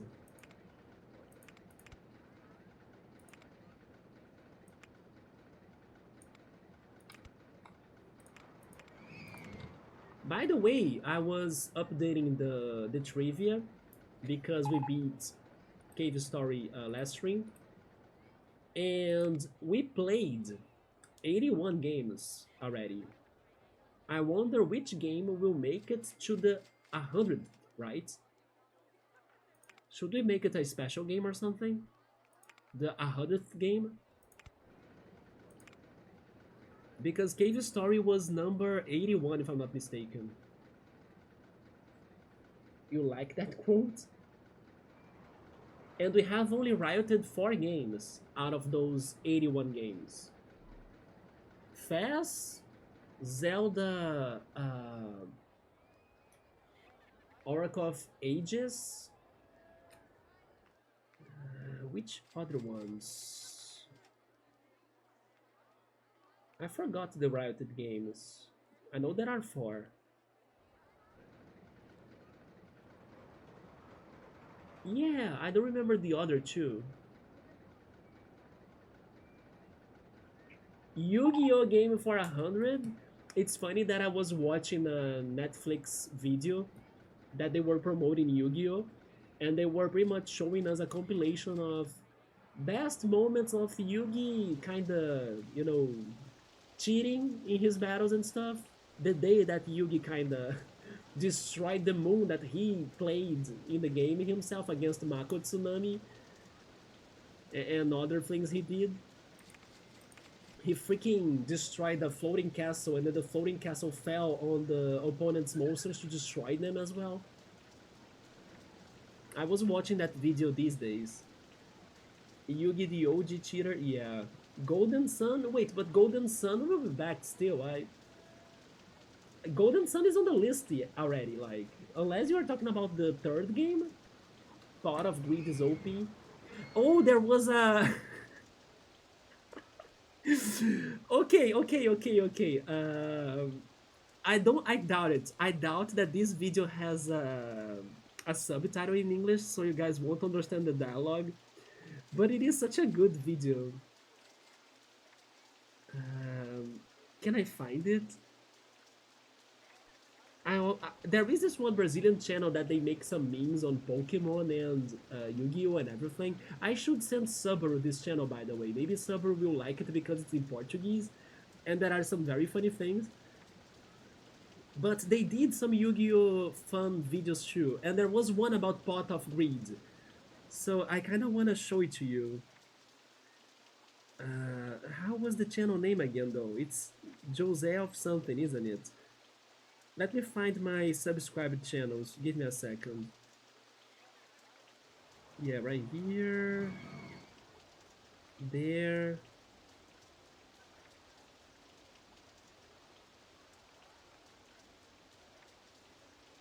I found it. Yeah, right here.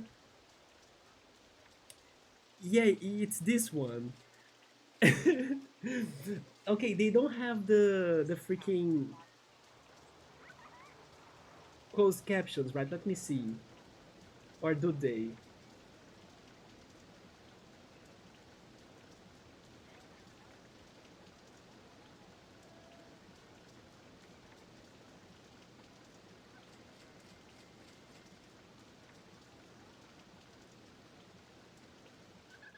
I mean, there is a way to translate to English. It did work. It did work. Okay, I'm going to post this video on Discord. See if you guys can kind of set YouTube to like automatically translate the video to English. I could do it in here because it is a video like talking about the pot of greed and everything. It is very funny. It is very good indeed. It's I won't spoil it. You should watch it. Yeah.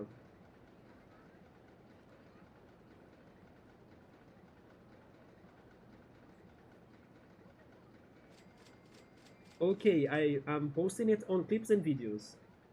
Yeah, I posted in there. Oh, Inazuma 11 Victory Road. Miyabino Richie. That looks great, man. X5's drawing for Inazuma characters. But this is a new character. I don't remember him from your conversations. And the other one is Domen Suchiro, mediocampista. He has the same uniform as um, Haru Wendo, isn't it? It looks like Haru Wendo's clothing, in my opinion. Also, why is he an avatar? He's an avatar with that mark on his face. He's an avatar, right? Demisio, yeah. We were looking at Yu-Gi-Oh cards like, wait, is this OP stuff? But cool how it's still a community today. Yeah. I wish I could have played Yu-Gi-Oh like the physical game. They were both from the Royal Academy team. Endo is from Raimon. I think it's the orange neck, I don't know, clothing piece he has that reminds me of Haruendo. Haruendo also had something on his neck. A scarf? Maybe, right? Let me work on the three towers now. I probably don't have a lot of speed, I'm guessing. But I need to go high no matter what. I wish I could go for the this one, but I won't be fast enough for that, right? That's not going to look good then. Yeah. My idea will not happen. I think I'll need to represent those towers in a different way. And by that, I think it is the scenery right here.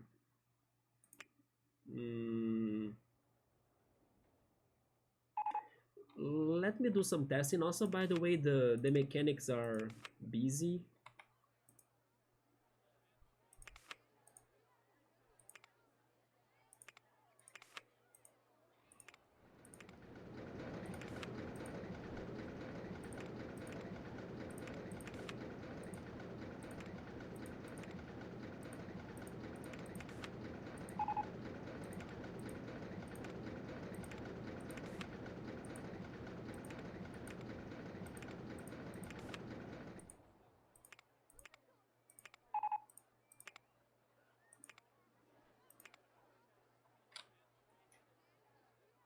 Yu-Gi-Oh! Big Bosses.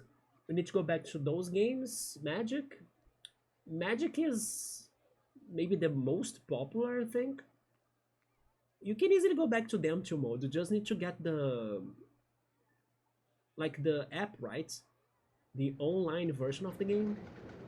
Yeah, the scarf that Haru has, it's from Mamoru Endo. It's the scarf of Mamoru Endo's grandpa. Yeah, that's why I was thinking of him. Yeah, I wouldn't start like the physical one. I mean, I did for the Pokemon, but then I'm now selling them.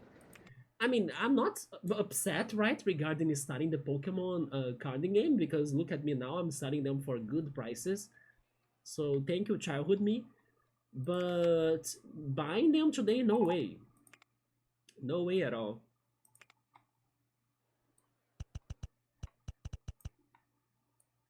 I want to see what I can do regarding the landscaping for the towers in here. Because I cannot place them along the way. I can paint the wall maybe, like, I can do this, right? This counts. I take this, yeah. And then on the very top, we can have one of those things.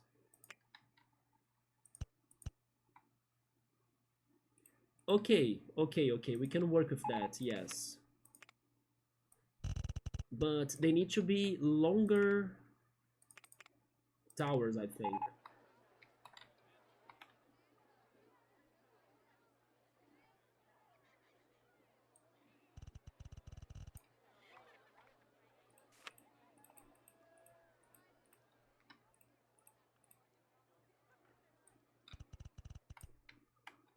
I need to see their heights. Height marks on land.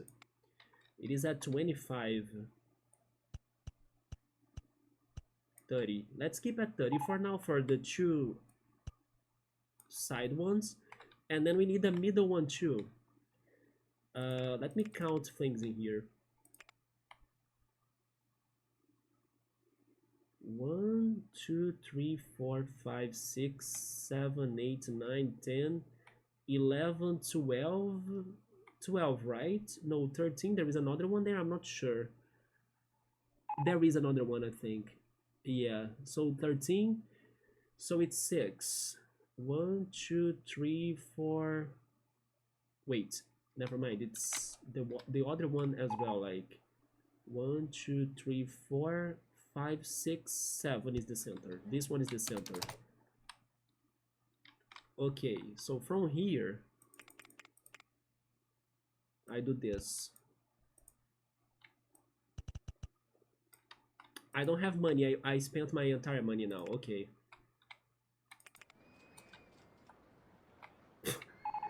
Is that looking like Alexandria to any of you?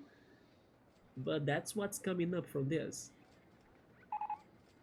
It looks like, I don't know, it reminds me of some sort of radio, you know, and then we have the big tall speakers or something, the boom boxes.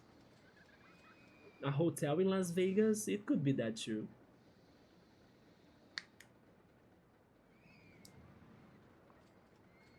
Don't get into the expensive part of Magic the Gathering, I would never.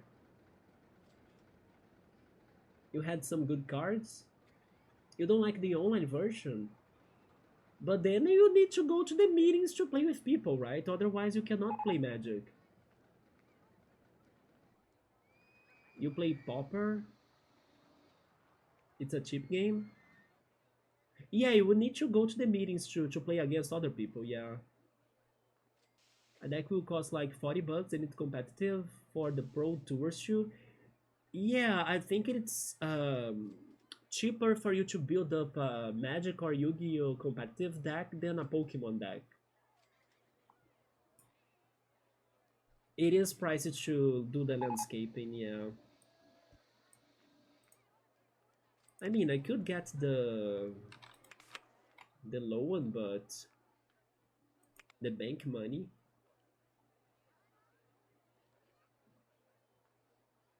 Meanwhile, let me start this then.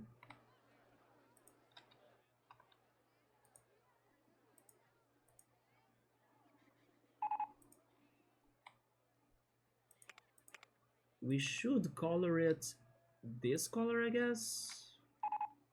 Or maybe more like sand. Maybe sand.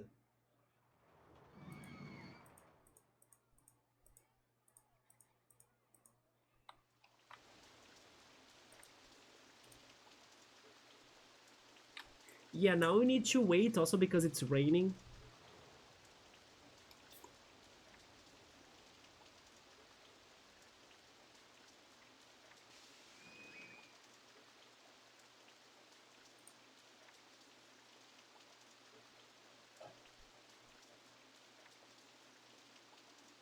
But we need more money.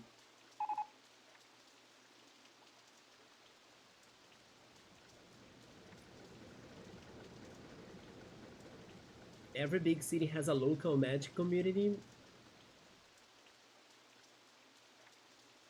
I mean, I know there are communities in Rio, but I have only met the Pokemon communities, yeah. Card games are cool, they are. Board games are great as well.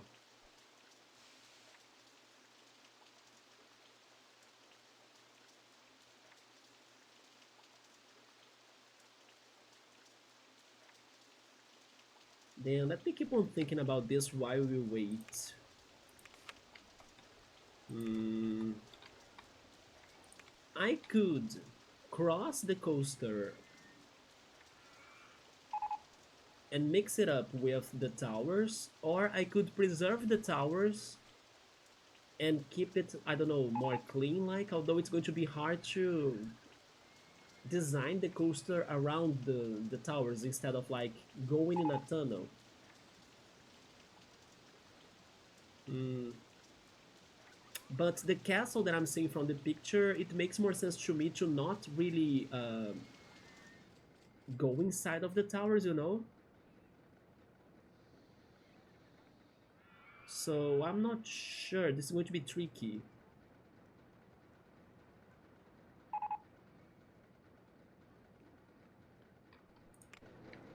Let me try completing the towers now. I was thinking of like... What do you guys think of going for the two colors? Instead, it's like the Uwu Towers. It is a little bit like the Uwu Towers. I can see that. Yeah, look at that. Oh my god. But what do you think about different colors for the towers, or should I just uniform them? Like the original castle that I'm looking at right now, it's a single color, but we have the gray colors too. I'm not sure. Maybe the gray for the pillar. Okay, maybe the gray for the pillar, the central pillar. Okay, yeah. Can you make the towers into woo woo? They are already woo woo. Mix the colors. I will. I will. Let me see. Let's place this right here.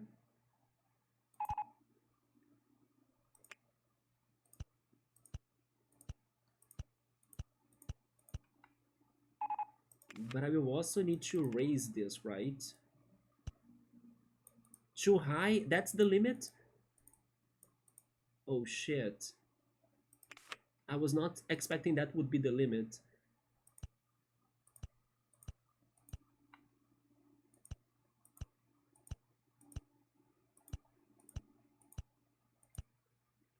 Then maybe a window there as well, and there as well. Since that's the limit, I'll need to go for this right now, right?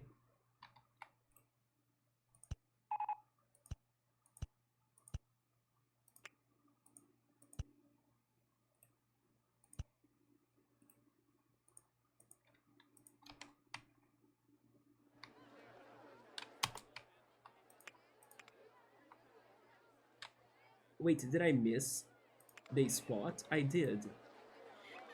It's there. There we go.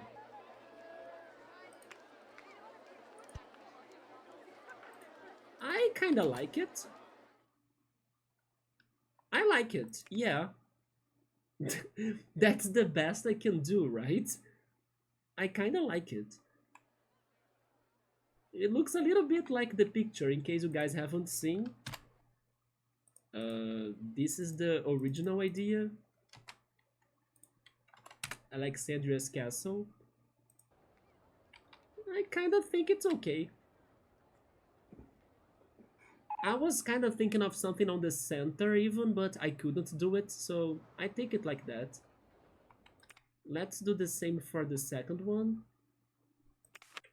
It is like, wait, this right here goes up, then we place this, that, and that, and then it's bam, bam, bam, bam, bam, bam, bam, bam, bam, bam, bam, bam, bam, bam, bam, bam. Windows, windows, windows, and door. Okay. You know what? Let's go. I'm saving the game. All right. I also think it works perfectly. Now let's go for the middle one. That's the biggest one as well. I mean, isn't it? Or are they the same size? No, they're the same size actually. Okay. But the middle one is the main pillar. It should be different. I think that... Okay, we need to change it. I think with this one... is there a way for me to do it? Maybe it needs to be more thin from the start, you know? Something like this.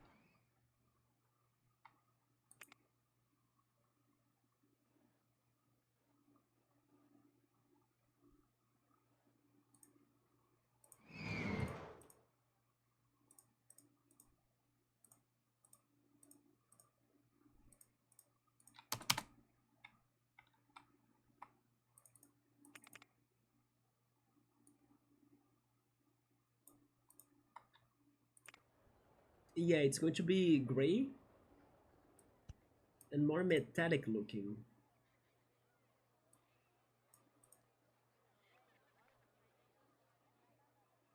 On the bottom there, maybe I could do the walls, the gray walls.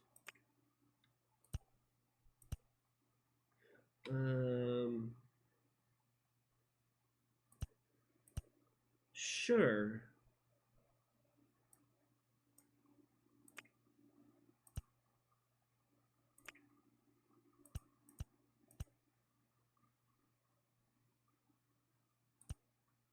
No, no, no, no, no, wait. I misclicked.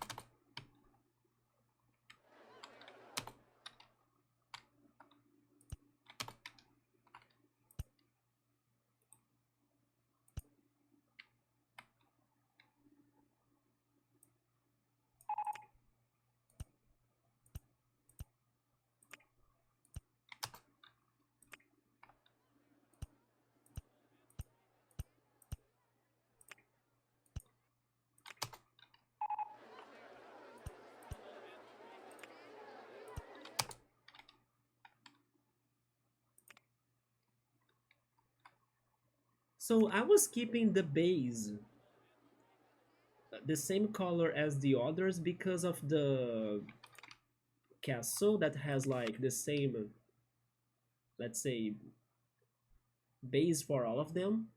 That is beige, but it's not looking too good in my opinion. The mix of gray and beige. So I think it would look better if everything was gray. Which means that I will need to do this one.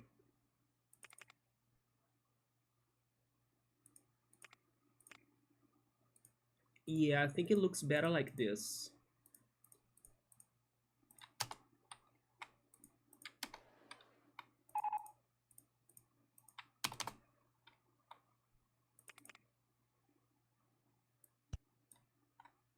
That's my limit. Okay, so we gotta go. I have this as well. Mm,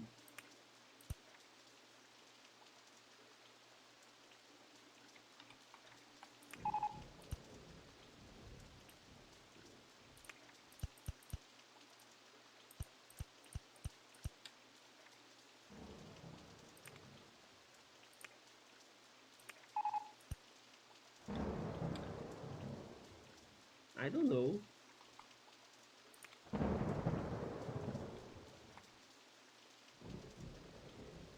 I guess.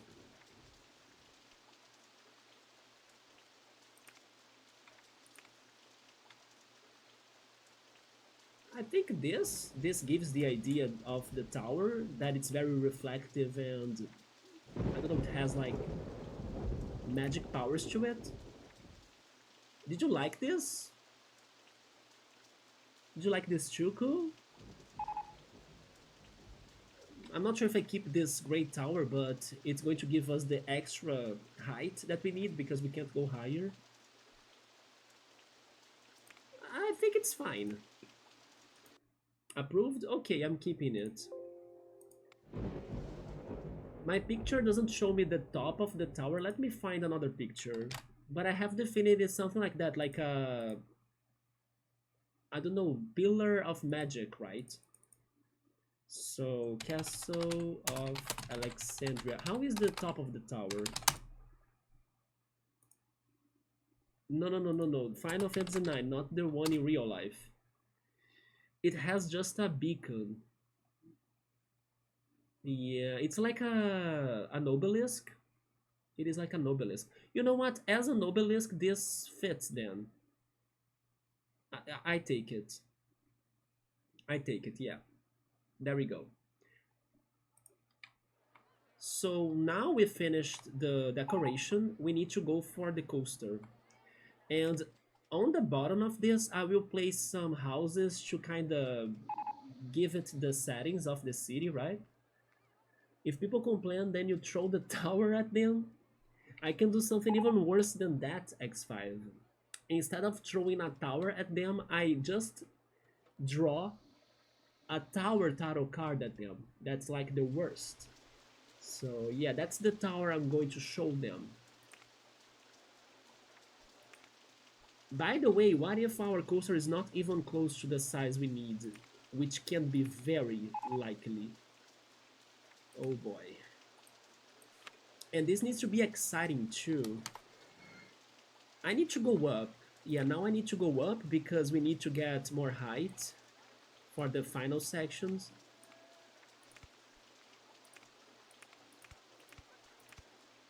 But I also don't want to mess with the towers I built. So let's go up steadily. Like there, give me a turn. Go up more. I don't know if you guys went to see the video of Yu-Gi-Oh that I post. I hope you could get the subtitles. But they were pretty much joking over the pot of greed and everything, and how Yugi is a cheater.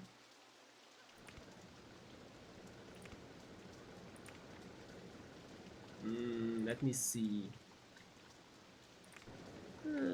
Can we go higher than that? Although I'm scared of like making the coaster less exciting for like just going up.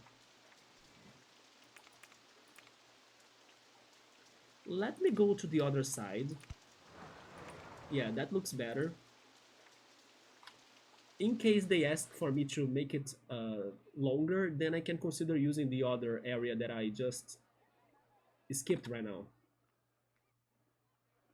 But I need more money. This park rains a lot, so it's kind of compromising our income.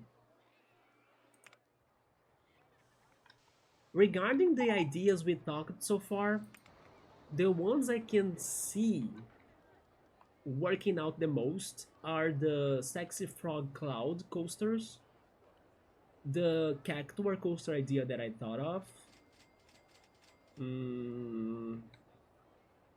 then something Golden Saucer. I will need to look up for pictures of the golden saucer.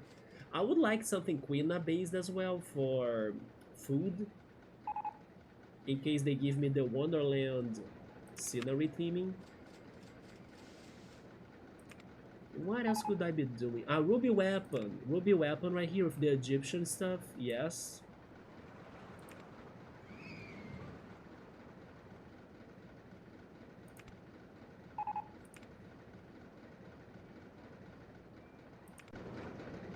We are at level 21. I will go for that. Yes, why not? Can I do the... I can't, you see? They don't let me go for the helixes.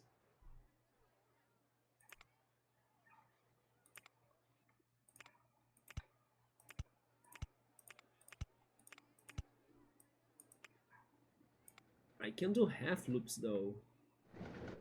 Huh. I guess I will try. No, I need to go more. I need more speed. I should also go straight up more. Because I want to get to the double drop. Is this true? 1, 2. That's true.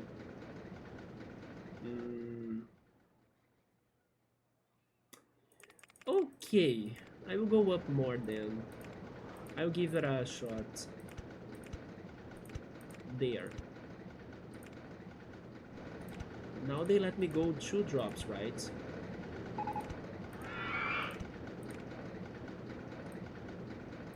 Half loop? Okay.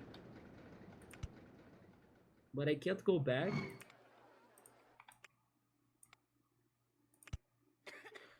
But I could do that. Not sure if I'll have speed for it.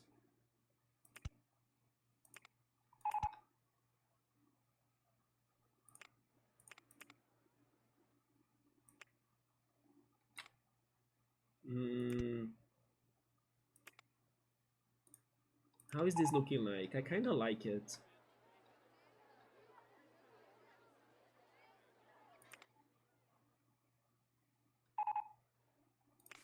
Let me get some money here. Just a little bit.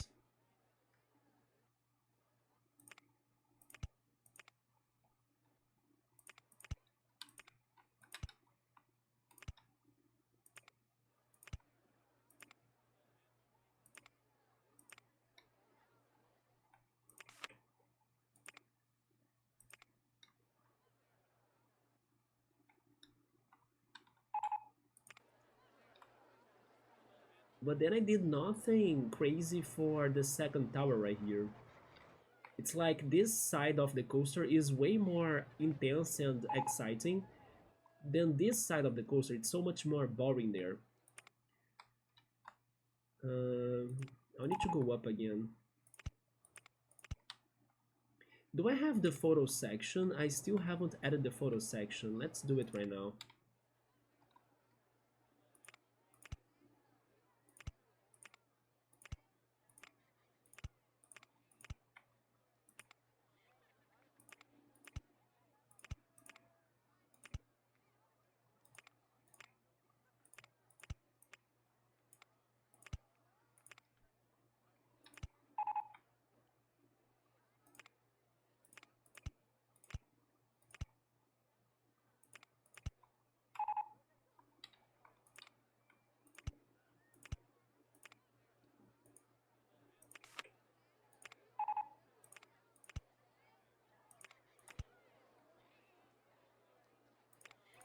That's hitting the coaster. That's not good.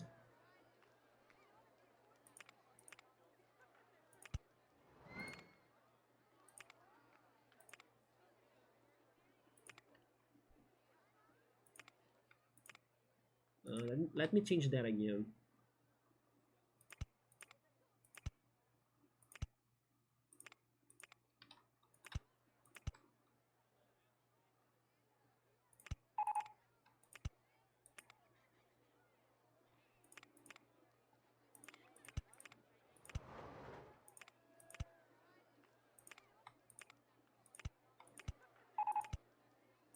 Since I could not add anything crazy regarding the coaster in that area right there, I guess I'll use it for the city. Yes, I will fill that up with like houses and stuff.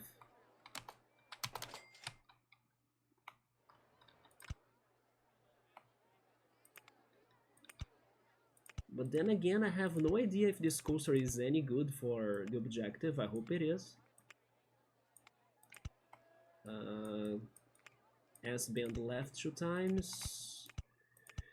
Can I keep on going? I could. And then I can just complete it, right? Yeah.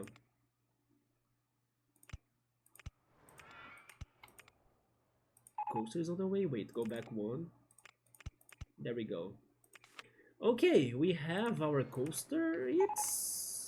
It's fine, I guess. How was my picture again? Let me see.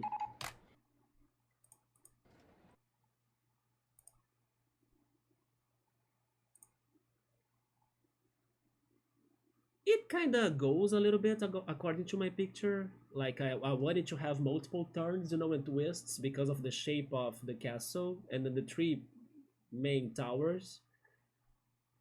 I kind of can go for this a little bit, sure. But then, do you work? Are you ultra extreme?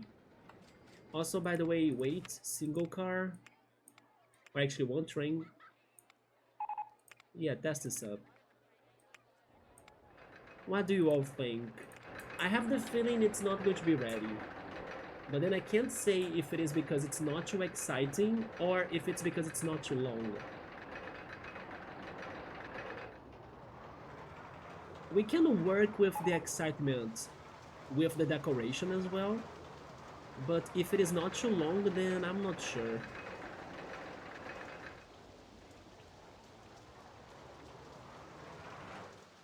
How is the speed of this? 45?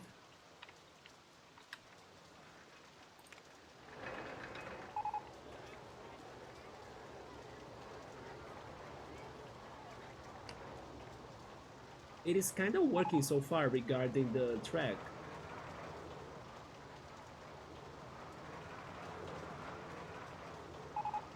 $32.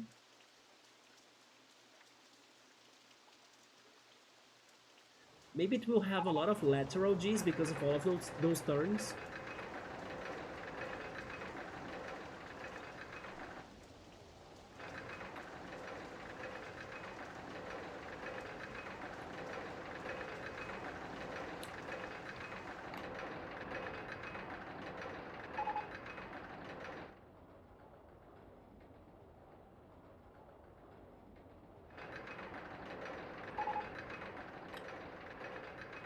And then this is probably the dangerous part. Can you make the loops? Oh my god, it did it. And it did it fast. Yeah, I don't know about that. It never slowed down. Ouch. Ultra extreme takes to the end. Yeah. Like those turns right there too. Eee. F.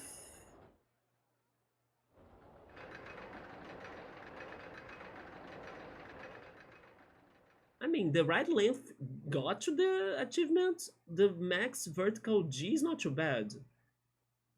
The lateral G is also not as bad. It's only 3. But can I believe? No, it is. I mean, it is not too bad, but it could have been worse. It's just not exciting at all.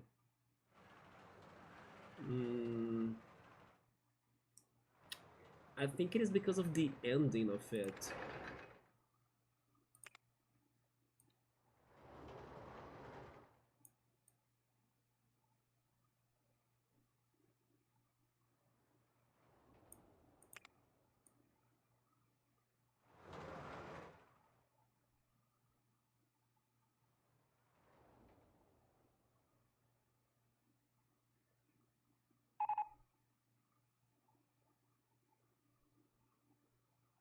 This part right here.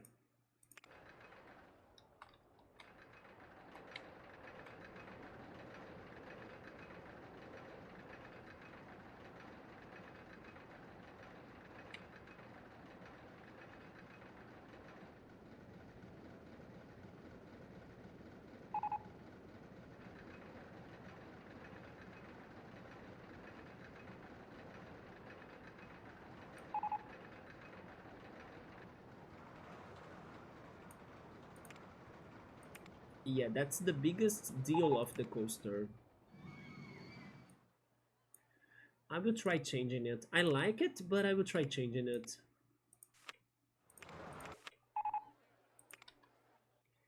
But I will do a quick break first to get some fresh water and also to maybe rest my eyes a little, maybe wash my face.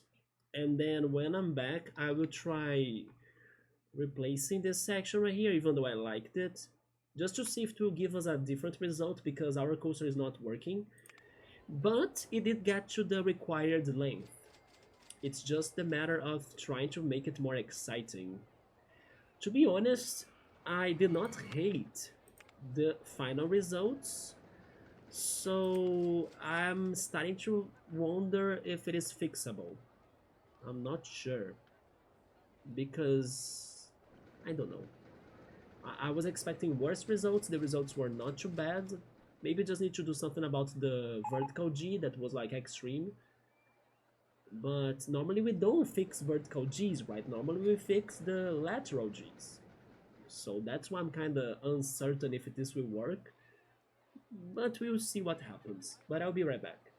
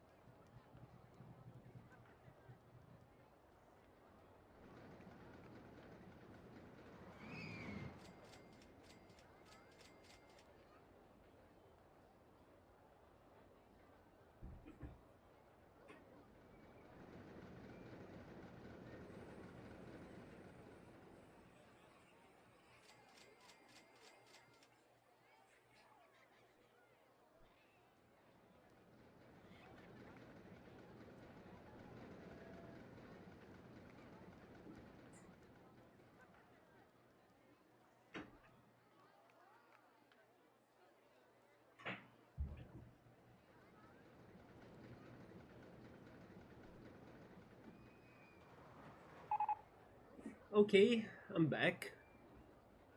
So, when we were talking about the Pokemon professors, I said that probably my favorite is Sycamore.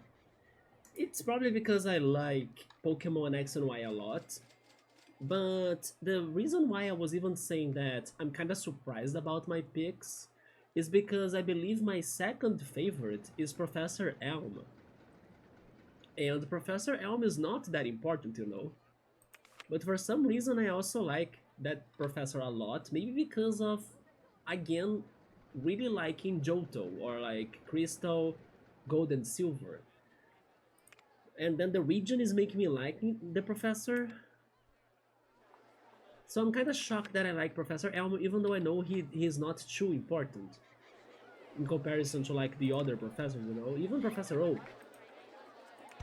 Maybe Professor Oak is my third favorite. I'm not sure.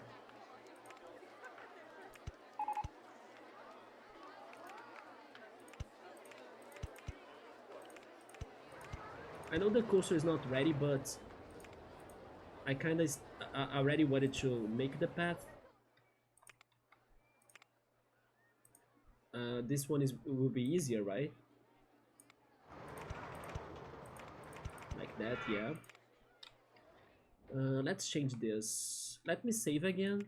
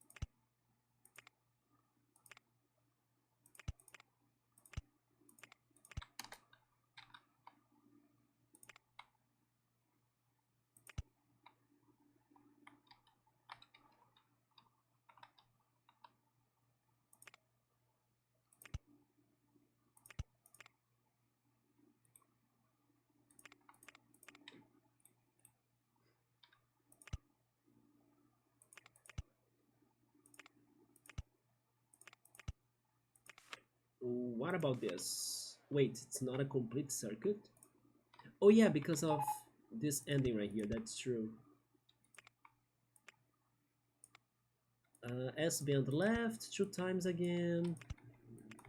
And then hopefully this is not too fast, but otherwise I'm going to complete it with the banked turns. I need to go one more. There we go. Wait, it's still not a complete track? Oh. Do they allow me to go one more? Please? They don't, right? Yeah. So I will make the station shorter. I think I'll go for that. Yeah. That's fine. The ride or the coaster is big enough. Then change that and go up. How is this?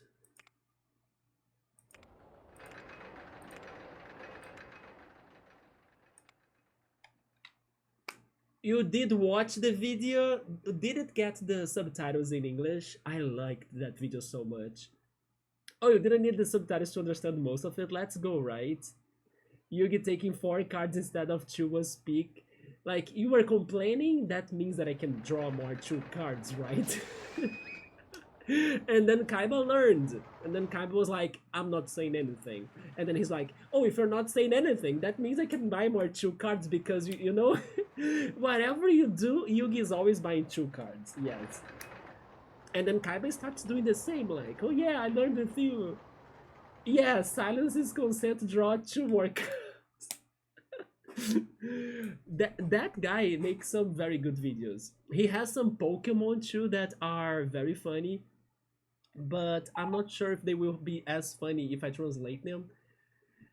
I mean, some of his humor is actually, let's say, a bit dark as well. He has been kind of changing the names of the Pokemon of the anime. So, for example, what I mean by dark humor, although I think it's kind of funny though, uh, when when Tracy from the anime kind of releases Venonet, he has renamed Venonet into a virus name, right? Or maybe I should say the mosquito, uh, chikungunya, right? From the chikungunya virus, right? Yeah, he freaking named Venonet chikungunya, and then he made Venonet to have the sounds of like if he were actually named chikungunya with the whole distorted sounds and noises from the Pokemon anime, from the Venonet. When Venonet speaks, it's a very distorted sound. But instead of saying Venonet, he actually says chikungunya. It's very crazy, you know. It's very chikungunya. So it freaking gets me because it's such a fitting name for Venonet. And the distortion that he adds to the freaking Venonet is amazing.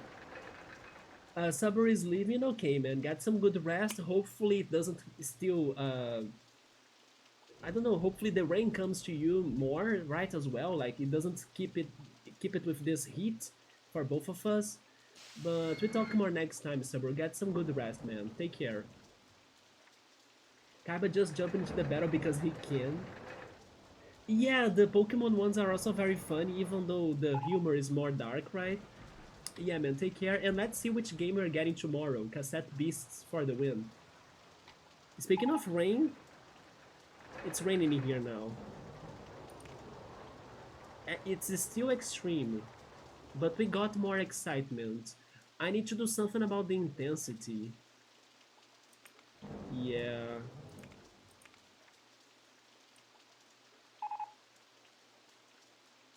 He also gave Mario like a very deep masculine voice, as like Mario was like a badass, you know? So it also makes it very funny. Anyway, this guy has some sort of great. Oh yeah, he has the fake Pokemon cards as well. The video of the fake Pokemon cards. Those are good too. Wait, what is this? Where did this happen right here? It's in the beginning?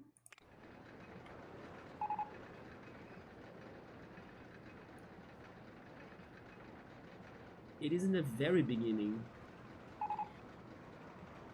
I kind of liked the thing I did right here around the towers, right? It was my original plan actually, but I went for the loops instead. People like him are what makes YouTube a good place to shitty post with parodies. Yeah, even though it is shit posting, he has personality. It's the personality that gets to me. The chikungunya Venonet was too much to me, seriously. It is so damn funny. Man, it's when it gets you unprepared for what's to come, you know? It is that sort of humor.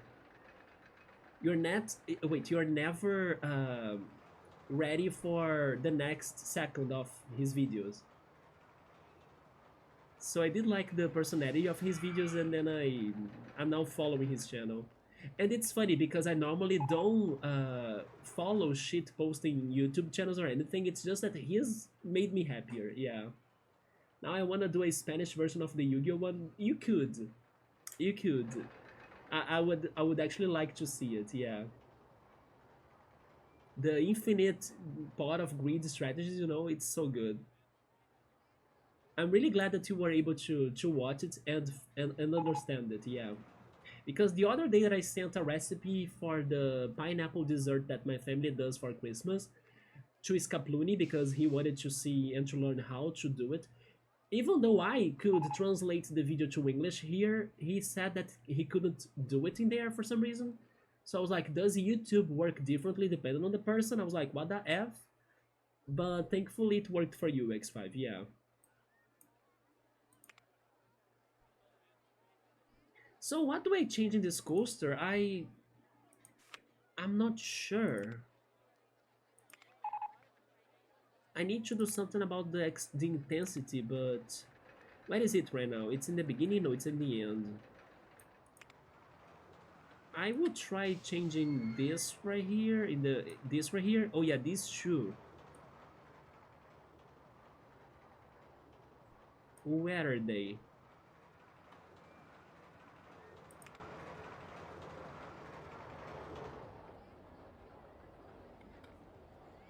But then X5, do I get Tangle Tower? I think I will end up getting Tangle Tower.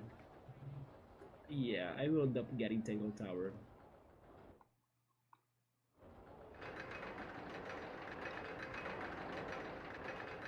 Last time you told me it was 5 hours long or something? Yeah.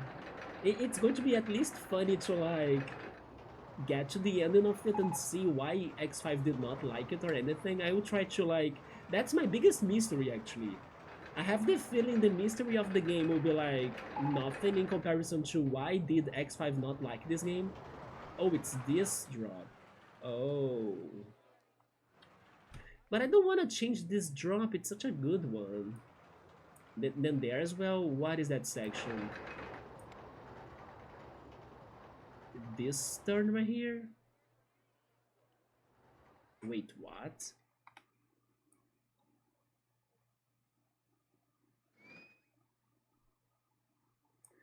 I don't know, let me see what I can do. Again, I'm not sure if it will actually make a big difference, but I will see. Hmm. Oh, it's actually more than 5 hours? You know what? Since it has more than 5 hours, I'm more interested. So it means that that's not a short game.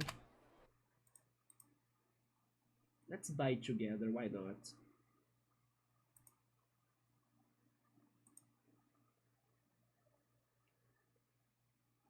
Who knows when I'm playing it, but I think we should.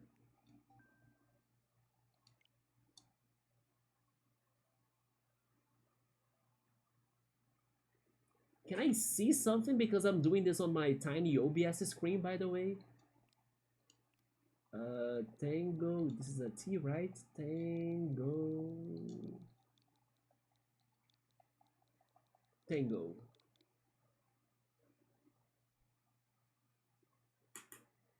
Is it the first one? It is, right? The price sounds right. Yeah. It's this one, Tango Tower. Yeah, yeah. I have my credits in here. Done. Thank you. There we go. It's your fault, X5. Hopefully we like this. Let's leave it downloading. And let's go back. Uh, Chewy stream, yeah, there we go.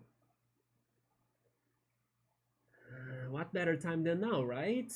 Let's see. At least from what you said, this sounds more like a Best Buy than AI Summoning files. Yeah, maybe if I were to buy AI Summoning files, you wouldn't say for me to do it, but this one you kind of say for me to do it. So yeah, 100% definitely Jesus. I think I will end up watching that game then. Yeah. Do you have your own playthrough, by the way? Do you have the VODs? Maybe I should watch you playing it. Although you did not finish it, did you?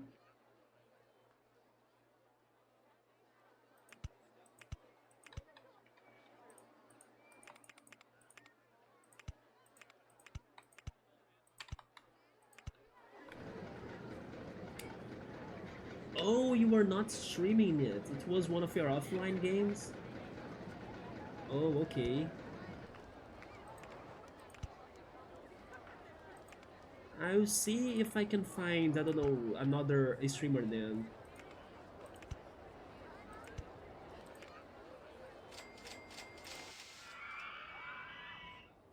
Yeah, you see, this looks more boring than before, but maybe I can do the half loops, or actually half screws. Or will they call this too intense?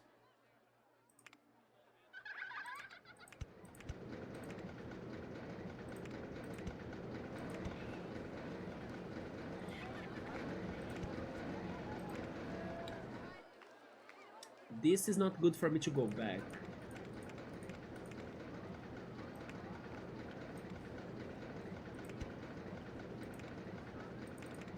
Never mind. Because I need to go back there.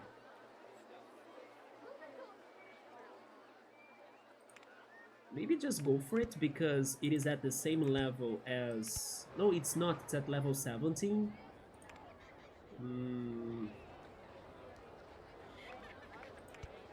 I need to be even higher. So go back. 18.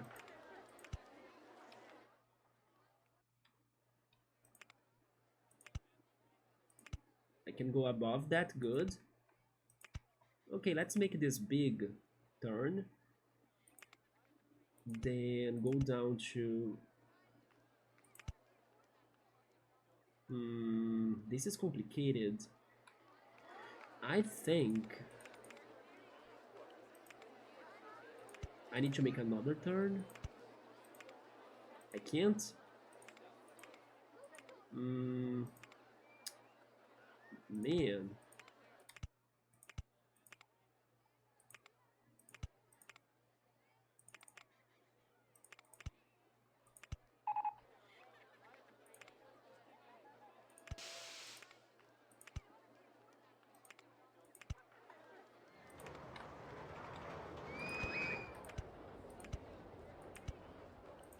Yeah, that's the level 13.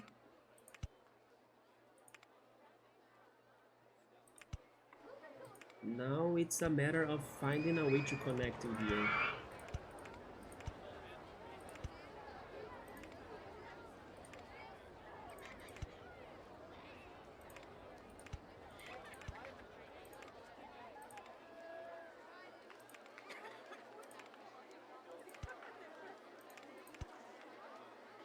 It's crazy how RollerCoaster Tycoon sometimes feels like a puzzle game. I can take this out, right? Yeah, maybe it is easier for me to make the connection at level 12.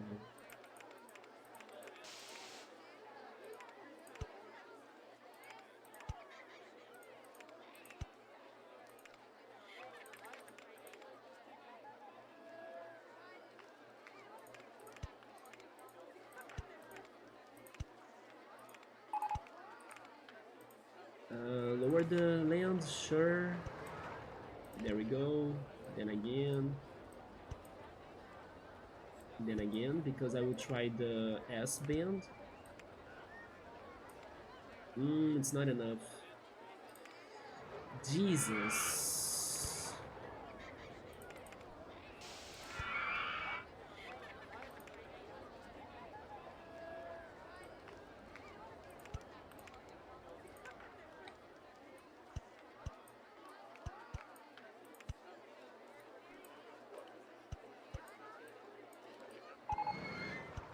This doesn't look good, but maybe it's the answer. Those terms are not banked, so I'm not sure if this will be good, but let's see.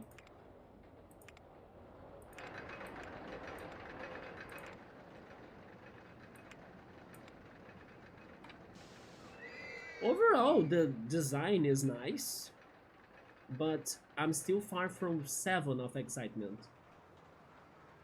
If I streamed that game, then it would have been like 2 hours of us talking about theories, which is good, and then 2 hours of insulting because of their shenanigans. I need to understand that. And probably having AI Summon Files fandom against us because of our opinion of the game. That reminds me of this one reaction video I was watching today. Sometimes I watch to some YouTubers reacting to video game music. And there are those, let's say, legendary soundtracks that it's very rare for people to like say they are bad, you know? And one of those franchises with like legendary soundtracks is Xenoblade. And one of my favorite Xenoblade songs is definitely Mechanical Rhythm from the first Xenoblade game. So from time to time, YouTube recommends me to watch people hearing to it the first time. Today, it was the first time that I actually heard this guy that's like a music production. Wait, he makes music pretty much. He helps in the production of music, right? It was one of the few times that I heard somebody criticizing the soundtrack, although he was not criticizing Mechanical Rhythm that much because it was like his reaction, so he didn't know what to say about it until he heard it, and he actually liked it. But when he was starting the video, he was kind of saying that he felt that most of the Xenoblade music was generic. But then he was kind of explaining what he meant by generic. He meant that they sounded how a music from a JRPG game should sound like. That's what he meant by generic. You know, it sounds like an adventure. And then he used the word generic. I mean, it kind of does the job, but he felt like to him to feel more surprised, it should maybe not sound exactly like an adventure game or like an RPG music, you know? I don't know, but it was the first time that I heard somebody not being too impressed by the Xenoblade OST at first. And maybe Mechanical Rhythm was the first song that surprised him a little bit more, right? Yeah, music producer, yeah. So the fan base definitely got to him of Xenoblade. Like, how could you not say that Xenoblade music is amazing and everything? It's not generic and blah blah blah. You know. Oh, we are getting there. Look at us. The changes are working. Let's go. That's very good. Maybe with the decorations.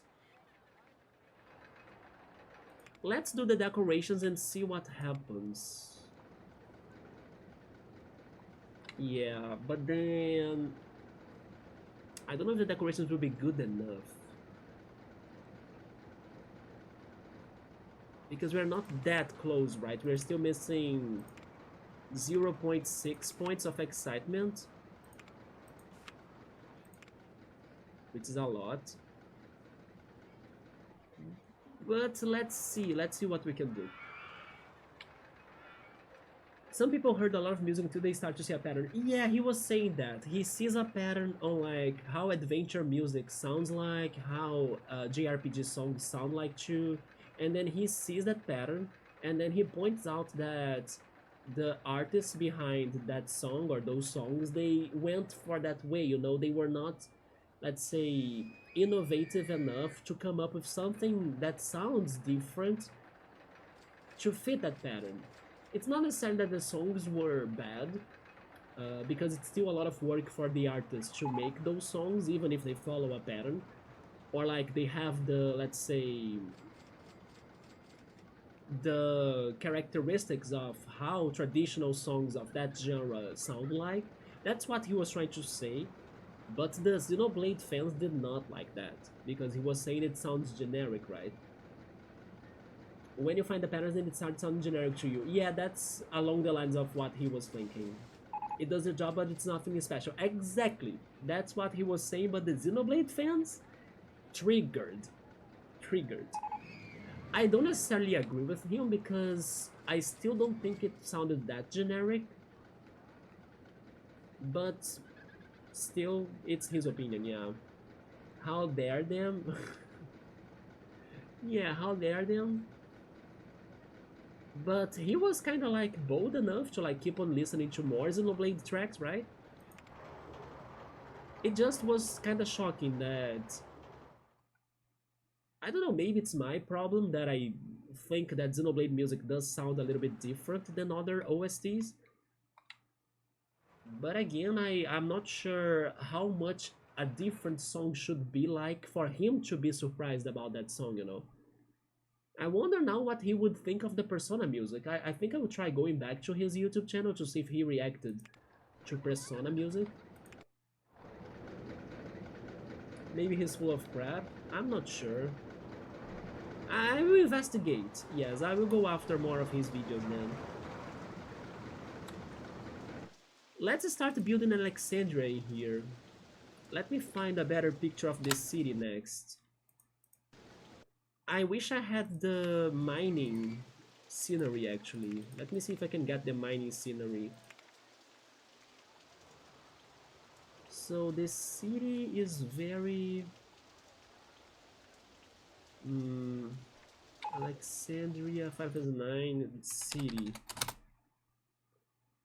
Oh, those are the houses, okay.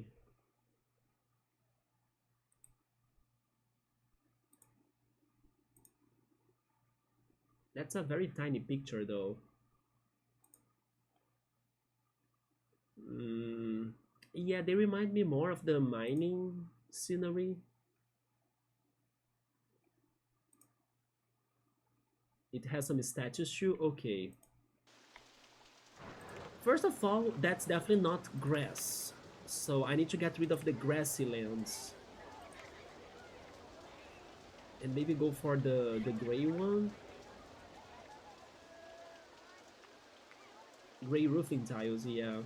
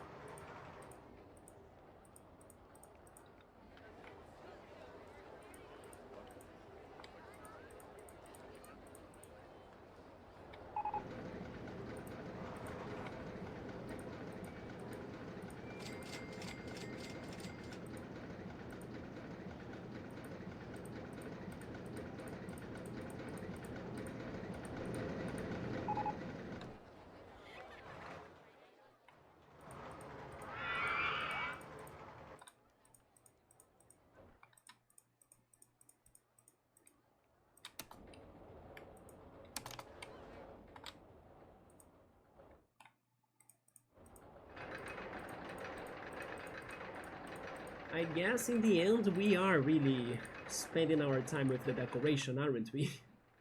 And then I was saying, I'm not going to do this level in the same way as the Pokemon Park because it took so long and everything. Hold my beer, right? Oh boy. But it was a good idea to like make a Final Fantasy based park. It's just that when the creativity hits, it's way more work than needed, isn't it? So let's get ready for like year 63 and stuff, like the story repeats itself. But I wouldn't know because I don't know them, so you mean the guy that I was saying? No, but your opinion was very close to what he was saying in his video, yeah. Not sure if this looks great enough regarding the path. But it's what I see in the picture, so it's the closest I could find. Let's see what happens after we add some houses to this.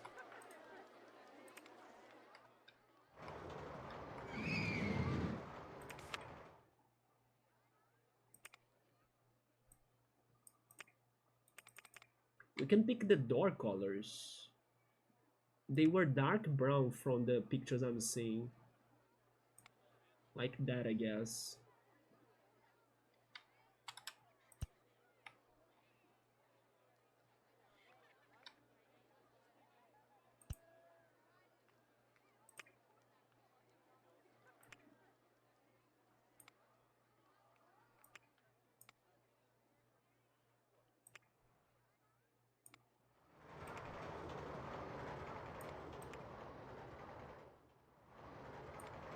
No, the other set was better. This one, yeah.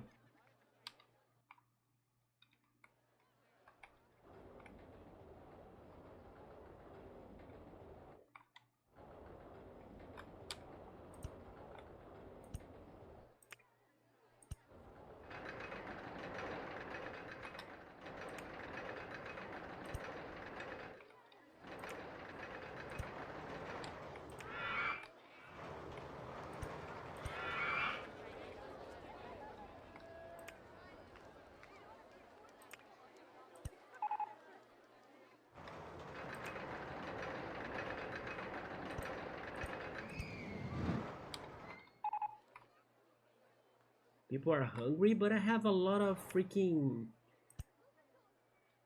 food plazas already. Come on.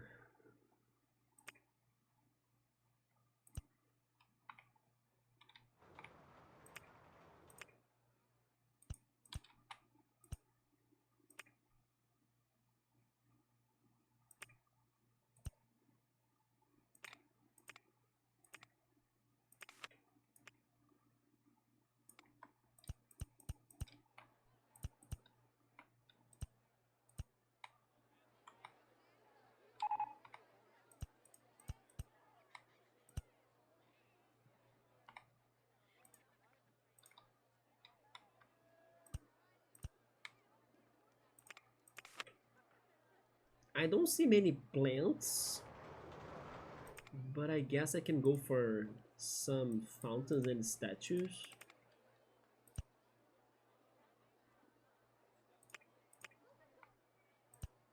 Something like that.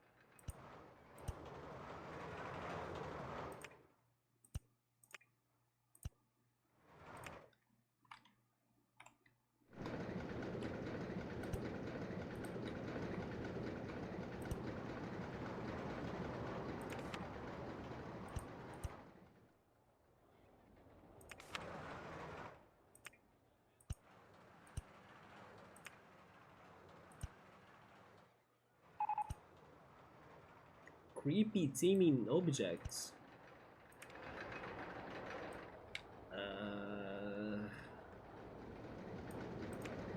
Nah, I'll save this for maybe Kafka's Tower in case this becomes a coaster. Yeah.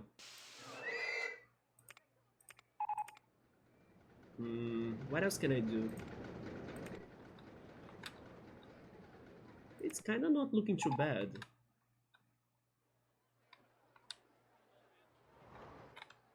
Let me add more houses.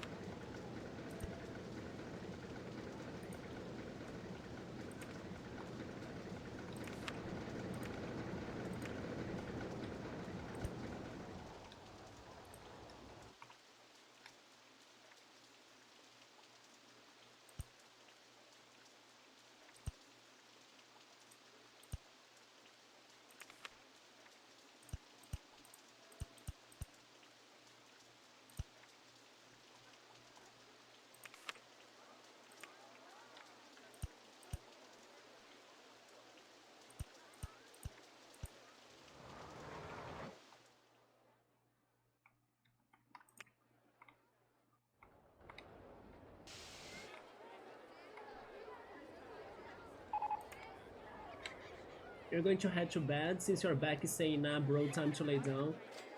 Yeah, maybe you spent too much time drawing, right? And then your back needs some rest. Remember, throw the tower at someone. Let's see, X5. I'll do my best. But thank you so much, man, for stopping by. Hopefully the heat in there also lowers the heat wave. And then the rain gets to Argentina too. But I'll talk to you next time, man. Take care, have a good night. I might not go for too long either. Surprisingly, time has been flying by tonight to me. So it's kinda late. But I will see if I can complete this coaster. I wish I could do it, right? But then, hopefully these changes are helping. How is this now? It is helping, but I need more. 666 though.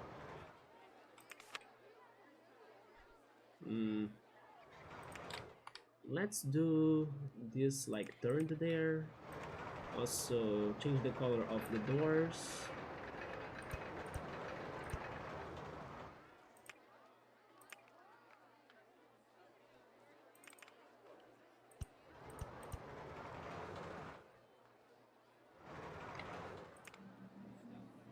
Maybe a statue.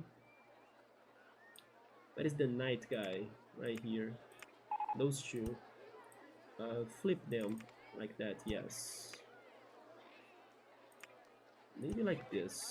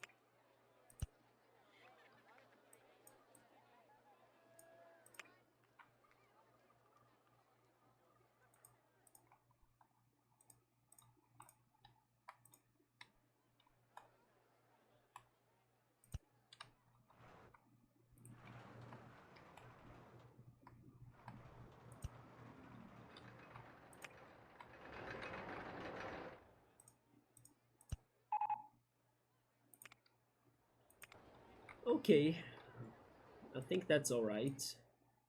Otherwise, it's going to be too convoluted. That's our Alexandria, I guess. If I had the mining theming, I would be able to do more, but yeah, they're not giving that to me yet. But my coaster is not there, right? Yeah. I'll need to change it still.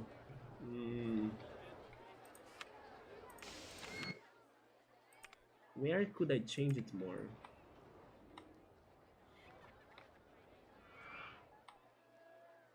I kind of don't want to change it anymore, though. What I could do is like linking it to another ride or other rides. I could consider adding gentle rides in here in Alexandria. A merry-go-round would be perfect. You know what? Let's see if that gives it an effect.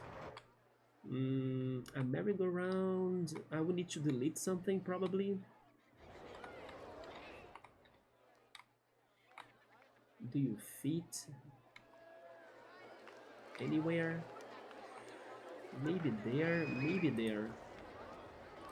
Do you fit there? I think it does. It does. But then, can the entrance and the exit be okay here? I don't know. Let's see. Oh, actually, I think I can. There we go. No. Oh, there we go. Nice. Let me change the colors. Actually, this orange is not bad for the colors. Is this good? Maybe like that, yeah.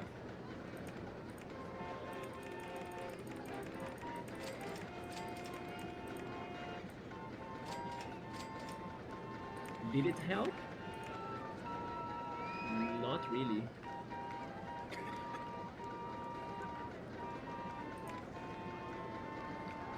Well, for now, I think I will open it so I can get some more money from it.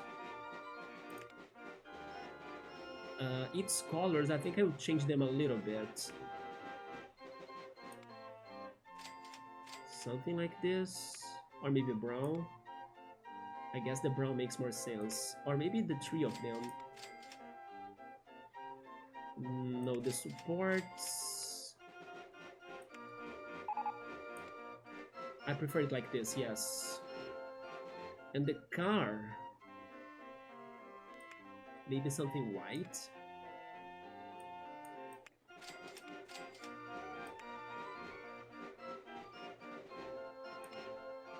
I would go for something like this. Wait, it didn't have the picture section? The photo section? No, it needs the photo section. Give me a second in here.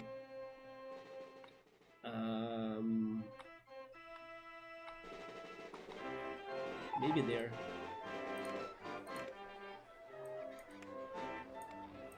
Okay.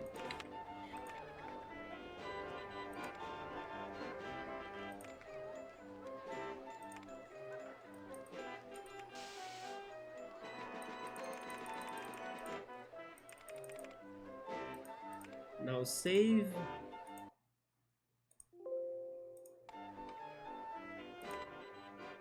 It looks great now.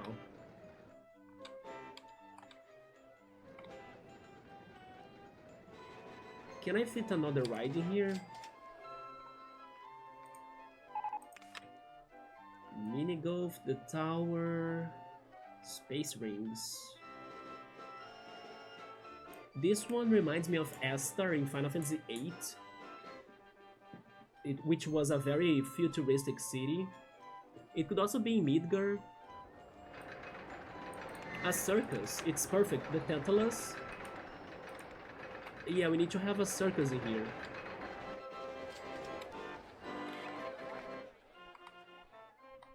I just don't know where it fits. You know what I wish I could be drinking after the stream? Yogurt. I'm craving freaking yogurt right now. It fits back there, but... I would be changing the city a lot.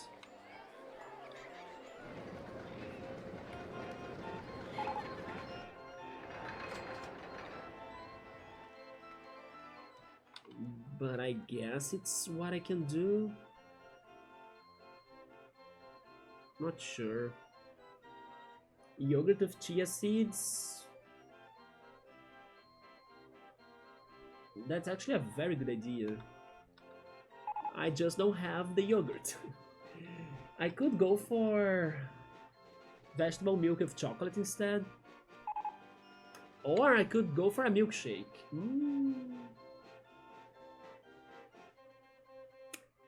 I could go for a banana apple milkshake.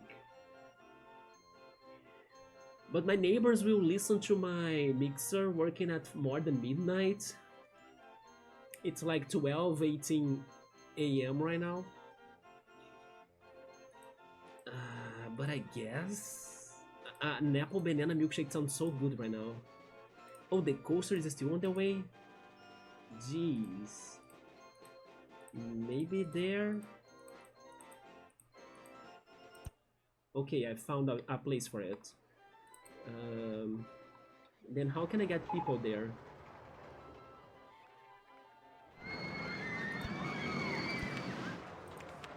It's kind of far.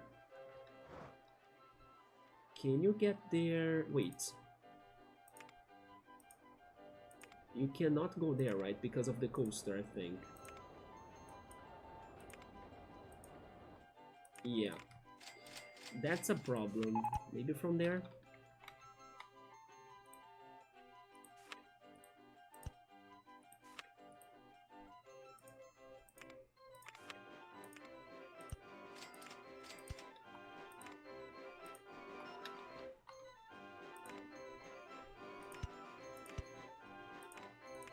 Wait, this works.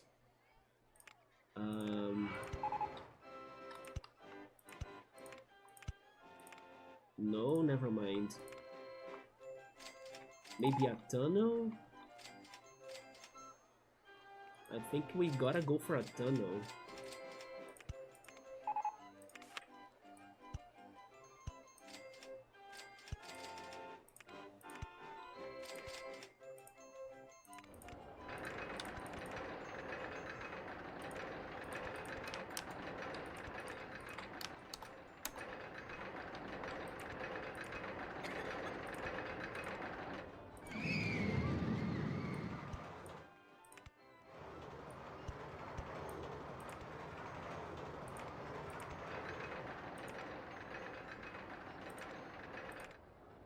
There we go, we have the circus. I'm changing the color, I don't like the orange in here.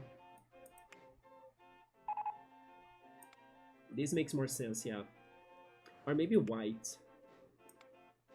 White, yeah. Just too different from the coaster. Then let me add some litter bins. I should also change this a little bit because of how this is connected to Alexandria.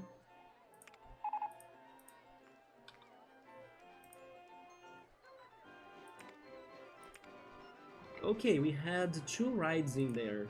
The merry-go-round and the circus. How is the coaster?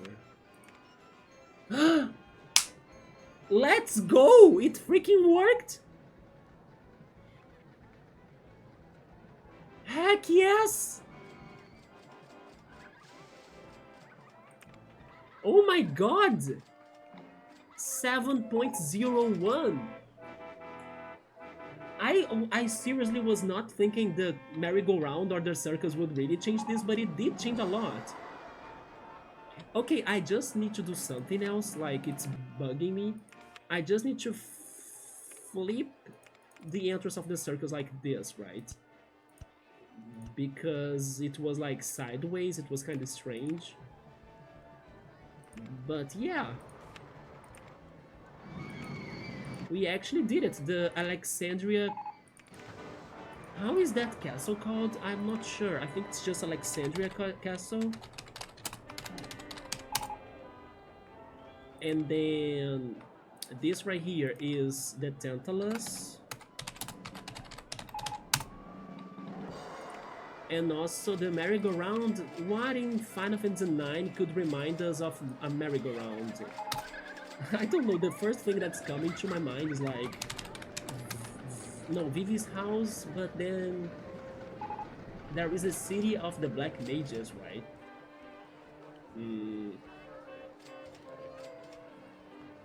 You're going to chill a little bit, chill mode. I will also finish it in here. We do the damn things, yeah. The tunnel worked too. The tent was perfect blend. Yeah, I was thinking about the Vivi house because Vivi was from this city, right? But then there is the other area in the game that maybe fits him more. Merry-go-round, Beatrix?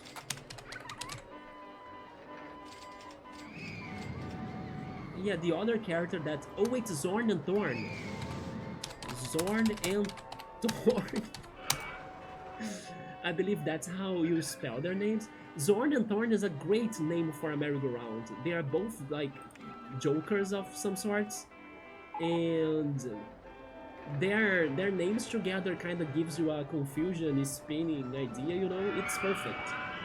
Yeah, Zorn and Thorn, let's go. Okay, so that's our first coaster, an area of Final Fantasy based park. Can't believe we did Alexandria in here. This looked better than what I thought, actually. Okay. But then we'll have way more to do, right, in the other streams. Because this is just coaster number 2. I used a lot of space, by the way. I hope I will have enough space for the others. At least regarding our projects, Sexy Frog and Cloud's Coasters can be together. so then they can be more convoluted, which will save us on some space. I do want to build the cactuar coaster. I just don't know what I'm doing for it.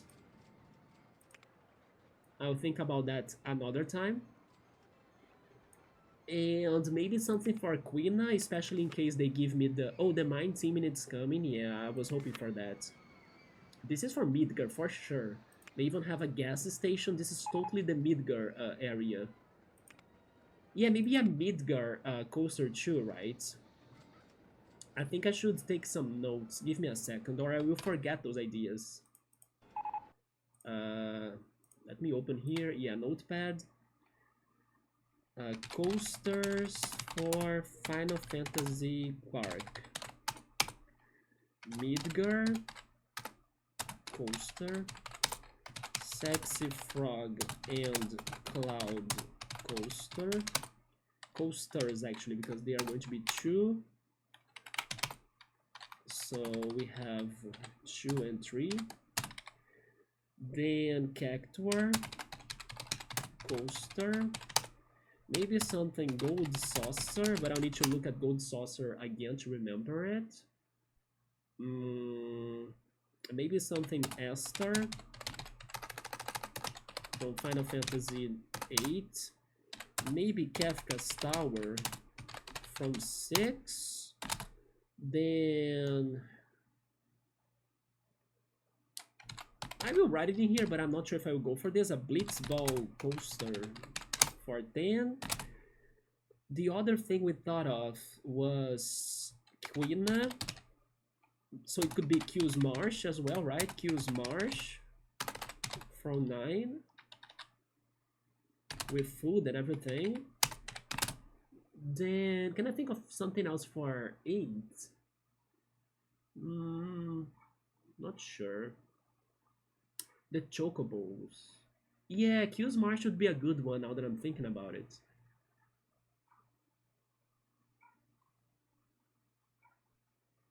I'm not sure. I remember Balam Garden. I remember Galbadia Garden as well. But I think that Esther would be the best pick for something Final Fantasy VIII related. Unless I go for a character in specific. Not really for a place, you know? I'm also adding here like a Marlboro coaster. In case I think of something.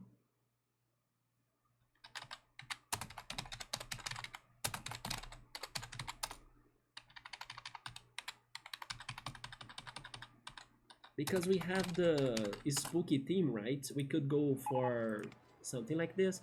They have the... Or they should have the... Oh, they don't have because it is on the space theme? Yeah, there is like a poison bubbles, right? Or poison boils. Or something like that. That I could use for a Marlboro coaster. As it is poisonous. But it's not in the scenery we have available. Esther coaster, Gold Saucer coaster. Can I remember anything else? Oh yeah, Ruby Weapon. Ruby Weapon was another fantastic idea too, because of the desert. Yeah. Balam Garden. Balam Garden? I just don't know how to do a Balam Garden. Not really a race thing with 8. A race thing with 8. They'll have the hoverboard.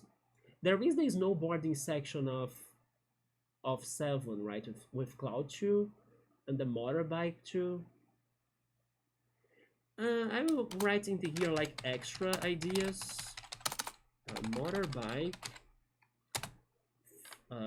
race from 7. Then is the snowboarding from 7. Balam Garden, maybe I can do an area or use another ride for that. The Viking ship or like the swinging ship could be the ships of the games, like the Enterprise or something. Mm, let's leave it like that for now. Yeah. Fisherman Horizon, maybe? Fisherman Horizon. That could be like the rowing boats.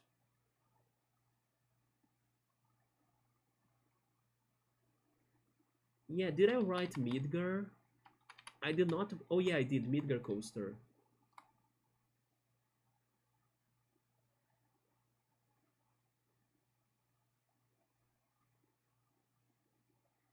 That's okay. Let's leave it at that for now. I can't remember too much of the other games. Final Fantasy Park. There we go. Okay, we did it surprisingly. We did our first coaster tonight, the Alexandria area of the park from Final Fantasy IX. And we also set things up with like some staff. We got the go-karts for money farming pretty much. I should also get rid of my low one already. There we go. And let's see, we got some other brainstorming ideas for the upcoming coasters. I just hope we will have space for them. I'm not sure because they are long coasters and the space is limited. I can't do anything in the center, for example. That's going to be challenging. I also cannot buy area, right? Yeah, I cannot buy anything. I will need to find alternatives to this, yeah. But okay, it was very good to go back to this game. I have a challenging level with challenging ideas to overcome now.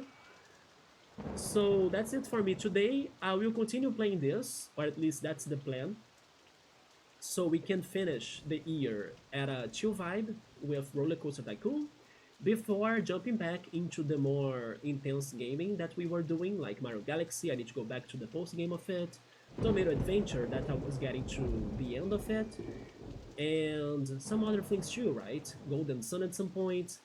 I will go back to Sable 2 anyway. We have the long log of games to play. But let's keep on going with more RCT before another break. So, Chill Mode and everybody else that stopped by, thank you so much for coming.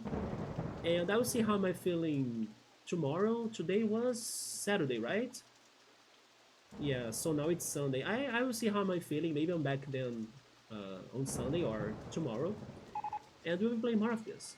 So I'm off to eat and to rest. Have a good night, take care, and I see you then. Goodbye.